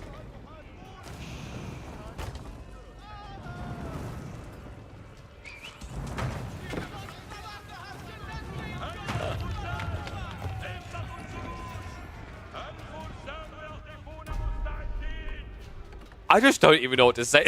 I'm just processing this still. This is absurd. I mean, here's our academy as well, so you don't even have the Elephanto Fun Boys to try and recover you. I mean, in theory, War Elephants isn't the meme call. It is actually the correct call. But he's not even building them. There isn't a single war elephant here. He's building men-at-arms.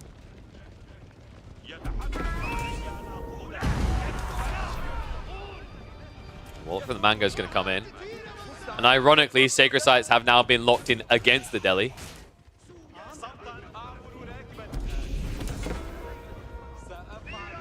I mean, even if you want elephants, how do you afford them? An elephant's going to run you 400 food, 350 gold. Look at his income right now. He just doesn't have it. He has got 2 TC, right? If he uses it, but apparently not. And remember, that's just a bigger drain. That means it's spending 300 food on villagers each minute. Almost half of what he's got coming in. Now, that sounds reasonable at, like, you know, 5 minutes in the game. Not so reasonable 21 minutes into the game.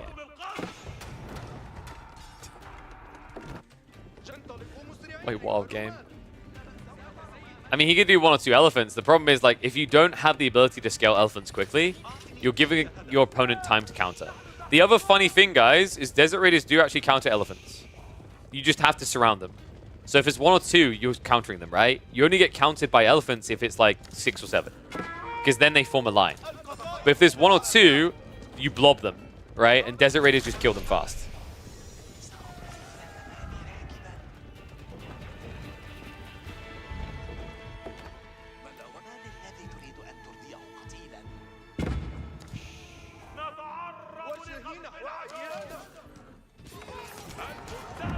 What a weird game. Sacred Sites have been decapped, by the way. I feel like Wham is just in vibe mode to a certain extent. He could have ended this game for sure. He definitely could have ended this game. When he saw that tech up, he could have dove in and killed everything. I kind of understand the reluctance because keeps are strong, right? But like, also he could have built 3 rams and hit the keep. What wing did Wham go? Wham, of course, went advanced wing, right? Yeah. Wait, no, sorry. No, he went logistics first. I'm forgetting. Logistics growth, he went Desert Raiders. Yeah, you can see it there. I'm an idiot. Why am I thinking it out that way? Desert Raiders is really good. We talked about this earlier. It saves you quite a lot of resources. 630 resources a minute you're making by going for the Desert Raider contract. And Desert Raiders in the late game are insane anyway. Like, when you eventually get the Golden Ages up, getting a 20% attack speed increase is wild. Also, these guys, when they're elited up, when they're fully specced out with the camel support, which is where infantry give camels armor, the veteran Desert Raiders, or elite Desert Raiders rather, can have 13 melee armor. 13. Against the Civ, who's probably going to build melee against you, right? And you know what I said about, like, these guys can counter the elephants? They can actually counter them even in line formation at that point. Because it's so much melee armor.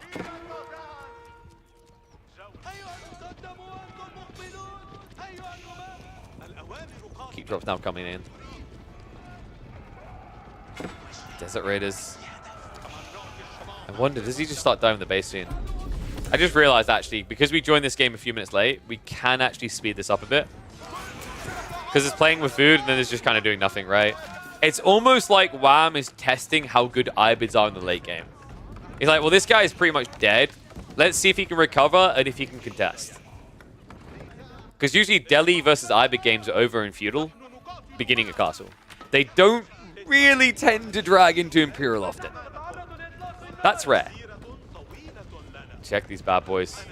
Elite Desert Raiders. 8 melee armor, 19 damage per strike. Good lord. Even the range attacks begin to sting right at 13. That goes. Oh, trying to smush him. He has to come out, though. The problem is when he does, look at what the conversion point is going to be. We have hand cannoneers now getting queued up by Wham.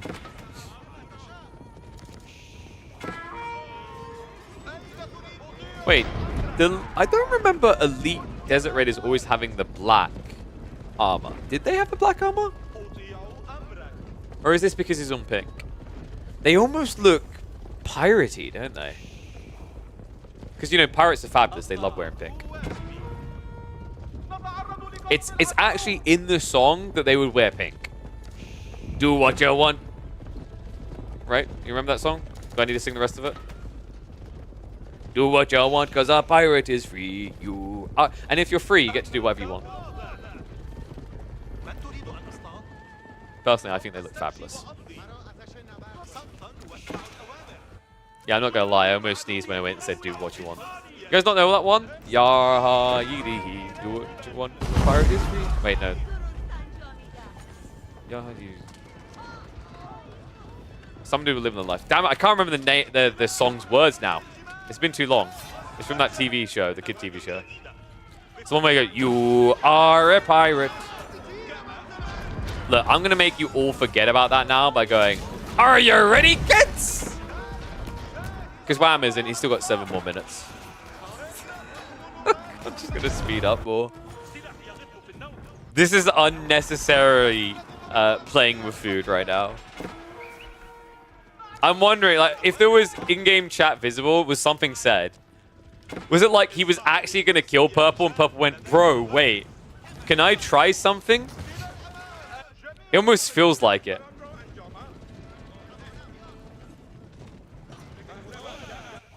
Wham to wall him in. It would be cool, but the problem is, like, at this stage of the game, he has a bombard, so the wall in, even for the memes, doesn't last long at all.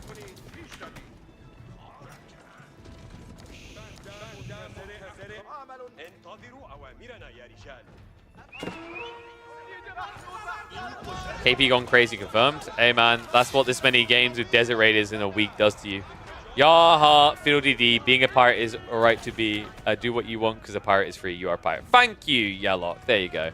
I forgot the first part. I was like, no, the free part comes second.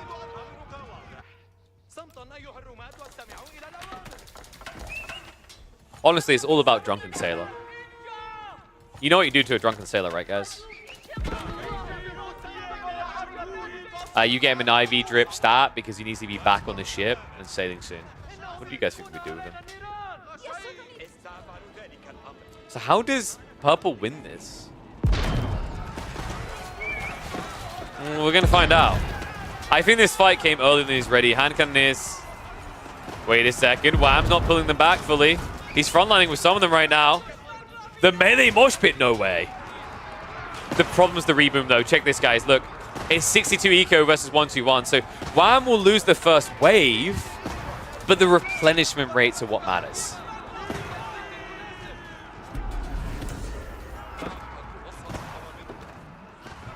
Yeah, I think it's like, this is also so demoralizing if you're Purple. You're like, I'm doing it! Guys, Mom, get the camera! I'm beating Wham! This guy was at a Red Bull LAN! I'm so good! And then you're just going to see the second wave coming over the hill. You're like, of course. I mean, credit to him, Purple does have good food income. The problem now is just gold. And also, the food income is deceptive. If you look at his base, Purple only has, what, 24 farms? He's got 600 income from the Hissar Academy, which is decent. But, like, even then, look at Ibadico. 2.4k, reliably. Bombard now coming in. Oh, no, the keep! Wait, this keep is barely going to be alive when it goes up. Another shot coming in, maybe? I think, actually, the core architects is making a big difference here. So, well played there. I thought it was going to be about a third HP, but really able to get that up fast. And with the bombard is now a really big problem here. So, was able to shove away with the Culverins. Desert Raiders now with the dive in. It looks like the keep is going to be flopped and dropped here. This was his stake claim, though, guys. This is it. This has to be over. We're 3.5 minutes away. A decap has not been complete. And he just lost far too much military here. On his current level of economy, rebooming just isn't feasible quick enough. An admirable attempt, though. I'll give him that much. But yeah, kind of a rough game for him, man. I gotta give it to him. That's a new one. I thought that the title of this video was going to be to do with the feudal age healing on both sides. It isn't. The bigger deal in this game is the 35 villager, 20-minute or 19-minute Imperial Age deli. I don't think I've ever seen that before. I mean, it kind of required a little bit of politeness to let him survive, but still, absolutely absurd. And there's the infantry support I was talking about earlier. So these Desert Raiders are about to become unslayable. Come on. Tower of the Sultan and Imperial Age. Wait. Is this game not over? No, come on. No, come on. Like, come on. There's no way. No, we're fine. Wham gets it in. Triple Tower of the Sultan, folks. Who wants me to hit the follow camera? Wait, I got a bunch of new people in chat. Have you guys ever seen what happens when you hit follow on the Tower of the Sultan? We probably should. We don't want to scare them off that easily.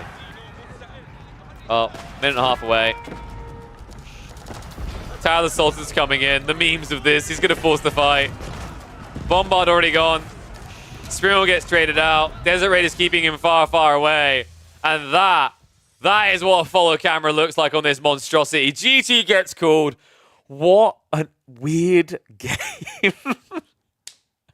We didn't get to see the full power of the healing, but we got a preview, guys. I think it's going to happen. In the next week or two, you're going to see full long feudal Iobids mass heal strat. And mark my words, when you see it, there's going to be calls for nerfs. Ay. Yeah, the shaking. People love the shaking, right? All right. What do we call that one? Like, I'm checking it quickly because I'm pretty sure it was. Let's hop into the. He went Imperial Age with. I mean, even if you want elephants, how do you afford them? An elephant's going to run you 400 food. Why is my replay lagging so much, actually? Yeah. 35 villagers when he starts the tech up. Oh, sorry. 35 when he's in the middle of the tech up.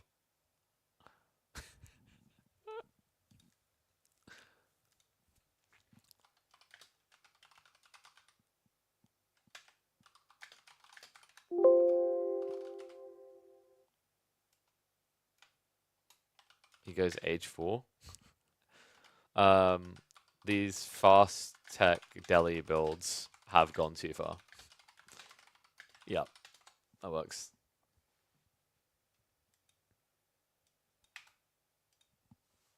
All right, there we go. How long does Delhi take to research all texts with 6 scholars? Too long. He actually did start building a lot of scholars afterwards, but it's weird.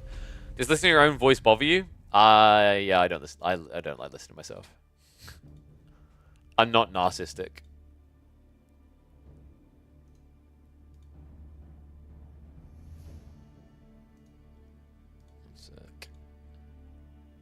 Okay, nice. Yeah, no. Like, I mean, dude, like, I've said in the past, I don't know why people like my voice. I don't like my voice. I think it sounds kind of goofy. So, 2 business days? Not in the esports gaming world, dude. Esports gaming world takes months. Okay, so let me have a look and see what else we've got potentially that we can cast. I'm weighing up how much longer we're going to stay online. It's like, what? It's almost 6. We haven't eaten yet. So that's something to be a bit cognizant of. And then it's like, would I eat and come back? Or an RP accent. What's an RP accent? Roleplay accent? Can you refund my point from that team game? Oh, yeah, you're right. I forgot to call that. It was left team. Sorry, I didn't realize you were trying to buy a mortgage with my KP points. I don't know if the bank will accept that, though. Maybe Myriad, he is searching. Even Narcissus would not like it because it's not about liking your voice. It's that it will always sound strange to you. Well, no, I think Narcissus kind of would, right? Like, it's extreme self-involvement to the degree that it makes a person ignore the needs of those around them. I think it would. Oh, receive pronunciation. Typical Southern English accent that people teach. Oh. Okay. Well, there's someone interested in that. I remember Richard Lewis was talking about it. I was talking to him once, and he said, like, he worked his ass off to get rid of his northern accent because the media industry was saying that it was, like, almost grotesque. People didn't want to hear it, sort of thing, right?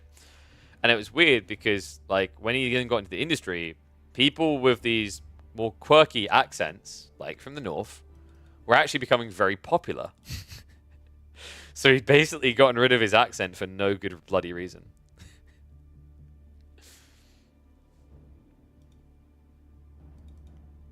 Working finance, that's the case here too. Yeah, but I think like also in finance, I'd say it's more Americanized. You know what I mean? Where it's almost like people are trying to standardize it towards American accents. I think there's industries where it does that a lot.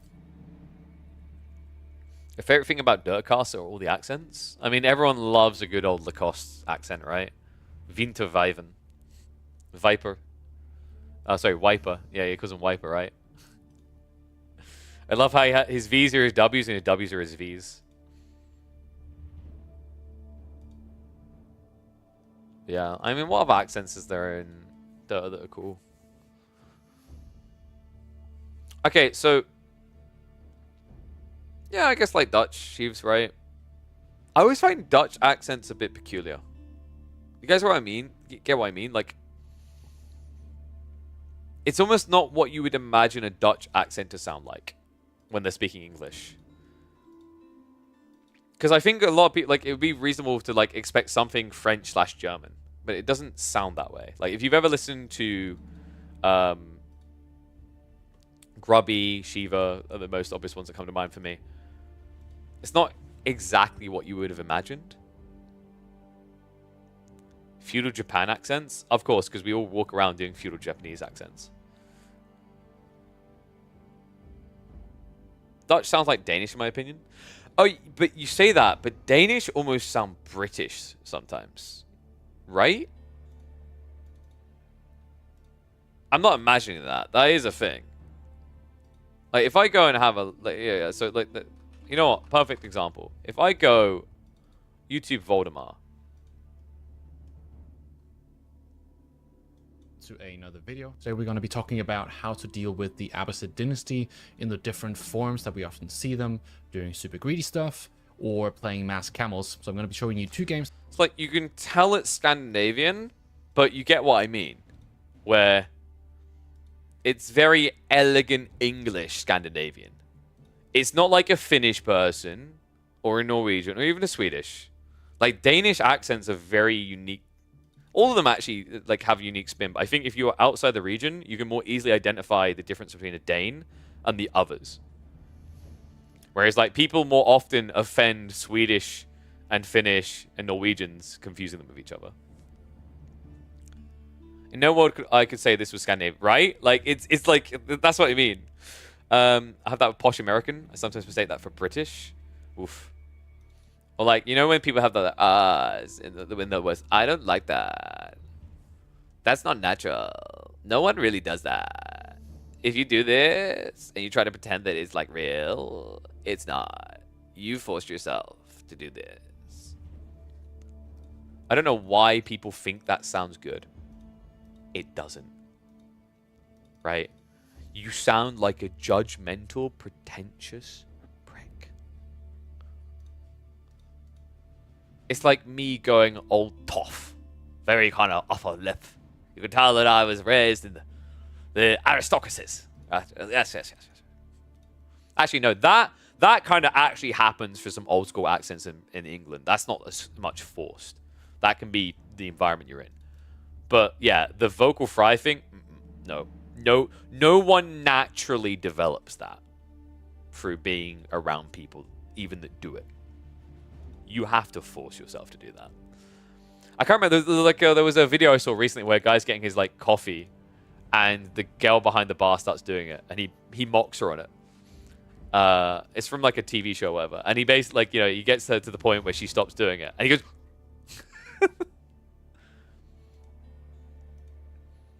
How many points do I have to redeem to have a game caster in that Valley Gale accent? Oh, Jesus Christ. No. I will attach it to us becoming an 800 average viewer streamer. Because then I know people will not tune off. Like, there'll be enough people that watch the YouTube videos that will not kill the video in the first 2 minutes.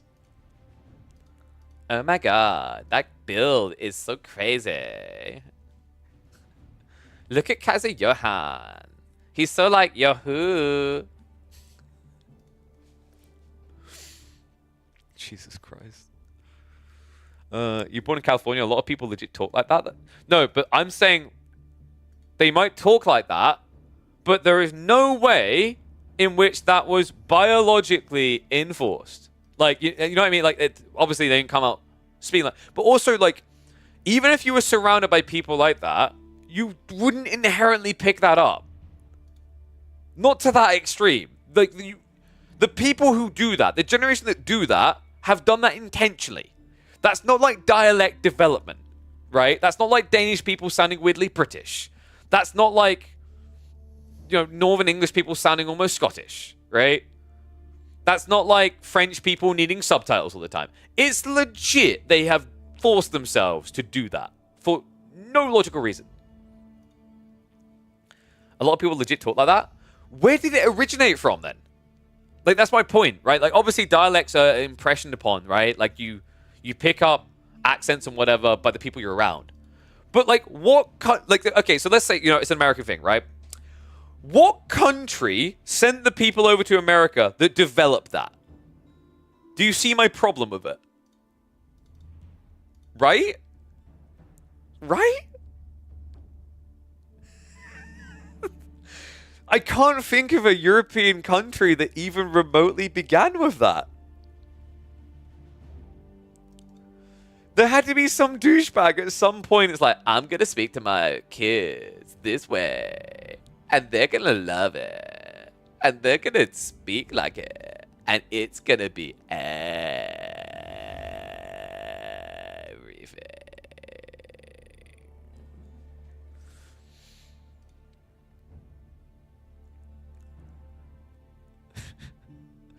There are no kids doing that, so it's not an accent because it's developed later. Yes. Rich Valley girls from the South, cool. South Cali. Okay. Yeah, but like, yeah, South Cali. Yeah, I was going to say, if you were talking like the South, that's different. I was like, come on over and have something cool to drink. Drink. Maybe he did it develop? No, it didn't. Very pronounced R's. Maybe?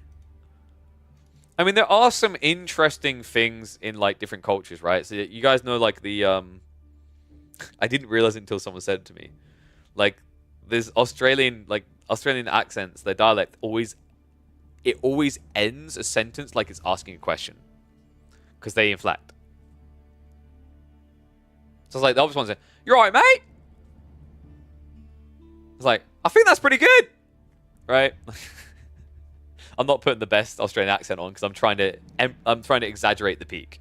But like, I didn't realize it until someone flagged it. It's like, it is a thing in certain like regions of Australia that like they end with a peak inflection. And if you think about it, like no matter what they say, it's almost like they're asking a question, even when they're not. It's like, that's pretty good. Why does more British accents say no sound like no? How no? Who the hell has said it like now? No, I don't know what you're going for there. No, like the one you can catch us in is water, or water, or our pronunciation of T's. I have that, where like I keep saying I don't want to do it because I don't want to sound pompously British, right? So it's British. I don't know why I went back British. It's British, not British. But you see what I mean? The moment you go British, you sound much more poncy. The other one would be, some people made this comment on my YouTube video, and I'm like, okay, I finally get it, because like I've had people that are really pedantic, and they're like, actually, KP, it's not free, it's free, or whatever the bloody hell they were trying to go for, right? I can't do it. I say free, free. Free the number, free, you don't have to pay for it, right? Like, for example, the free delivery you can get on Protein Works when you spend over £65. Damn, you guys didn't see that one coming. But, like, I've come to the point of acceptance that I'm fine with it, and I looked it up, and, like, it is a big, like, there's a lot of people in England that just do it. I'm like, okay, so it's not, like, It's not weird. It's just a few very nitpicky people moaning about it. And they're probably people that have accents that make them say things like vives instead of wives, right? Or crap like that. So I'm not going to be bothered by it. I'm fine with it. Or like when you say, yeah, it's Tree, man. Like from Trinidad now. Tree. Oh, yeah, no, actually, that's right. Yeah. Like, yeah, so the Irish do have tree. They say, yeah, so what your Irish is tree. Tree. Sorry, I'm going for more like the Cottonmouth. Is it like Dublin-y one? Top of the morning to you. Tree. For the third time. Third time. All right, that might be my favorite one. It just means England is wrong? No. The benefit of creating the language is we can just say that you're wrong. You know, that's like a thing with all languages, though, right? Is that, especially with actually like English-based language, like countries, foreigners actually write the language at least better. You know that?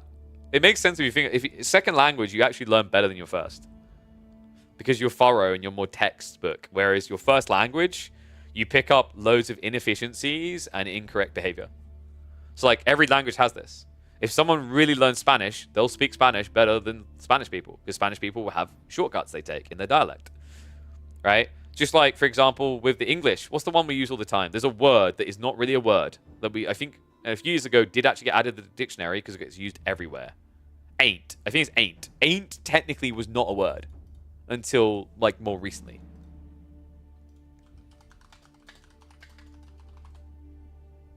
The word ain't is considered by many to be incorrect or bad English, but it is common in the very informal speech of some people. Basically, yeah, it's like am not, are not. It's very efficient if you think about it. Are not, ain't. Are not, ain't. Have not, ain't. Right? What about in it? Nah, dude, that's like that. That's never making it in.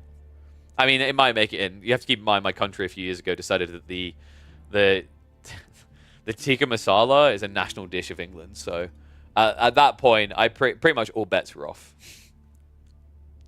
I mean, actually, no, that's very British historically. Appropriating culture. I mean, we literally went over to Greece and stole their pillars. So, sorry, columns. Look, we owned them for a bit. We got to call them whatever we wanted. American language now, most of the new words coming from... Oh, dude, like, Americans just need... I'm sorry, I'm just like... I think we can globally agree that Americans say a lot of words wrong. I'm sorry, even my Americans in the chat, but, like, it's aluminium. Okay? Like, aluminium. You're not going to convince me that way, ever. It's not aluminum. Like, where is the ooh in that? Where have you got the O's in that word? Aluminum. Like, aluminum. Aluminium. It even has a neum at the end. You can't, like, you can try and wiggle your way out of the first part of that word, but explain how you get aluminum on the second part of that word when it has I-U-M.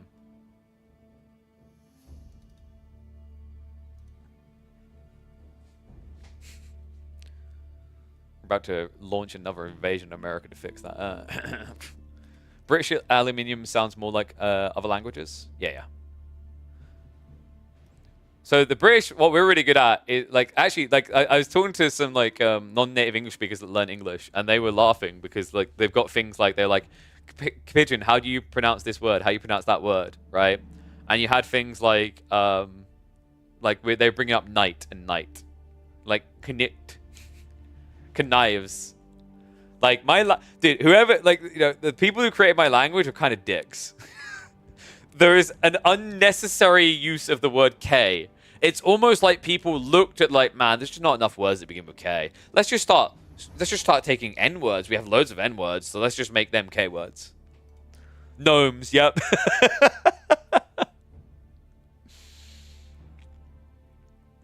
One that is weird is, I think the British version is garage.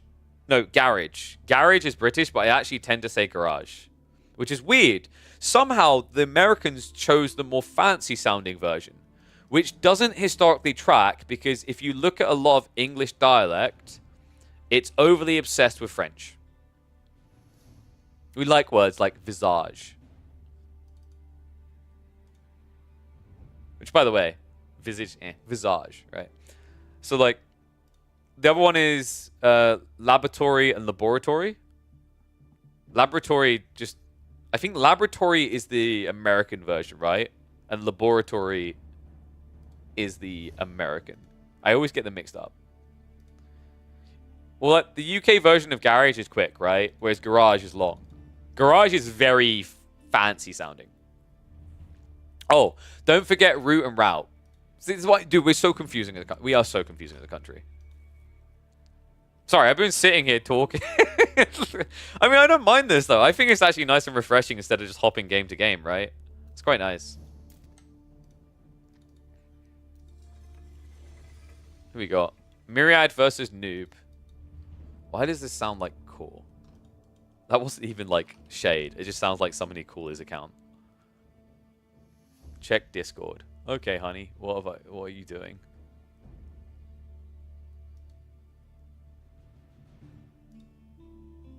Oh, that's right. Sorry, I forgot about that earlier. Johan has a game he wants us to check out. Do you want to check out Johan's game? Or do we watch Diacusi versus Myriad? You guys probably want Johan, right? Right? Because, like, we've seen this. We've seen this a lot. English, like, 33% French. Well, you guys, you know, like, how English developed, right? Is that when you had the intermingling between the French and English friends, the upper class learnt French and the plebeians learnt English. So, yeah. A little bit of history for you. So we are looking on the other account.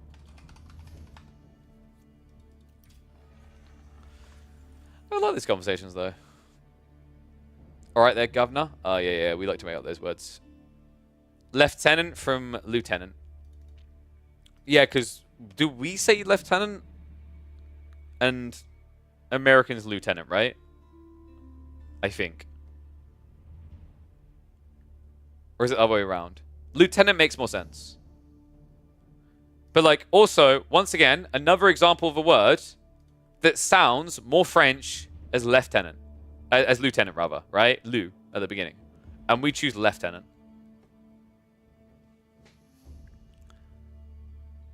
Well, yeah, Australians will say lieutenant too, because they're basically, like, they're our criminals we send down.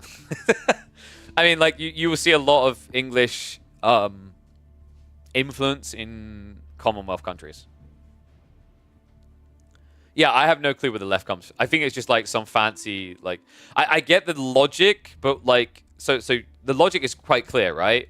Because when you think about standard pecking orders on a military-based unit that isn't, like, high command, like majors, whatever, you'd have captain, and then you'd have lieutenant. So it's your left-hand man. I don't know why it wouldn't be your right-hand man, but whatever. But, like, you can make sense of it as, like, yeah, it's the guy to my left that I rely on or whatever, right? Maybe the thought is, like, right-hand man, like, maybe they're, like, pecking order, so the guy to my left is rank lower. I think that's what the logic was. But, like, if that's the logic, why didn't we just call it lieutenant, like, spelt lieutenant? Why did we spell it L-I-E-U?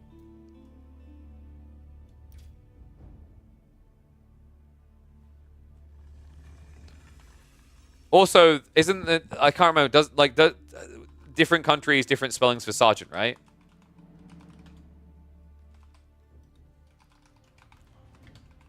I think there's different spelling for the word sergeant. I might be getting that wrong, though. But, like, sergeant's another weird one. Sergeant is spelled surgeon. Surgeon. Like, it's almost like the guy who wrote the word up was French, and the guy who said it was English, you know? It's weird. Colonel? Colonel's spelled the same either way, right? Is it pronounced the same? I thought it was pronounced the same. It's Colonel. It's definitely spelled weird, but it's at least pronounced the same everywhere. I don't think there's any other ranks that are spelled or like pronounced differently, right? I think it's just lieutenant and lieutenant. You've got like corporal, which is the same. Sergeant, which is the same. Admiral, all these things are the same. No weird one? That's true. Alright, should we get ready to go? We'll keep talking for a sec, and then we'll hop in as soon as things start happening.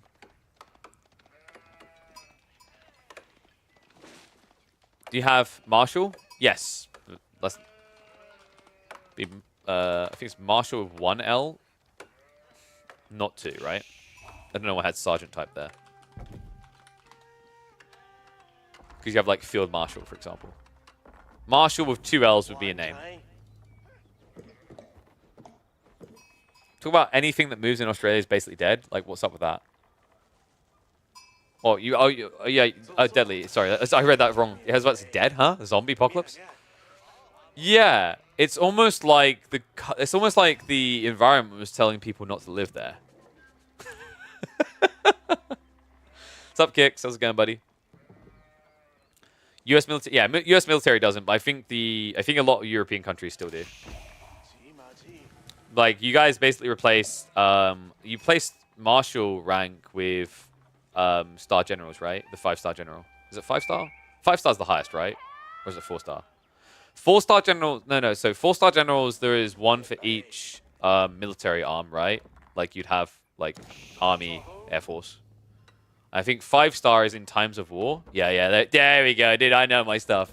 Yeah, times of war, you declare a 5-star General, which is the equivalent of Field Marshal in, like, the UK Army, right? So, like, in World War II, I believe you had the 5-star General, and then you would have Field Marshal as well, like Field Marshal Montgomery.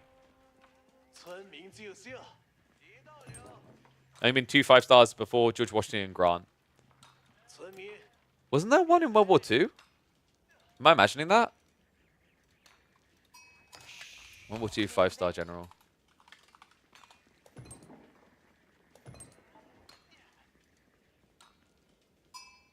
4 general officers of General of the Army. Okay, they just called it General of the Army then. I was about to say, yeah, because I was thinking of Dwight D. Eisenhower, but he was General of the Army. Churchill was a 5-star. What, for Britain? No, we had like Field Marshal, and then above we just had like Prime Minister. I don't know what Churchill's rank would have been, unless there's an American guy missing that's called Churchill. French Army, Marshal is the highest role you can have. Yeah, that's what I'm saying. Most European, like, there's a lot of European countries use Marshal. It originates from, I believe it was like 17th, 18th century, when you got organized armies. I think actually Sweden might have been the originator of it. Maybe Johan knows because he's Swede. But like obviously Sweden had one of the biggest standing professional armies. They were one of the first to do it alongside Prussia. Obviously Prussia done better. Sorry, Johan. But I think that's when the idea of the marshal rank came in. Because before that you just had lords and whatever leading their forces, and the discombobulation was bad.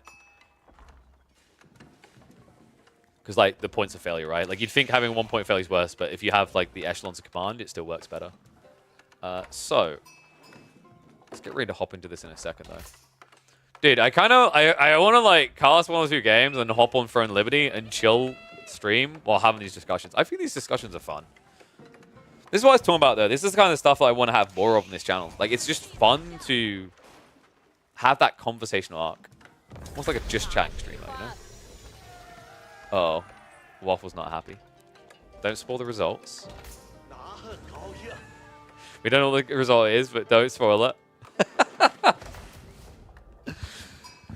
Oh, dear. Seems like every military rank name comes from the French, and then everyone made an adaptation for their countries. Maybe. To a certain degree. Not all, though, I don't think.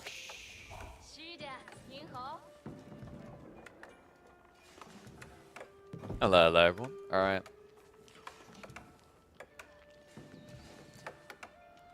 I have been promised entertainment. Like Robbie Williams singing to my ear, Roger Scruton is here to deliver. But can he deliver when he's up against an English spammer? We've got 3D Waffle. In fact, both of them are in my chat right now post-game, so this is going to be an interesting one. This got recommended to me. English in the hands of 3D Waffle and Roger Scranton with the Chinese. Welcome back to the A4 action, folks. So 1v1 action on Rocky Canyon. We've just come out of a long discussion about ranked in military and dialects. And because this is a Swedish account, do you think it's Roger Scranton? Or do we have to have more U pronunciation, like Roger Scruton? That sounds more Geordie. I guess I was trying to go from like the ooze that you get in some words in Scandinavians. Yeah, I don't think I've cast 3D Waffle before. In fact, they just said in chat that they are very new to 1v1s. So it's kind of interesting to actually see. I mentioned this earlier that we just seem to have a new generation of players creeping through towards the end of Season 8. Roger Scranton. Yeah, but Roger Scruton. Sounds very British that way, right? There's an admiral in the Navy who served 63 years and was a 4-star for 9 of them. Yeah, not bad. That's not bad. He never got the 5, you know. It's just sad. It's not that cool. So, this is going to be one of those outrageous Archer spam builds, isn't it, that I've ranted about. Guys, these builds are broken. You're going to see a lot of gold. It's actually absurd. You don't realize how ridiculous Imperial Academy is until you watch a game where Zhuge do not get built, but they play Long Feudal. It's actually wild how much you can get out of this. Let's see what kind of sheep count we're dealing with as well, because that's going to be important. 18 sheep to 15. So actually a decent amount of sheep to work with in the 2 TC build. This 4th placing TC could be a problem, though. Like, if this is the build I think it is going to be mass archers, mass spears into ram rush. And it is dirty, folks. Because of the taxmen. Right? By spamming archers and spearmen, you're very cost efficient at generating tax around the Imperial Academy. Like, this landmark is not balanced. I will die on this hill until it gets nerfed. I know I've said I'm a big fan of things not getting nerfed unless necessary. When I say it feels borderline necessary, you should take it serious. This landmark is top 3 feudal, full stop.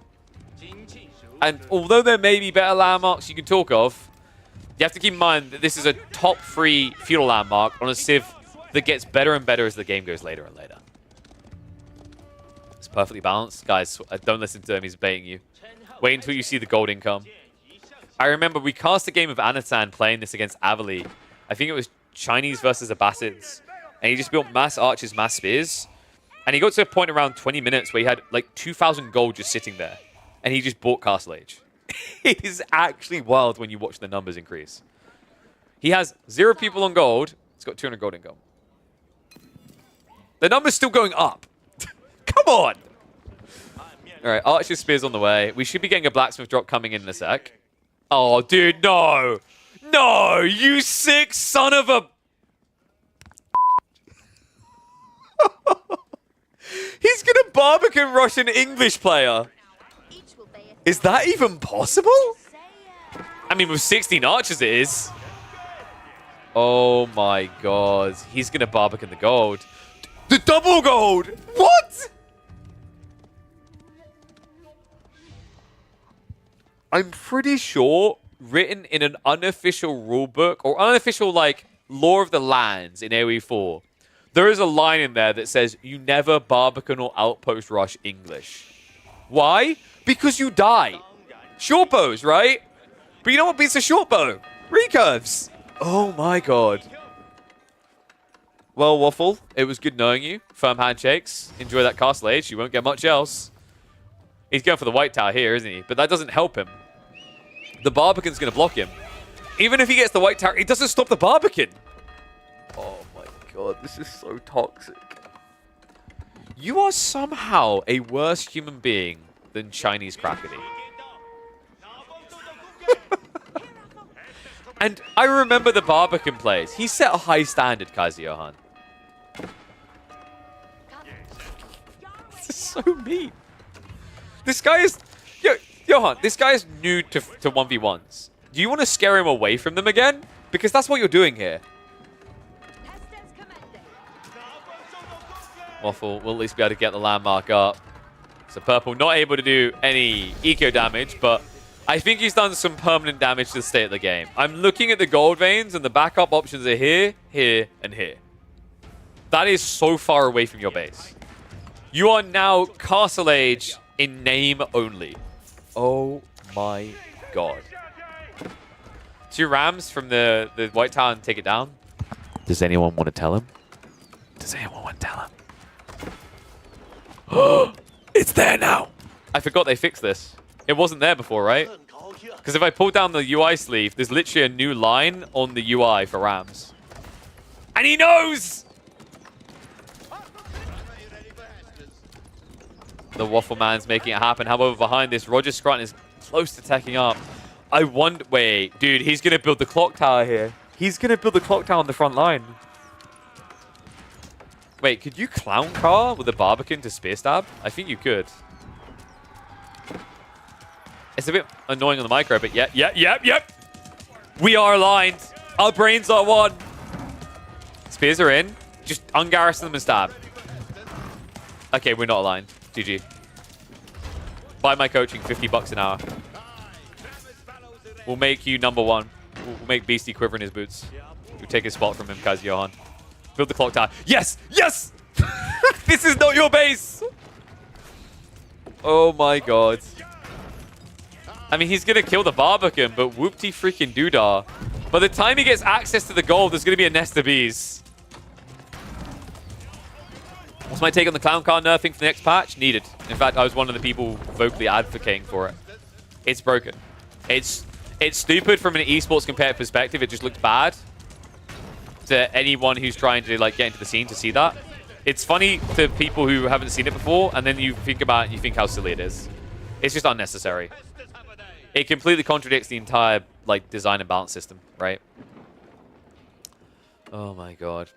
But Purple, what are we doing here? Because wakey, exit bakey, mate. There needs to be a nest of bees. I'm surprised Purple's letting him have the gold. I don't think you have to let him have it here. It's almost like he forgot to gather gold. He's fixing it, though. That's a lot of gold income. I guess he wanted the car stage units, but then again, like, I don't know, man. Just build on proxy base here. Isn't Marine Lord number 1? Yeah, on tournament performances right now, but the thing you got to keep in mind is on the ladder, Beastie is number 1 spot because Marine Lord doesn't play ladder. And Beastie has 4 of the... I think he's actually like close to having 5 now because he's currently first and the season ends soon. So he might have 5 first place finishes out of 8 seasons, which is kind of wild. I am part of a guild in Throne and Liberty called Touching Grass, and I would recommend he joins it. Because that is some non-stop gamer hours being put in.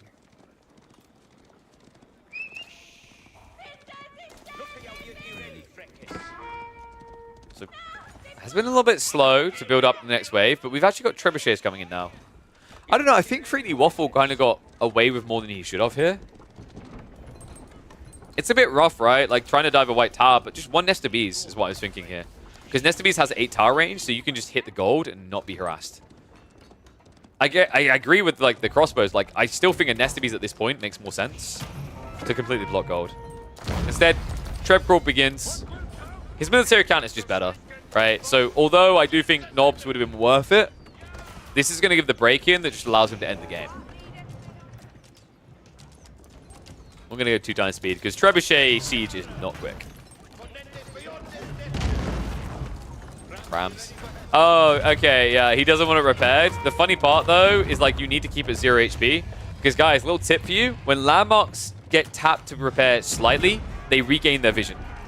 That's what he's trying to... That's really smart by Waffles because he's trying to deny the Treb vision. Unfortunately, it's able to see far enough itself anyway. Just has to creep around the side of the tree line. Men at Arms. Numbers are looking good, but I think the Palace Guard are going to hold him back long enough here, right? And also, once you're free Trebs, you just switch Nest of Bees. The annoying thing about Trebs, you have to keep in mind the cost of repairing, right, goes up when you have to go beyond 3 villages. So once you reach a certain point, yes, Trebs are locking in population, but then you lock population in return, and you lock in eco population. Because your opponent has to pull villagers to repair, he has to pull villagers to gather wood, which is then just being used for repair. So it's doubly damning. Here we go, marches out, choke point hold. Doesn't need many Palace Guard, remember. It's just mass men at arms in this choke. King's going to go down. Easy snipe there. Crossbow's going to start sniping, and I just don't think this is working. Rams is shuffling around the side. But the men-at-arms have to back up here. The Trebs are still sieging, and we are below half HP on the White Tower. Yeah, and now the Spearman can just mop up the Rams. So, I don't know. Waffle's kind of stuck. Like, what could he have done here different? I think the big thing for Waffles is obviously scouting. If you're playing like this, you need to understand what your opponent's up to. And I think he did scout the Archer Spears. That should have made him paranoid that this was going to be a Ram Rush. Right? The Barbican kind of has that same pain as a Ram Rush, so you need to address it appropriately. Especially when you have a spawn like this. It doesn't feel good to have to play a bit of the age, but you're still 2 TC at the end of the day. Is it better to take down the TC first? No. Think about it this way. It's kind of crazy, actually. Think about it this way. By leaving the TC operational, your opponent is building less men-at-arms because he's building out of 2 TCs, right? So instead of spending 150 food on building villages, it's 300. And then what is he doing with those villages? Repairing the structure, right? The Treb Crawl is going to reach a critical point where it will break anyway. By forcing him to commit to the White Tower, you get a quicker breakthrough point into the base, but you also make him waste all these resources semi-countering your play, knowing that eventually it will reach a point where it's not worth the return. And we've reached that point. White Tower goes down. TC quickly gets evaporated afterwards. The men-at-arms are now going to be forced to fight without the static defense. And this is the unwinnable fight. You no longer have the aura. The crossbows are no longer able to be sniped by White Tower. And the game can no longer continue. Kaiser Johan, you filthy son of a...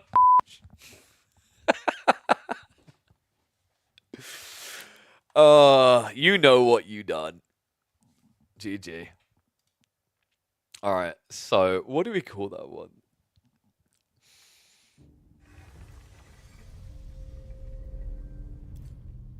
Worth the watch. Hell yeah. I'm trying to think what we call that one. I mean, it's obviously somebody with the Barbican.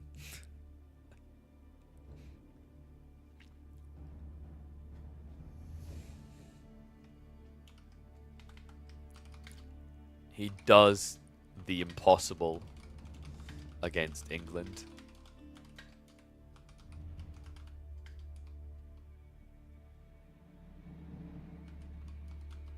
Actually, Barbican rushing English. I'm not... this should not even be possible. Maybe.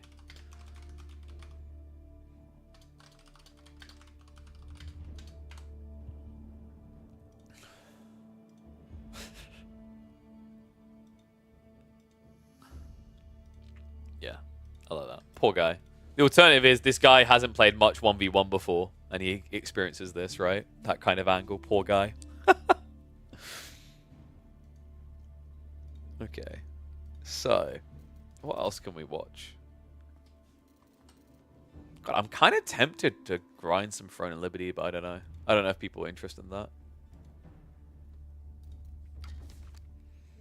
They were when it had drops. Who we got online? I think a lot of people are practicing prepping for the free-for-all tournament, right? Build work at the pro level like Beast and Marine Lord Puppet Ball? No. I don't think so. You'd have to mask your intent very well. Because like when you drop double archery range as China, it's very obvious what you're doing. Right? Like you're leveraging not spending gold to go for like a ram all-in timing. And as I said, like whether you're doing a ram play or the Barbican play, fundamentally the idea is the same, if that makes sense, right? Like your goal is to get in and block the second TC, to take it down in some way. It's like the response isn't exactly the same, but the response is to be informed. And I think, like my advice to Waffles, I'd have to go double check his scout. I feel like he wasn't in position to scout things that were happening there. At least that's what it looked like. Because that kind of took him by surprise. He should have known from his double gold spawn and then seeing that aggro that the gold was going to potentially kill him. So yeah, I think the other way you can counter that is you just gather more gold. Like you see the threat coming and you just pull more villagers onto gold, right? So pull them from the wood or the food while you're building the tech up, put a bunch on gold, get several hundred reserves, and then what you can do is you can build 3 or 4 knights and then run them around the flank and hit his economy. because then he's reacting to you. Because like everything that was happening in the second half of that game was Waffle reacting to Kaiser Johan. Absolute opposite of what you want to be doing in any game, right? If you're reacting to a play, you better make sure that the reward at the end fully eclipses the punishment you were taking, right?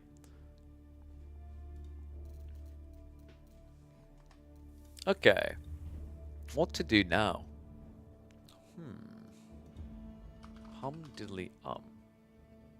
Yeah, wasn't someone saying Vortex is coming back apparently to AoE4 in 2025? Well, that didn't take long. I mean, in fairness, like, I get it. I get the frustration, the burnout. Like, I went through that myself last year. Like, it's tough. The thing is, like, good things are happening with the game, right? But there's always been a communication issue.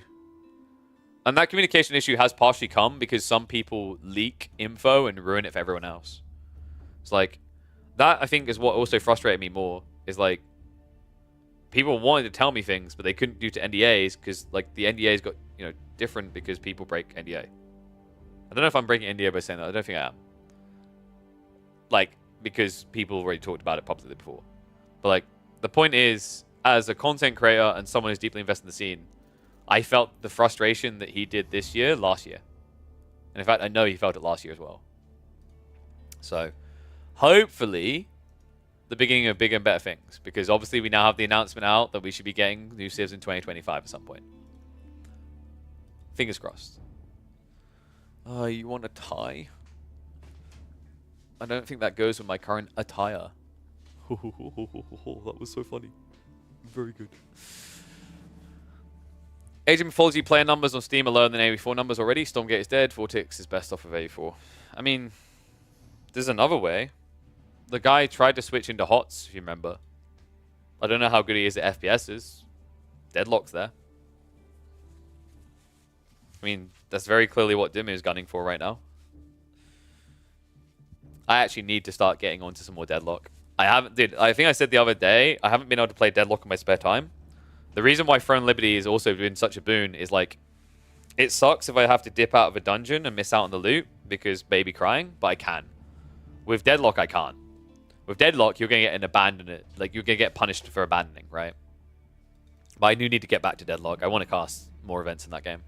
I really enjoyed it. What happened with Stormgate? No one streamed it. No one streamed, no one's playing it. I really, really was wishing and hoping that they'd be able to find a way to recover, but it's been tough, man. First impressions matter, and the game would have benefited from a little bit more time to bake. Because I think, like, so for those that haven't, if you haven't seen it, go check out Bearmouth's channel. He had a tournament on there called Stormgate Nexus. That was actually the tournament that has done the most justice to the game from a gameplay perspective. Sadly, it wasn't the one that got the most attention, right? Like, I don't think the Esports World Cup games were truly indicative of the state of Stormgate. They need the tournaments that, like, the tournament games that Stormgate Nexus delivered to market the game, basically. To be like, yo, this can be really fun. But yeah, it's kind of tough, right? Like, obviously they had to lean into the popularity of the rise to success for it, but I think Stormgate kind of got thrusted onto a pedestal it would never be able to live up to in people's minds. Overhype has killed more games that could have been decent historically than anything else ever in the video game industry. And Stormgate ended up getting overhyped because people turned it into the savior of the RTS scene, right? Like, they religiously believed that. I also think it's tough because a lot of RTSs think that the way to success is to cater to the competitive community, and it's not. It's BS. It's actually BS. It's so wrong. The fact that a lot of RTSs are still designing around 1v1 competitive first is a big part of why RTSs aren't seeing, like, a new wave of relevance to, like, you know, battle royale levels of scale. Like, this is why I refer to it as like a dying brand and a dying audience. It's like the skill set to get in is so difficult. Picking up an FPS and trying FPS is easy. Being good at an FPS is hard. That's what you want. You want simple to pick up, hard to master. But when you design your RTSs around, like, 1v1 and you decide to, like, neglect single player and all these things, which lots of games do, that's where the struggle comes. Why was Age of Myth so popular on release? Big part of it was the single player campaign is goated. It's an all-time great RTS campaign. You had some big-ass streamers playing for that campaign and loving every second of it. I played for it in like an early access phase, and I loved it. Absolutely adored it, right? But like, if you think of recent years, which RTSs have released with a focus on campaign? Or modding? Or casual play? Everyone acts like we should really lean into the idea like, oh, screw casuals. This is a hardcore, like, gaming sector. Dude, you can have both. There are ways to be accessible to the casual audience without having to just make them irrelevant and not part of your plan. And you'll be stronger for it. That's why I kept recommending the idea of limited time game modes. I don't know why it got shot down by, like, when I was checking some of BC's, like, video, and I think he, like, shot down hard. He used Hearthstone as an example. I don't know why, because I can guarantee you when I'm getting ready to fly, one of the games I play on my phone is Hearthstone to play the Tavern mode, right? Limited time game modes. So, like, there's so many different industries where that works. Apex Legends limited time game mode may fall off in popularity towards the end, but it has a huge surge originally.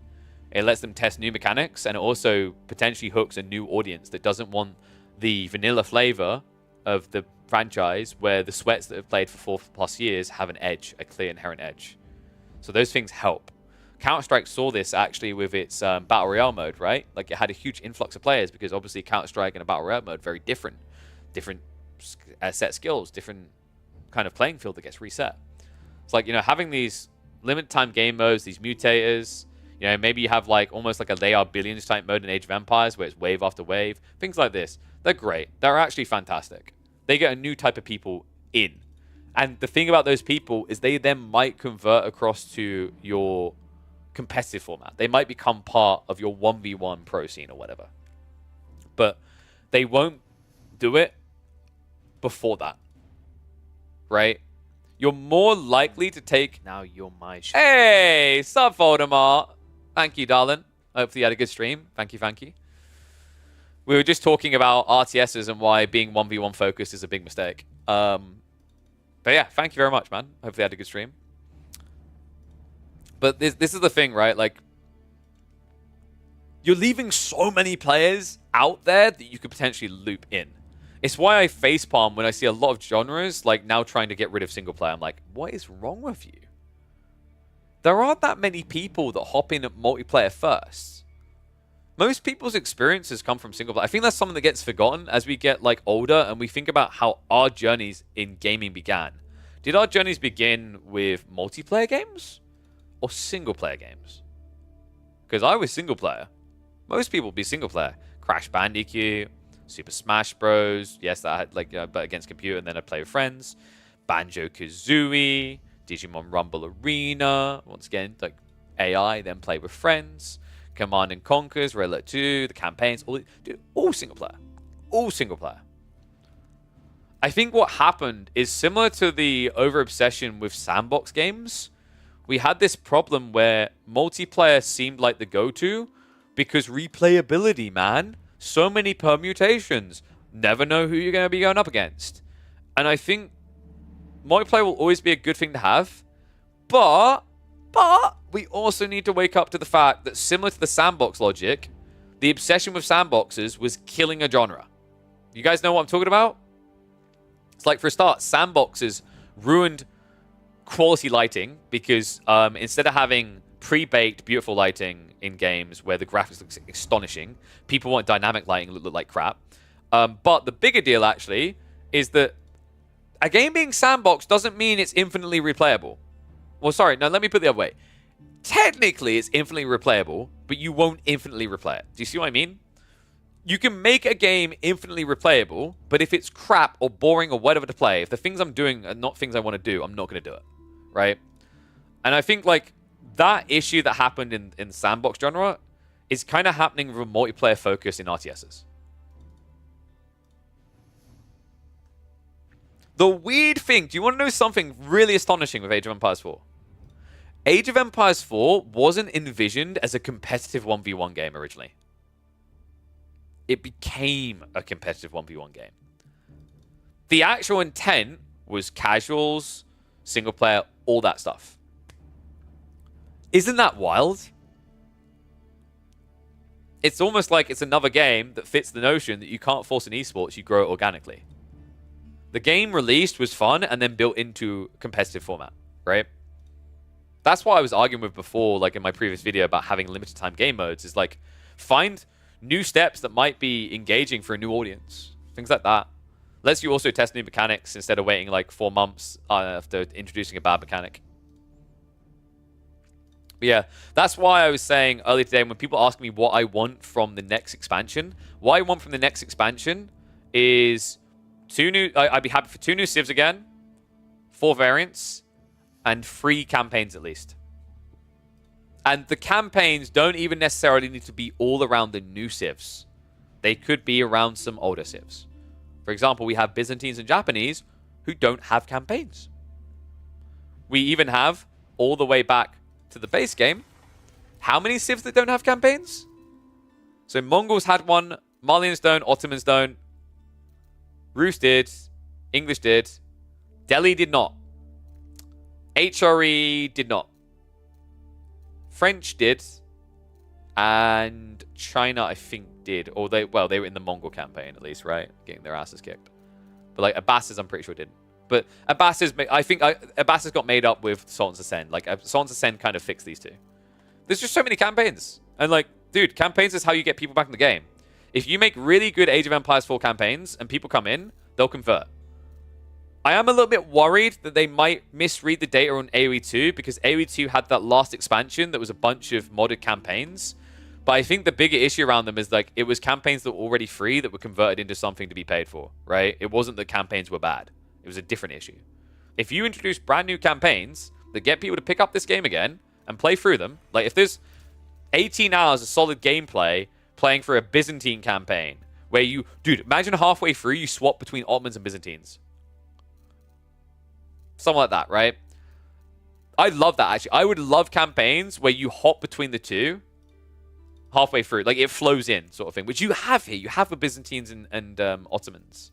Historically, I think you can have that with Japan and Korea. You have it with Japan and Korea, not with Juji. China and Japan's issue came much later. But, like, you know, these kind of interactions are really cool. Never beat the campaign mission where you have to control the sides. Oh, dude, that one's tricky. So, like, by the way, Flex, I was the first person to complete the entire Sultan's Ascent campaign on the hardest difficulty. I just didn't stream it. Whoops. I plowed through that. I can't remember which pro it was I was talking to. He's like, dude, these missions are actually ridiculously hard. I was like, yep, but I've done them. The toughest one in the Sultan's Ascent campaign is... Let me find it. It's the one where you have the waves. I think it's Ain Jalut, where they have the wave after wave. You have to be so efficient and crafty on the way you use your limited troops, or you just die. Also, that mission's really subtle. It doesn't let you know you've got like healer boys at the back of the map. Co-op missions be a huge success. Yeah, and you know what? They've been proven to be feasible to do. Right? Foxplot made them. Nerding out on the Sheriff's AoE 1v1 games like 20 years ago. I don't remember that. AoE 4 campaigns are quite crap. No. These are crap. This is good. Like, 100-Year War, eh. Normans, eh. Rise of Moscow had 1 or 2 interesting missions. Like, I really liked the Pay the Mongols so they don't murder you mission. That was really cool. And then Mongol Empire, I think, had, like, the Chinese invasion mission was pretty cool. But, like, a lot of them kind of felt like a miss. Maybe Forminier or Normandy were okay as well. Maybe Normans had 1 good mission. It was the one where you had to, like, sneak out with longbows, but the AI kind of made it underwhelming. But this was a slam dunk.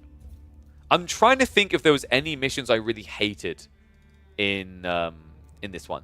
Maybe the only one is kind of the invasion of Cyprus because it felt unnecessarily slow at the beginning, but that's the only issue, right? Like, actually, one thing I really praise about Cyprus, the invasion of Cyprus mission felt like a Cossacks mission. And I mean that in a really good way. The map felt expansive in a productive way. Like, you had all these small little micro objectives on that map that was really cool. Accra... Wait, am I getting them mixed up? No, I'm not. Accra was the one where you had, like, the giant siege machine that used loads of stone. So, the only issue with this... I mean, maybe it's not an issue because it made it challenging. The artificial inflation, the Templars were broken. They just wouldn't die. Like I said, I've done these literally all on the hardest difficulty. And that one might have been the most... That one and this one were the most brutal. Cyprus was 10 times easier than these two. I think the one that someone's talking about with the sacred sites was, if I remember correctly, Egypt, right? No, it's Hattin. I think it's Hattin. You never tried the campaigns? Aether, I highly recommend Sultan's Ascend. The other ones, give them a little bit of a taste. If you don't like him, just don't bother. H2 is also already so old that new campaigns don't pull as much anymore. Everyone who would have tried H2. Yeah, exactly. Like, that's the other thing. Like, really keep trying to emphasize to people.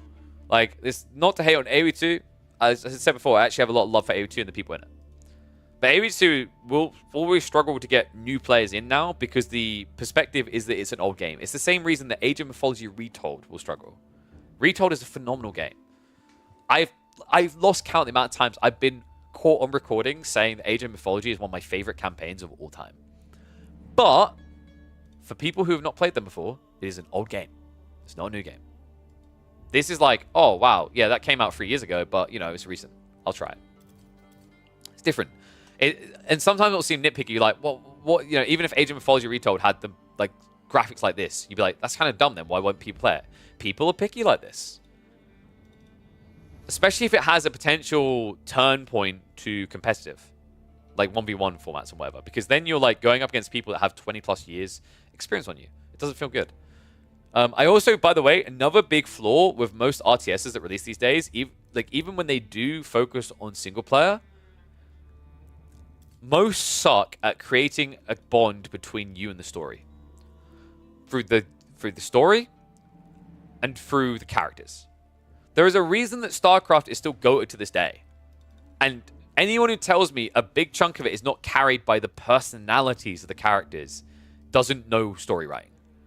The characters anchor you to the world in such an incredible way. They do it better than... Like, AoE2 doesn't do it that well. I think I said this, like, AoE2 carries the story through and it's really cool. But it's like, I think I said to the guys, I was like, I would love to have seen if they added, like, voice acting into AoE2 on one of the like, later editions. And they thought about it, like, yeah, you're right. It's like, because then you'd be like, yeah, I really bond with this guy. Or like cinematics, right? Like, I think about early 2000 RTSs. I mention Red Alert 2 all the time. Dude, I can like quote lines and remember it for so many different moments. Because it had these incredible cutscenes and character buildings. It's fantastic, right? StarCraft, the same way. Dawn of War. Dawn of War has terrible graphics now, like looking back at it. But I felt connected to the characters in that in a way that I've never felt connected to the characters in any RTS I can think of that's released in the last 5 years. You had like First Company Heroes. Actually, First Company Heroes really done a good job with the characters, even though it was more loosely detached. Like you had this like lieutenant who became a castle, captain rather, that it followed in the story of and whatnot. Like so good, so good. AOM is 2 times less player than 24-hour peak compared to AO4 right now. Yeah. Because, like I said, it's an old damn game. That's the reality. But if anyone here is going to try to tell me that any of the AO4 campaigns is better than the Age of Myth campaign, I'm going to say you haven't played the Age of Myth campaign. Age of Myth done a really good job of building character around the characters. Right? I think I said, I was saying to Mister, and he smiled and agreed. I was like, being a kid is thinking Arkantos is a badass. Being an adult is realizing that Arkantos is a pussy, and Ajax carried that story. Ajax, dude, Ajax makes that campaign. If you have not played the Age of Myth campaign, go play it. My favorite moment is there's a scene where like they're like, you're surrounded, surrender. And then off screen, a giant bolt comes in and kills a guy. And then Ajax just goes, we surrender. Just come a little bit closer. And it's just, I chuckled. I couldn't help but chuckle. It's just, I didn't even remember that line as a kid, but it's so good, right? Those type of small quirky moments, or like Ajax's obsession is like, come a little bit closer so I can club your face in, right? It's just the weird lines he comes out with makes him so enjoyable as a character. And most RTSs take that for granted. You want to have a guy you can like cheer for. Like Tychus Finley's like, dude, like Tychus Finley's ass, but like he's an ass with characters, so you love him. Love to hate him, but whatever way, like you feel for him, one way or the other. That's what the original campaigns in Age of 4 didn't get right. The documentary aspect, yeah, cool, but it doesn't convey any emotions. Exactly, right? Like, you almost want to have more in-game... Like, I can't remember, did the AoE4 campaigns have any in-game dialogue? I'm trying to remember now off the top of my head. If they did, I can't remember it, which means it was, like, hollow and not memorable.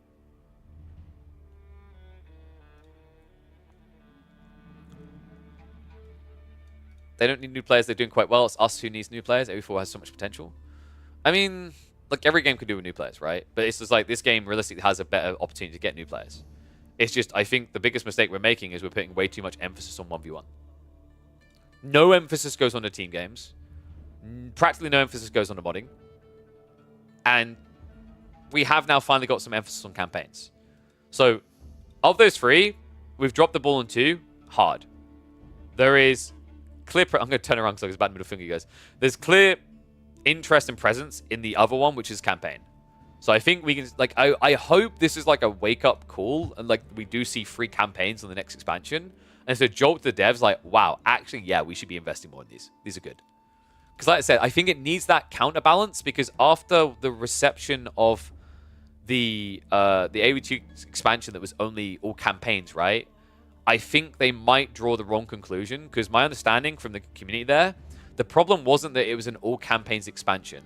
The problem is that the campaigns previously existed. So they basically just done an HD reskin sort of feel, right?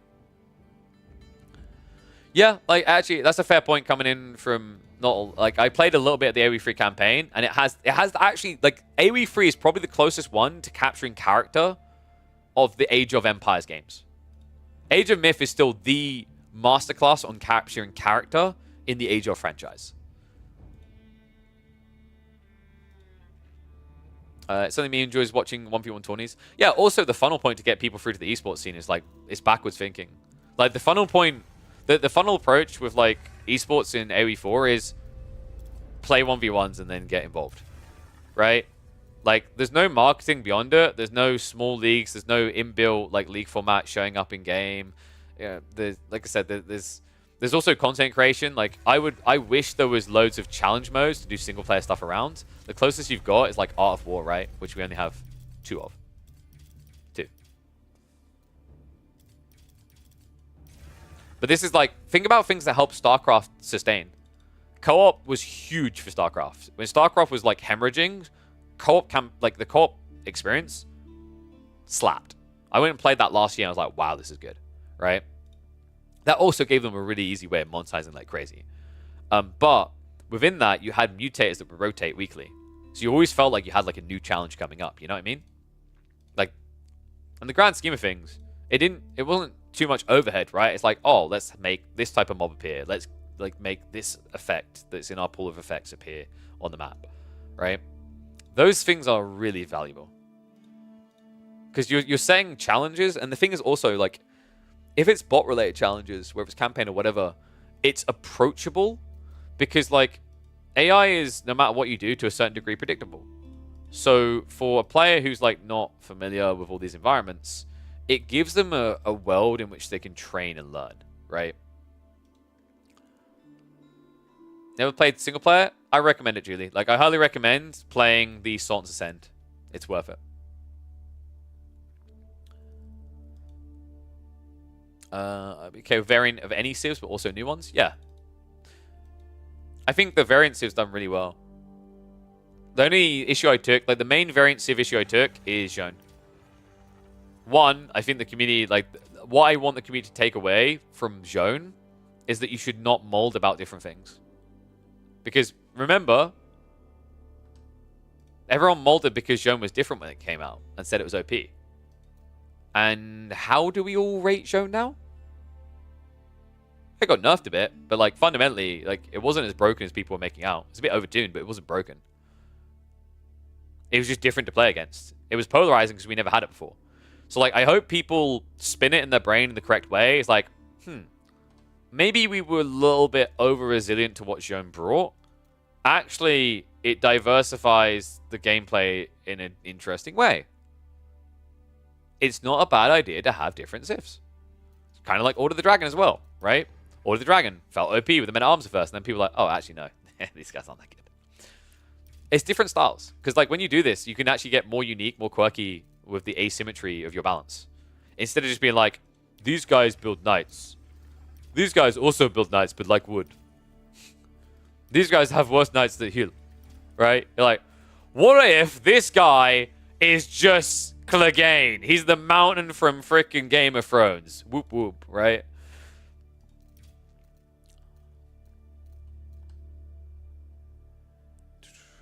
I got a prox 10 friend. Wait, I already read that. Need to catch up. Have I played the Warcraft free campaign? Yes. Actually, have I completed it? I played most of it. I think I went back to play for it because, like, Warcraft when I was a kid didn't appeal to me because, like, at the time I was playing games that had infinite resources when I thought infinite resources was a good thing, and obviously that doesn't. But I think I got up to the tree, and then I forgot to continue. Where you have to defend the tree and he keeps coming the waves, which is really tough on vanilla old, unless you cheese it. But like so what was it? Yeah, so civs shouldn't be named after a single person though. I mean, but like you get where I'm gonna go with this. That's kind of nitpicky. Like the fact that people try to use that as the mold as to why she shouldn't exist. No, just rename it. Like they actually probably should have and could have very easily called this De Orleans. De Orleans, and you still have Joan, right? It doesn't need to be Joan d'Arc. The biggest issue with Joan, the biggest gripe I have with Joan actually is that she's too like French. Which is why I like the upcoming change where you're gonna be able to build your companions out of Raxes and whatever. So we're actually going to see more unit diversity, which is really good for Joan. But like, you know, less civs like this, actually. I'm going to say that straight away. The more we develop new civs, the more I feel like Marlians is one of the more poorly developed civs in the game. Am I the only one who feels that? I don't know if we want to go the way of providing more and more civs that just have infinite resource types. Also, their playstyle that developed. I mean, they could have never seen it fully coming. Like, I get what... So I get what the intent was, right? The intent was to play, like... It was meant to be a guerrilla warfare faction. But the problem with Marlians is they kind of need a drastic overhaul to be a guerrilla faction. You get what I mean? They're not a guerrilla faction. They are a camp faction into a Zerg. So it's almost like intent outcome very different, right? Which happens a lot in development, right? Because when you're a developer, you have, like, mechanics... Mechanics, dynamics, aesthetics. Aesthetics is more the way things make you feel and how things look, those type of things. They fit that category.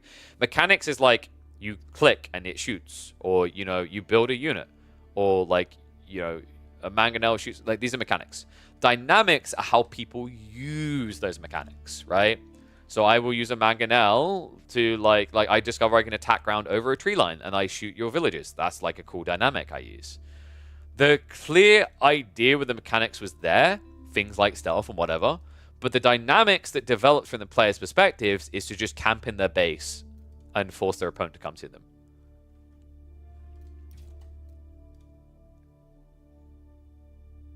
Yeah, Calboom is just fundamentally flawed. I think also, like, Marlians maybe has been a wake-up call more recently from a balance perspective from high-level players' eyes, as to why, like, infinite and easy to access resources is bad, right? Because they get extra infinite gold, and they get extra infinite food.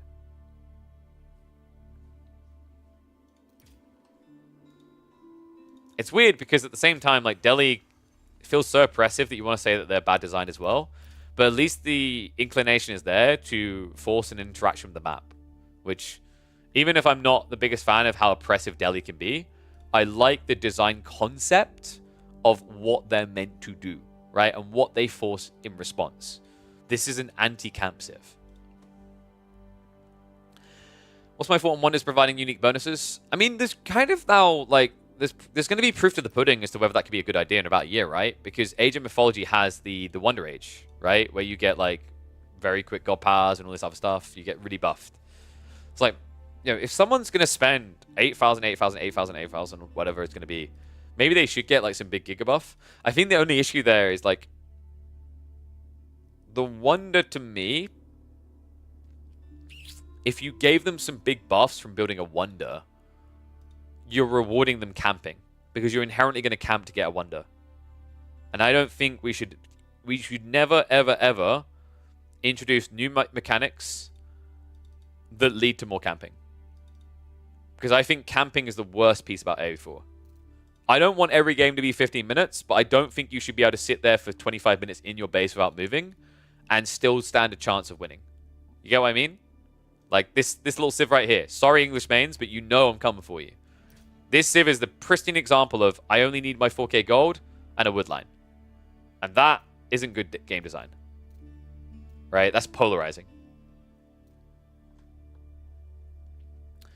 Wolf of the Wanderer is in the middle of the map. I mean, I was thinking about that as I was like saying it. So I'm not. Like, it's kind of funny someone else brings it up. Like, how would you enforce that mechanic in a way that doesn't feel weird? Like a sacred site. So like that could maybe work, but the problem with that is sacred sites aren't designed equally. So there are going to be sacred sites that allow you, like, if you get high view, you can get a safe wonder. So yeah. Counterpoint: going out into the map is the best way to gather resources. Not if your name is England. And also, there are other civs that only temporarily come out, like H'Uri. If they get 5 relics, they're not coming out. They'll let you headbutt the wall, right? Or if you have like a badly designed map with back trade, you're not coming out into the real map, are you? You're not coming out to the mid map.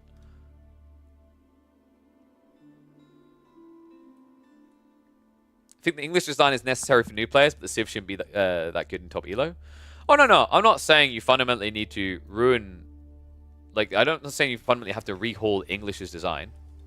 But there are some things, right? Like, imagine if instead of farms returning food and gold, you chose one. Would that be better? Do we need to maybe go down the route of saying we need to spend wood to renew farms? I don't know if that's the case. I do think, for one thing, England should not... Like, one, they should not get as much as they do from enclosures, full stop. Because they're already better farms, right? But the other thing is, like, why does this civ have an attack speed aura? I can't think of a harder civ to try and kill than English, on average, right? Trying to break an English base it's a marathon. I watch it at the pro level, where players won't rush an end because they can't rush an end, right? They're like, they'll make a decision. They can like, okay, I can now either out-eco England, or I'm going to have to play this really slow. Either way, I'm not going to have fun. Aren't they nerfing farms? Yes, but... Kixies, the thing you have to keep in mind, they're nerfing farms for civs that do not have specific unique bonuses. So the way that they're nerfing farms is that you've got the 5% less gathering, gathering buff on each ecotech, right? But how does that nerf Abbasids who have agriculture? How does that nerf English that get the increase based on mills? It doesn't. Actually, it creates a bigger beneficial gap for these civs compared to the ones that don't have it.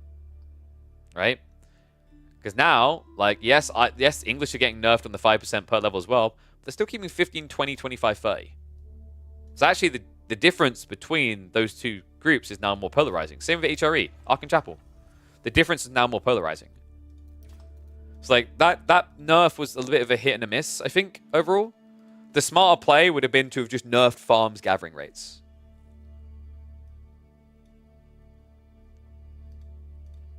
Which I can't remember. Did they do that? If they done it, they done it slightly. Because I remember like reading through and it didn't stand. Like, I'm pretty sure they didn't do it, right? They only went with the ecotechs. Which is pretty unfortunate. Like, farms should be bad. Full stop. It's similar to, like, trade, right? Trade should just so easily be better than standard. You don't want to make it so bad that you have to, like, follow the route. Because then you create a boring meta where it's like, oh, you must go do deer. You must go do berries. You must go do boar. Like, you're just creating a stale meta. You want people to have options. But the problem is, quite often, the option of farming, and just like in team games, the option of trading is way too good. Way too good to pass up. You'd never pass it up. You'd do it every day if you could. Right? Like, we're really seeing this full effect at the moment, in particular with the with the Abbasids, because they just eco wing up and swing those farms everywhere straight away. And before that, we were seeing it with English as well. Well, the problem with the wood cost is that's kind of fine for England because they don't have many eco upgrades, right? It's just they seem eco broken right now because the 2TC is free. But farms themselves should just be worse. Yeah, but that's what I'm saying, Hillberries. I don't think we need to do the you pay for farms to make them again. I don't think we need to go to that extreme. It's just they need to suck. Maybe you could have a better version of farms that you could build that cost like wood extra, right? It's like a temporary upgrade. And that would be how you'd morph the AoE2 system. But we are very quickly approaching just being an AoE2 copy and paste at that point, right? We've already got scorpions coming. So, yeah.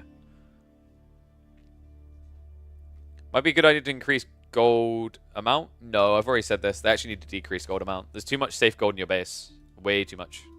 4K, like 4K for some civs will comfortably get you into Imperial Age into your late game comp. Which is wild to say out loud.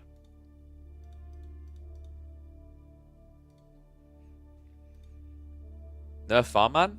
Dude, he barely streams as it is, chill.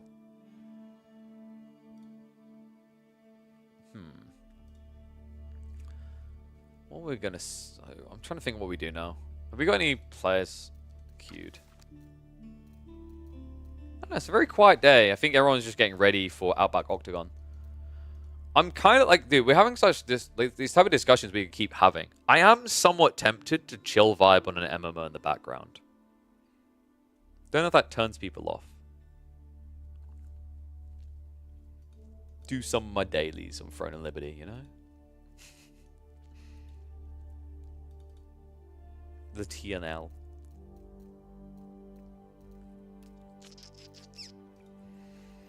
I don't know about community games at this point. Don't know if I want to like... my throat's feeling a bit weird. I need to find some sort of mix-up in content. Because we've cast a... How many hours have we cast this week? We've done a decent amount. I have felt like I've cast a lot of AoE4 since getting back from Red Bull. Obviously, I had those few days breaks, and then it's been like non-stop. Do a poll, maybe? I mean, this isn't an issue of like... Do you guys want to do community games? It's an issue of whether like... I'm in the mood to cast them. What am I got something cooking with a barbecue? Rush China. Oh no. No, dude. Get out of here. You guys are turning into a hive mind. You're spreading the pain.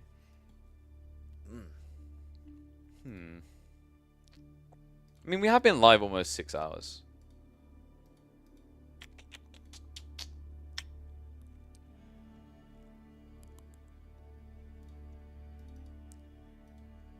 I might have a look at Throne and Liberty.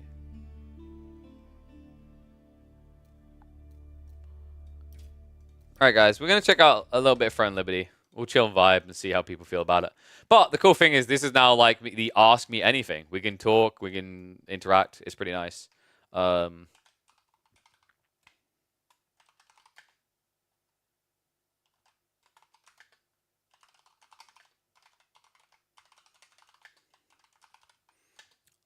what we'll do, we'll chill on a little bit of Throne and Liberty. I mean, I like this. Like I said, it's actually refreshing content to have. Like, I like how much kind of almost podcasty nature we had today. I felt that was really good. So if you guys don't want to watch Throne and Liberty, there's other things to check in on. But if you do want to either watch Throne and Liberty or talk and interact with me, it's the perfect opportunity for that. I mean, Throne and Liberty is a pretty cool game, though. It's a very pretty game. We'll probably be doing some of our dailies, running through dungeons. Maybe I try and do a Cursed Wasteland. I don't know what my frame rate's going to be like for Cursed Wasteland, so that might be a mistake. So if those don't know, Cursed Wasteland is like... Oh boy. It's, of the public dungeons, it might be the nightmare. It's like trying to learn China in AoE4 if you've never played before. Or like Byzantines if you've never played before. Like when they first came out and people were like, you need a degree for this. It's a pretty unique experience. Because you have to coordinate, and coordinating with randomers is... It's a mixed bag. It's funny, because once you know how to do it, it's just like easy peasy. But otherwise, it's pain. Alright, see you, Nod. But yeah. Let me know what games you guys have got your eyes on, actually. I kind of like want to find maybe a day a week where we like start an AoE4 and then hop onto brand new games to check out. I guess we could have played Deadlock, but like I said, a bit paranoid in case Emma needs help with the kids because they are going to bed soon. Language not supported. I don't know why it always does that. Every time I start up, it's like, language not supported. Le de français, oui, oui. Beyond a reason, not a new game. I think I've been over my feelings on Beyond All Reason. Beyond All Reason just is not a spectatable strategy game. At least that's, like, you know, I know it's got an audience, but like my feeling on it was that.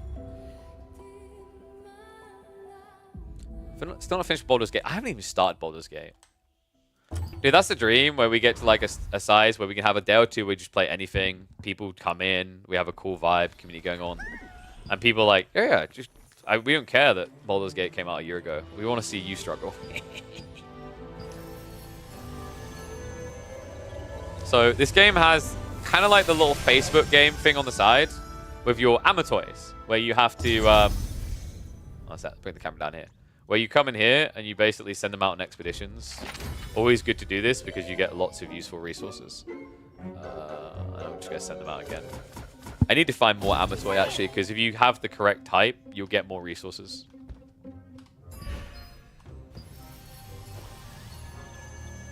Cries in honor mode run that ended because someone couldn't run out the door.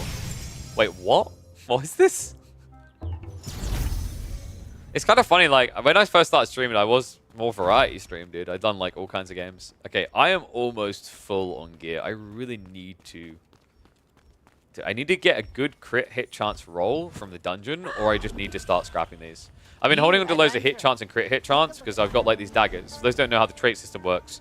So you have your item and you have that trait area down there. You see it? Like, it's here. So you can roll different traits. And I have been about as unlucky as a person can get. I've been getting extra daggers, extra crossbows, because I'm crossbow dagger class. But I've been getting, like... Whoopsie. I'm getting... I've opened the Ultra House. I've been getting, like, with the Rex crossbows, I got undead bonus damage. And I dropped one yesterday, and it gave me max mana. Dude, it's giving me literally all the bad rolls. I'm so unlucky, because anything else but max mana would have been like, oh, I'll put that on. That's fine. So yeah, it's been a bit torturous to getting geared. And I'm obviously a free-to-play player. I've got Lucent, but for those who don't know this game, like it has... The auction house uses only premium currency. So free-to-play players can make money through it, but you also have to spend money in it to get stuff, right? So it's a bit of a weird dynamic there. Let's just spend this, take my rewards, because guild coins are handy. I'll get your stuff today. Stream is smooth for you guys, right? Let me know if it gets a bit laggy. Always like to make sure things are smooth for you guys. Yeah, I've been playing, dude, like, most nights I've been like putting an hour or two into this, like doing my dailies and whatever. And I've been having a blast. It is a cool game. So, I think what we want to do is torture ourselves by searching for randomers to go into Cave of Destruction. I like Cave of Destruction because, I mean, I need it for these daggers, which are really good. But it's also, and also, actually, Braces of Primal King's really good. It's also really fast. It's one of the fastest dungeons. The funny thing about this one, by the way, is this one's boss has an interesting mechanic that no one understands and does. So what I'm going to look for is high power level, because if it's a higher power level, theoretically the people are just going to be like quicker, is the idea. So I think there's a 2400 unless I'm blind.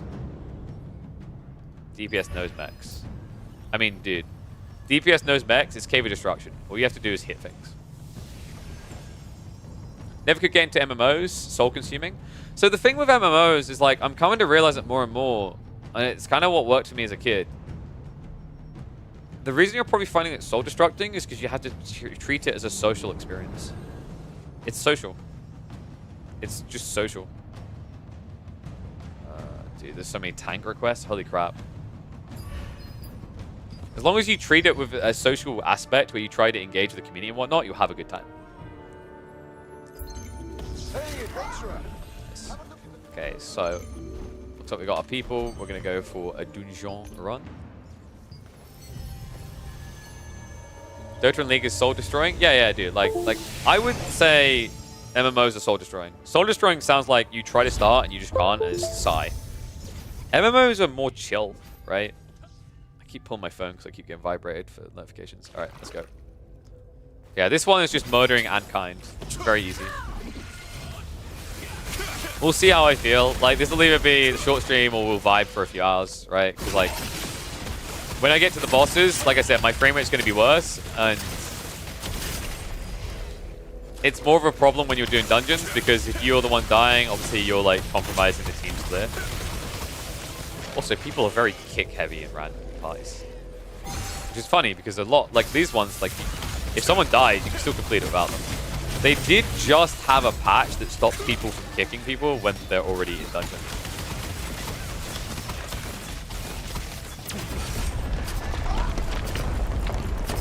Oh man, I just realized, I was thinking about it.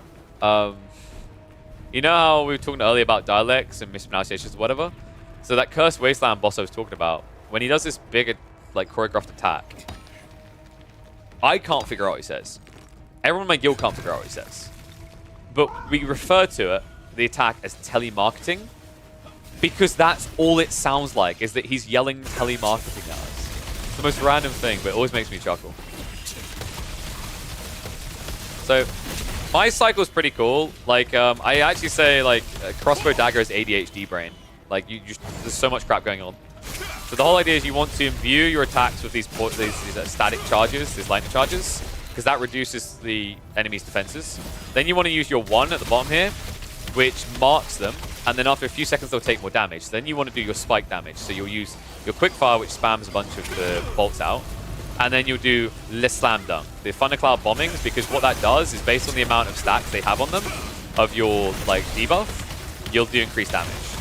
And then you have epic-looking things like the Beyblade, as I call it, which just got disrupted there, so I'll show you in a bit. Beyblade is where you just spin on the spot and do loads of damage all around you. But I have abilities that I can activate to decrease the cooldown of all my other abilities on cooldown. It's like, when you watch, if you don't play this class and you just watch it, it does kind of look like someone is just smashing every button. But there is elegance to it. Well, if you want to be really good, there is elegance. You could just be like pretty haphazard and do okay. But if you want to contribute, you actually have to cycle. The other tough part is like this class does require a lot of gear to get really good. But what I'm impressed by is my DPS already feels really good compared to some other classes I'm in here with, even though I don't have great gear.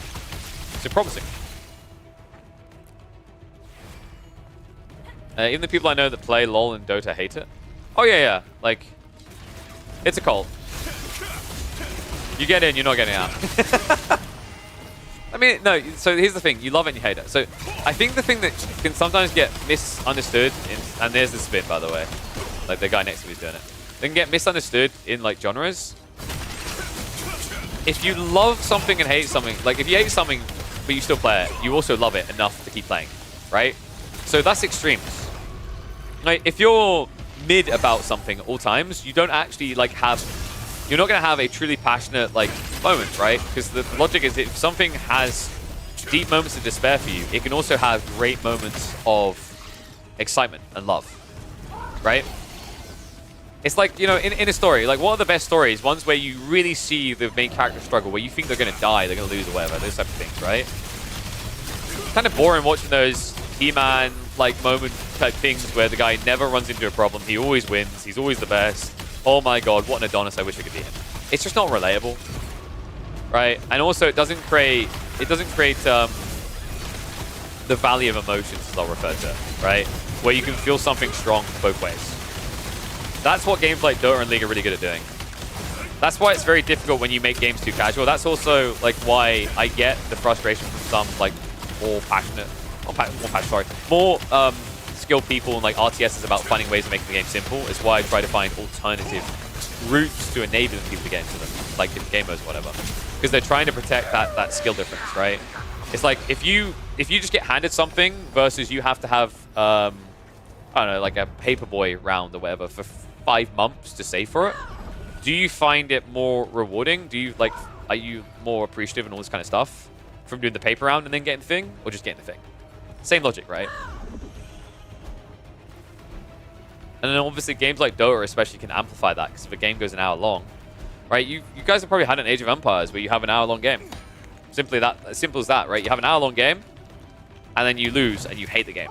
We have an hour-long game, and you win, and you're like, yes, yes, yes!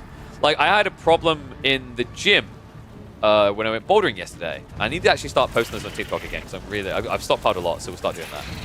But, like, I tried it a little bit on my last session, at 2 different points in the session, and I couldn't even begin. It was horrible. Like, it was quite a high-grade problem, and I'm a recent climber, so the expectation is I shouldn't really be able to do it anyway. But then this week, I went in very early, like the first... How long would it have been? First, like, 20 minutes, maybe 30 minutes? I nailed it. Guy I was with was like, you're doing really well for someone who's on, like, the 7th climb. I was like, hell yeah. And I was like, oh, like, I've got it on the recording. I was like, let's go! I was, like, full-on hyped about it. Compared to, like, doing a black. Like, yeah, because, of course, like, a black, which is a low grade in that gym, is, yeah, I should be able to do a black. Of course I do black. It's just a black. Beyblade! Love the spinny attacks. So, we're going to get a thing soon. By the way, that purple is to parry. If you parry, you get resources. Is the audio too loud? So, look, I've got this blue buff on me. This is the mechanic most players don't know about. If you come here and do this, you dodge this big charge up execute attack. Otherwise, people have to run out to these platforms. But the best thing about doing it this way is you get thrusted in the air, you morph to fly, and then you can just straight up fly over to this ant you need to kill to make her to drop down again. So this is a lot more efficient to do than what other people do. You just have to pay attention to the small ants around, kill the right one, and then you can get the debuff to stand on there. Because if you don't have the correct buff, either the blue or the red one, you will just get stunned walking over there and die. So yeah, the sad part is it's a really cool mechanic. People just don't interact with it. This one, I think you have to be healed to remove the maggots. Just no one ever really bothers to heal. But this guy dropped the heal quite nicely, so we moved in. Means that any damage we take is going to be quite minimal. Beyblade spin. I knew he was going to throw us up as soon as I done that.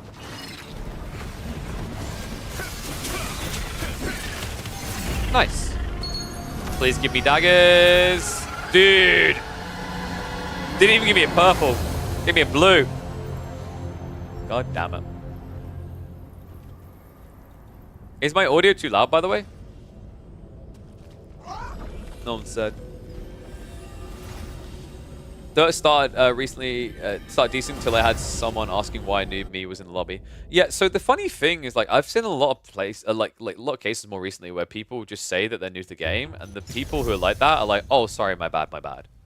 Which is really refreshing to hear about. It's so nice. Ooh-wee. My load times are bad. Dude, I can't wait to build this PC. I'd be able to stream this game, and I'll have full, like, 140 hertz easily.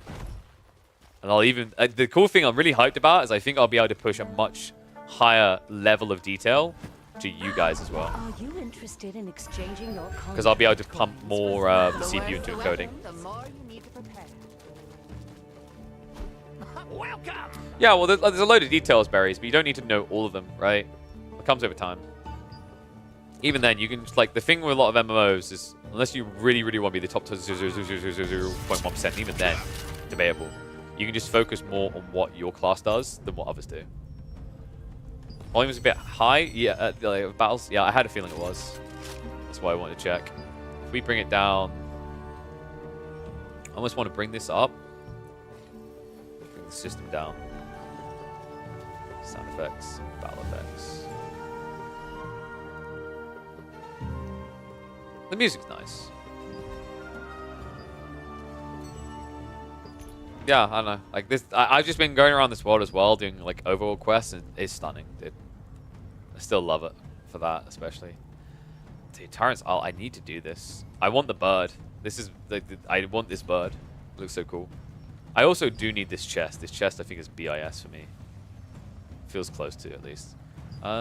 Maybe do another cave destruction. So actually, this boss is quite fun. If we can get Tyrant's Isle, the Tyrant's Isle is really fun, because this boss, a lot of these other bosses, it feels like, oh man, you need a tank, you need to be organized. This boss, you can actually do without like a tank on the final boss.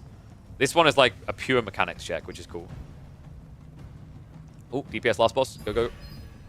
I'm probably too late.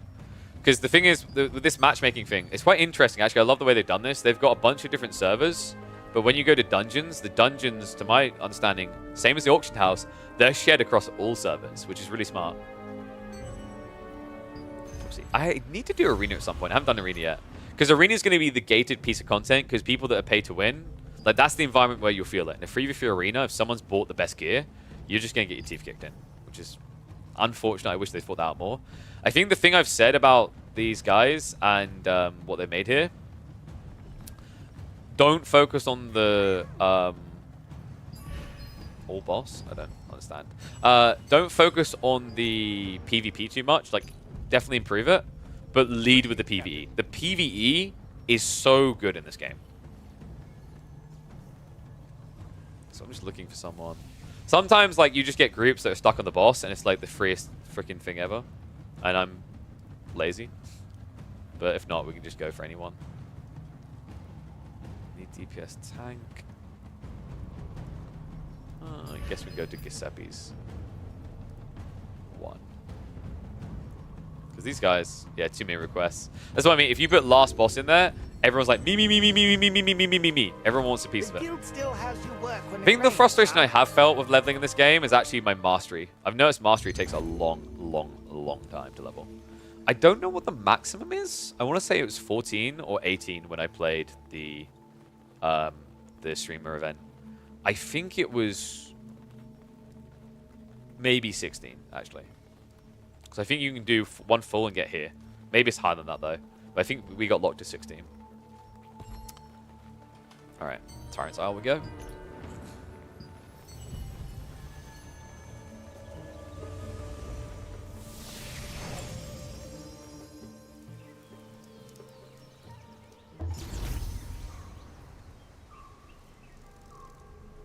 Sorry, just checking messages. Oof. Okay. I can't believe I met another human being on this island. This is cool, by the way. So This game has like overworld dungeons, right? That you go underground in. But this island is an entire dungeon with PvP. It's really cool. While we were overhauling the ship, the reptilians abducted my entire crew. I beg you, please rescue them. I don't know why we're waiting for the first mission to go. I find it's quite funny how often like you'll have 5 people waiting in the raid and they just won't start moving. As long as you've got like the tank and the healer, it doesn't matter if a DPS isn't here yet. My tip to people, just get moving. It'll be quicker for you in general. Right, so funny thing about these mobs, pretty much the only thing they do is provide XP. They don't provide drops. So when you're in a dungeon, it's kind of one of the underwhelming things. There's just no point clearing the mobs. Just skip them, do your objectives, go for the boss. I think that's my only pet peeve of dungeons a little. Is it feels very hollow, like you don't even get like Solent or whatever, to my understanding, from what I've noticed. Which feels a bit underwhelming. But yeah, you want to dodge these guys and literally head for the mini-boss. And then killing this guy will open one of the gates. Intruders must die. I'm not even sure if we have a tank. I'm looking at the classes, I'm not seeing Sword and Shield. Sword and Shield is pretty much going to be tank. Yeah, we don't have a tank. But like I said, you technically do not need a tank for this one. Why are they all peacocks and pheasants? So yeah, that's something like your guys do. You can morph. You can morph into things. So you can get like wolves and pheasants and whatever else. It's interesting. Like, we should have healing.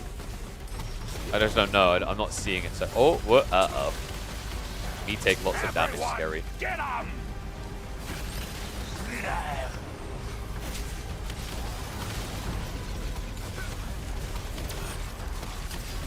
Oh my god, dude. Can I get some heals?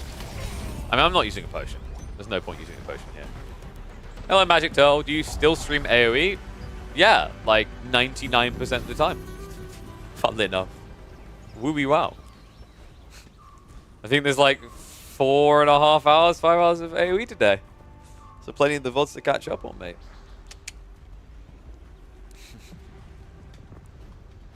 I think we've streamed like 20+ hours of AoE this week, actually. Whoop, whoop. Yeah, I know you're joking. I was just thinking about how many I've streamed. I was like, 20 hours already is not bad. I know like some people do 120 a month or whatever, but like those people are making over $4,000 a month from streaming. Would be nice. Yeah, good to see you too, buddy. Okay. So we just want to dodge and go. I really like the small details like this as well, by the way. So your Amatoi will use heals on you regularly, which is really nice. They're small heals, but the reason it's a nice system is because if you're not in a party with a healer, like it can feel very punishing otherwise, right? It's small things like that that definitely like matter and are well thought out. What just happened? All the guys left. I don't know why.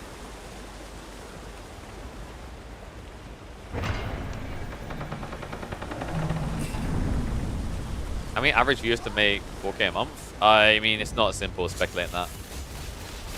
I know streamers that have my viewership that make 4,000 a month because they have audiences that will give a lot to the streamer.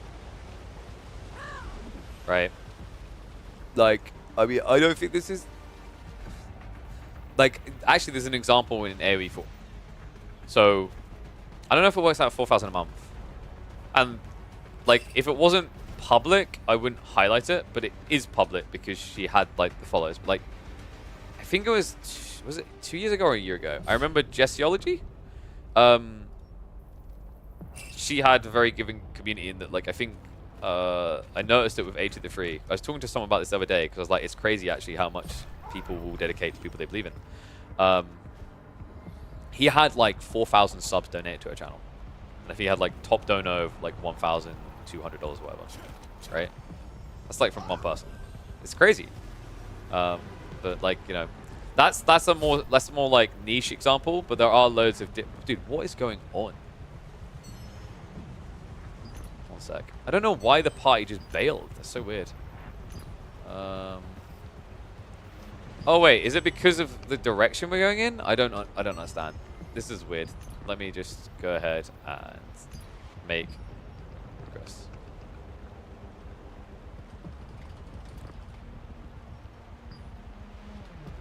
We go 21, 2,000 because like we want to fill it.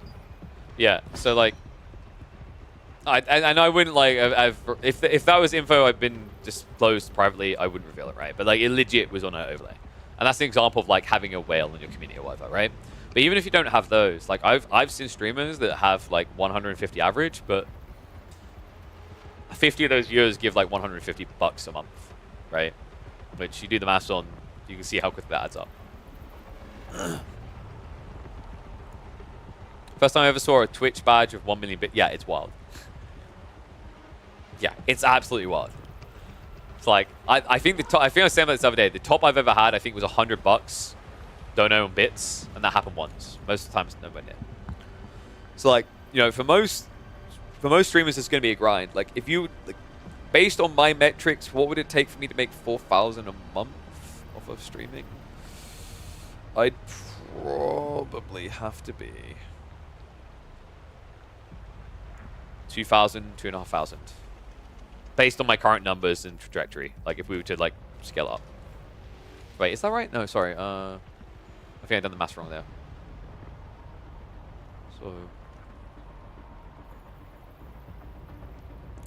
I would have to be probably about 1,200 CCV, which is concurrent viewership, to reach that.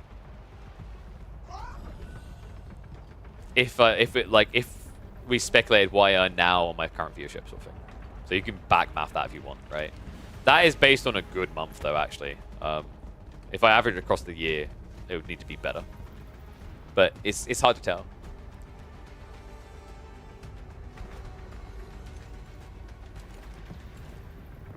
And yes, 8 to the 3 was in there, yeah. Nice guy. I met him in Heidelberg 2 years ago. Really nice guy. Dude, am I just like not getting... Alright. So, this dungeon is a weird one. People are always weird about this dungeon. Because it's very different. I think I'm going to just find a new party. Because we're not even far in.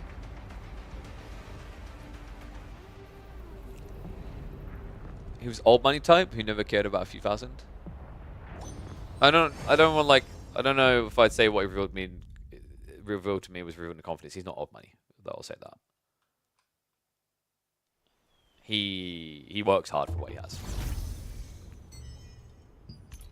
So let's try pipe bot again. That was weird, dude. I've never had a squad do that the way they done that. I think it's because the wrong gate opened. Like the other gate is quicker. I just don't think it matters.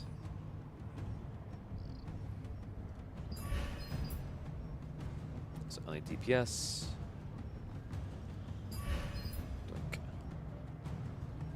There we go. You in a guild Wait, yet? why did it cancel one? You're meant to be able to like have free requests going. Why would you deny me, you donkey? You asked for a DPS.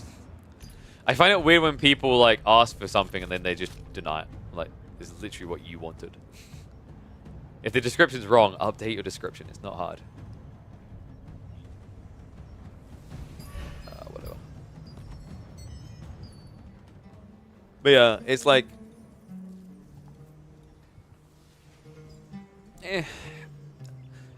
It's nice to have whales. I think it's also scary. Because, like, to use the example in a Jester situation, if the whale disappears, whatever you'd scoped out in terms of how you make your living, you now can't do. It's like, if you're trying to be full-time content creator, having 1 or 2 whales sustain you is not great. The better way is to build up to a viewership where you can then generate reliable sponsorships regularly, which is what I'm trying to do. And then probably, like I said, my ideal world is I'd love to have, you know, AoE 4 on certain days of the week. Kind of what Grubby done, right, for a while, where it's like AoE 4 and Warcraft, rather, and then you'd have, like, other games as well. I like that. How does AoE's future outlook look to you? There's potential. It comes down to whether it's leveraged the right way, right? It's always been the case. And the ball's been dropped a lot of times. There's a lot of potential. The game has core been improving, but the marketing hasn't been there. I think the thing that... I might be spilling a bit too much, but the thing for me is, like, obviously it's even harder for me to grow in a sphere where the community size isn't increasing. Because people have habits of where they typically go. As an example, if Beastie was live right now, how many people would be there with Beastie, even though it's still in AoE4? Or if Drongo comes back to streaming, how many people would be there instead of here? Or when Dumu's live, how many people are there instead of here, right? Because people will just have their preferable placements. And it's very hard to shift those preferable placements. So you like have a pecking order almost. It's very hard to shift over long periods of time because people build loyalty to the locations. So, like, my outlook, I'm trying to remain positive. I need to see growth because to reach that, like, sustainability point with my content where I can make a living for my family and my now 2 kids, I kind of need... I need them to get marketing right, so we have new people coming to the game, so that I can actually, like, you know, provide for them, right? So, I'm hopeful, but choices made in the past have obviously left me questionable, right?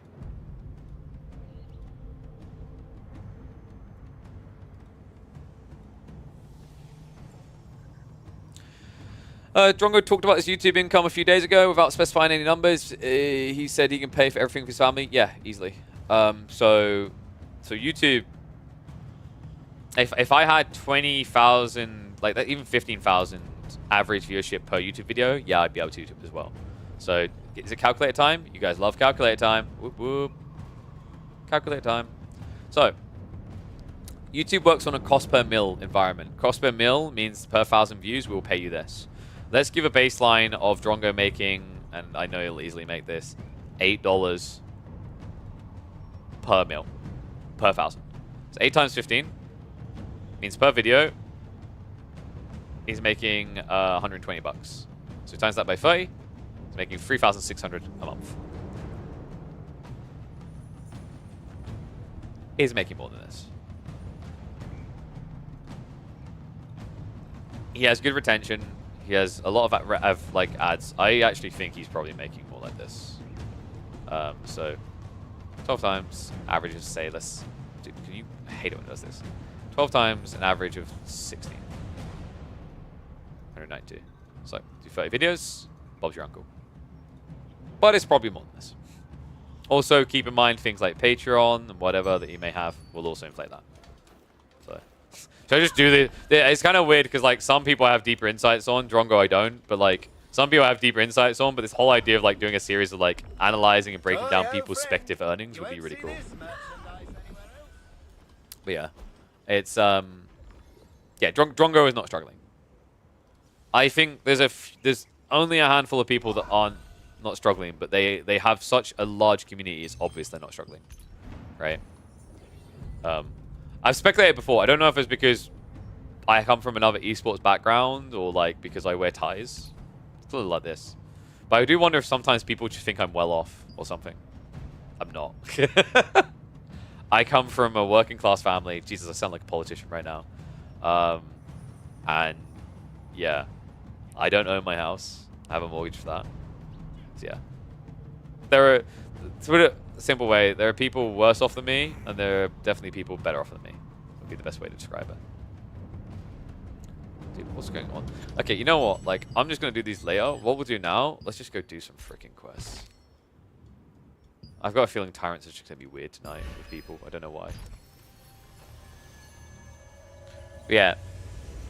And, like, the things that I'm going to disclose here are public. So, for example, he had a Patreon where he had, like, I think he had a $500 tier or something. Welcome to... And I think... glad you got here I don't know if Patreon removed it. You used to be able to see how many people they had. And I think he had 2 people at that tier. So, yeah. Once you capture the loyalty of people... they'll go to bat for you.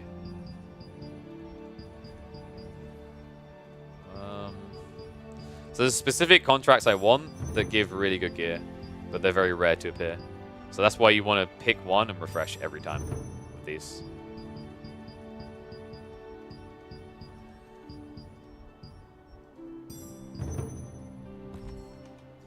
I feared you were going to be transitioning off AoE at this point too. I mean, it's definitely something that's been in consideration at times. But I keep saying, like, I'm not giving up on AoE, right? But this might be revealing too much. I have plans coming up that, depending on the success, will heavily impact what I choose to do in my content creator future. That's what I'll say without revealing too much. It's kind of like the scale of thing that I'm like, if this doesn't work to grow the channel to the point where, like, we can easily start bringing sponsors, and I feel like there's, like, positive growth and the means of, like, eventually becoming, like, you know, 1,000 CCV, 2,000 CCV streamer, there never will be. So, yeah. Exciting, but also, in some ways, scary upcoming months. Because also, the thing I have to be cognizant of is if I'm like, I've been doing this for 3 years, and I've had my on-off points where I took breaks with AoE4, sure, but even before that, like, you know, wasn't guaranteed growth.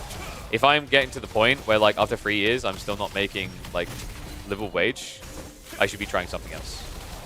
Not necessarily quitting content creation, but, like, I shouldn't be then investing 40 plus hours a week into AoE4, right? So, yeah. Very, like I said, very exciting times. But I think you have to do that. Like, I regularly lecture people about sunken cost fallacy and the silliness of it. And to some degree, I think it would be fair to say, if we're being completely, like, conscious of it, there has been a sunken cost fallacy around AoE4. Like, the amount of hours I put in versus what I get out of it. And I'm not doing this to sound entitled or like, oh my god, I just or something. It's like, it's just logical thought, right? There's a point at which you're like, well, I need to earn money or whatever, right? So we'll see how it goes. I am positive that, like, I am very confident this will succeed. Well, I'm hopeful. I wouldn't be trying it if I didn't believe it had credence and warrant. So fingers crossed, it will work.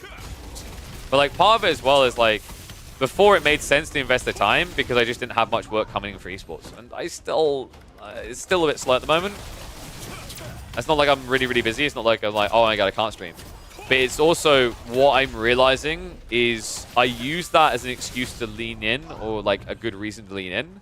But then I never, like, I could have been spending extra time finding additional gigs, right? It's hard to find gigs, but, like, I could have been spending more time looking for them, right? So yeah, it's kind of a weird one.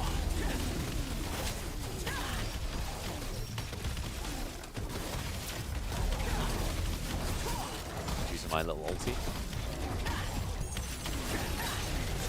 It's annoying when you don't have your spin to win ability. You've invested so much. Oh, you mean the... oh, wow, you're right. It's almost like I have a sunken investment here that I should definitely look to continue. Wait a second. Wait a second. This sounds familiar. What was I just saying?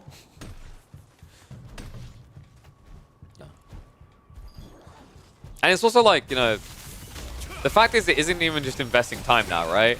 Like, we've started to see increases from it, but for example, when I was hosting the show matches and the preseason invitational, it might not sound like a lot of money, but like if you're not making money already and then you're investing money into things, you see where I'm going with this? It's like, if you're not making money, you're losing money already. So then if you spend money, you're losing even more money. It makes me sound like a silly sausage. But there's like a speculative investment logic. That, within reason, there's an anticipation, if not expectation, that it can pay off. So we'll see.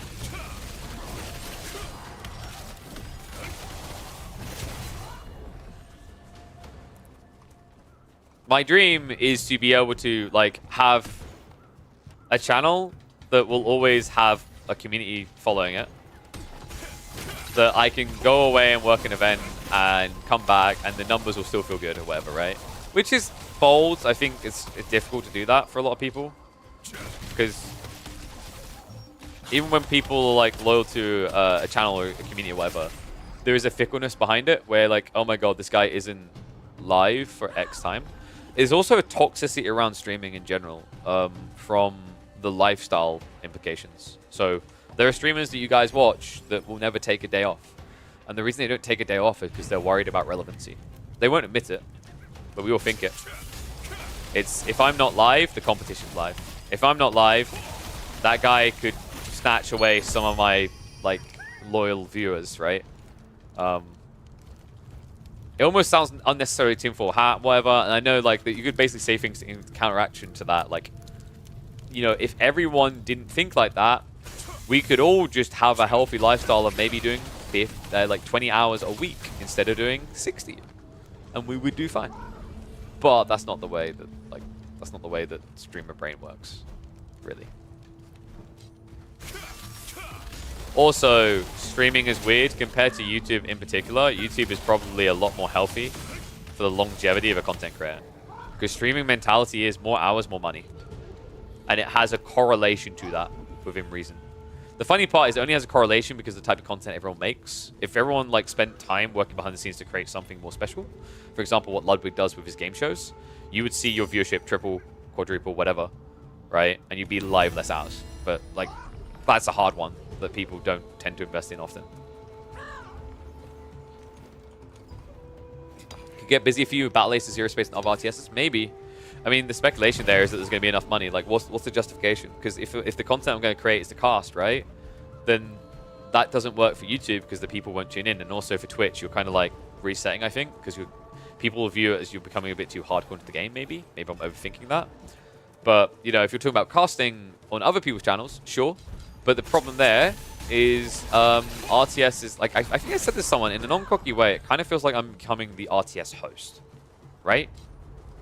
Like, obviously, KillRS has StarCraft, but Stormgate, AoE4, Age of Mythology, I'm being there, right? I'm just there. Boom. So, like, there is that, but then you have to, you know, it's not the same as if you are the go-to host for Dota 2 or something like that. Those scenes are big, and they will pay big money. But, like, Zero Space isn't really a point where I think it's paying casters, if it's even running events. Stormgate would be very low salary, to my understanding. Because there's not much money in the scenes, right? Like, we're kind of past the esports bubble to the extreme where everything is paying stupid money. There are areas that pay more money than is probably justifiable, but they're becoming more rare. More are having to have a reset, unless you have, like, big government money behind you. For me personally, not putting the man down, that guy man was simply an enigma. Yeah, so, like, yeah, well, it's what people prefer. Right? So, like, everyone has preferences. It's the reality. And, like, casting, for example, casting is subjective, as is content creation.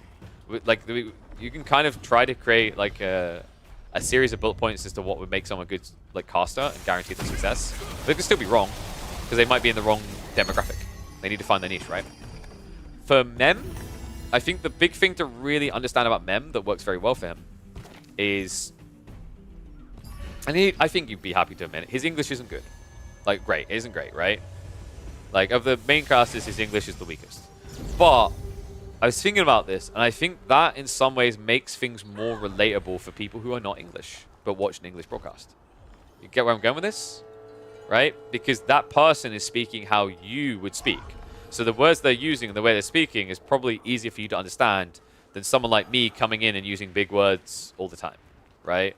And using like weird niche words that wouldn't come up very often in English anyway. So how would someone who doesn't speak English as their first language even know them? You see what I mean? It's like, that's one avenue. There's other avenues as well, right? Different things, different appeals for different people. Okay, so we've been doing some nice little questy poos.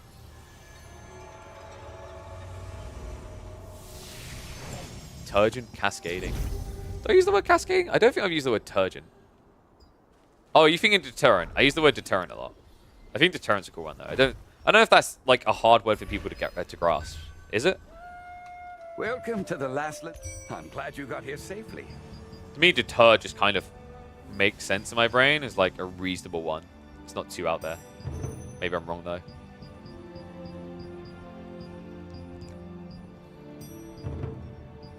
Boogers. Love getting them. You want the ones that give satchels because you can get good gear out of them. It's the most efficient way to use these because you only get 10 of these a day and they stockpile up to 69 maximum. Nice. And I'm looking for ones that are like in the same area, skeletons or zombies. I think, did I already take a zombie one? No. So I want to avoid zombie ones because zombie spawns are tedious. Also shows They're so bad. So we'll do paramail. Screw it.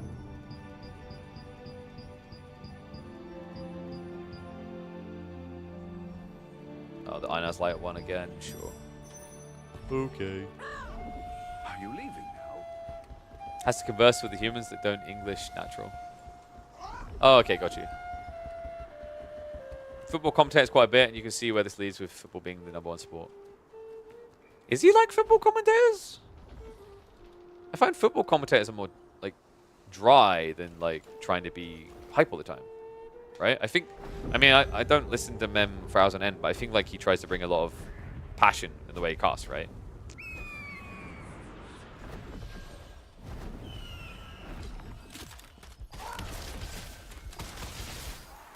Not to say that football commentators can't be passionate, but they're almost more calm. Unless you're referring to like Spanish football, in which case, yes.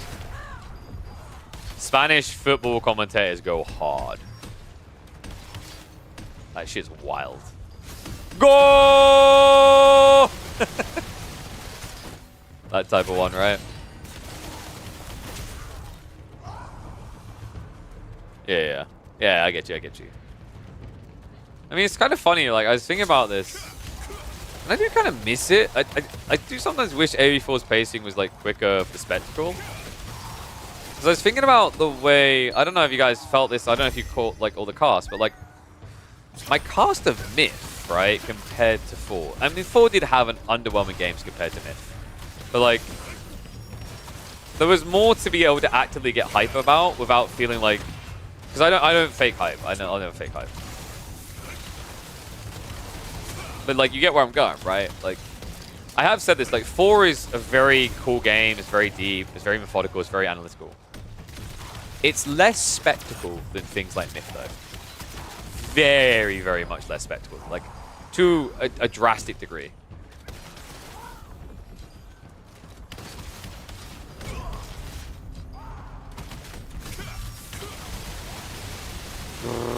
Beyblade.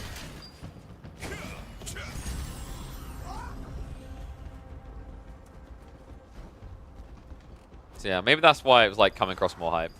Or like, and this is the thing that like, it's kind of nice being a play-by-play. Like, you might pay a lot of attention to the game, but you don't spend that much time deeply analyzing. I spend a lot of hours deeply analyzing for, right? Like when I'm doing my solo casts, I don't just want to be the guy saying what's happening on screen. I want to try to speculate, accumulate, right? I want to try to evolve the knowledge. So I'm analyzing. And that means that when you get back to play-by-playing, it's kind of different. Because of your understanding of how impactful the play is, or whatever, right? Whereas like with Myth, it's more... I'm not deep nerding numbers to an extreme. I know them quite well, but like not to the same level. Does that make sense? It's kind of weird, yeah. Anyway, guys, I think I might look to call it because my belly is getting hungry. Protein Works carried me, but only so far. So, That in mind, let's find someone to raid for you all. Right, YouTube stream. It's been a pleasure. Love you all, but I'm going to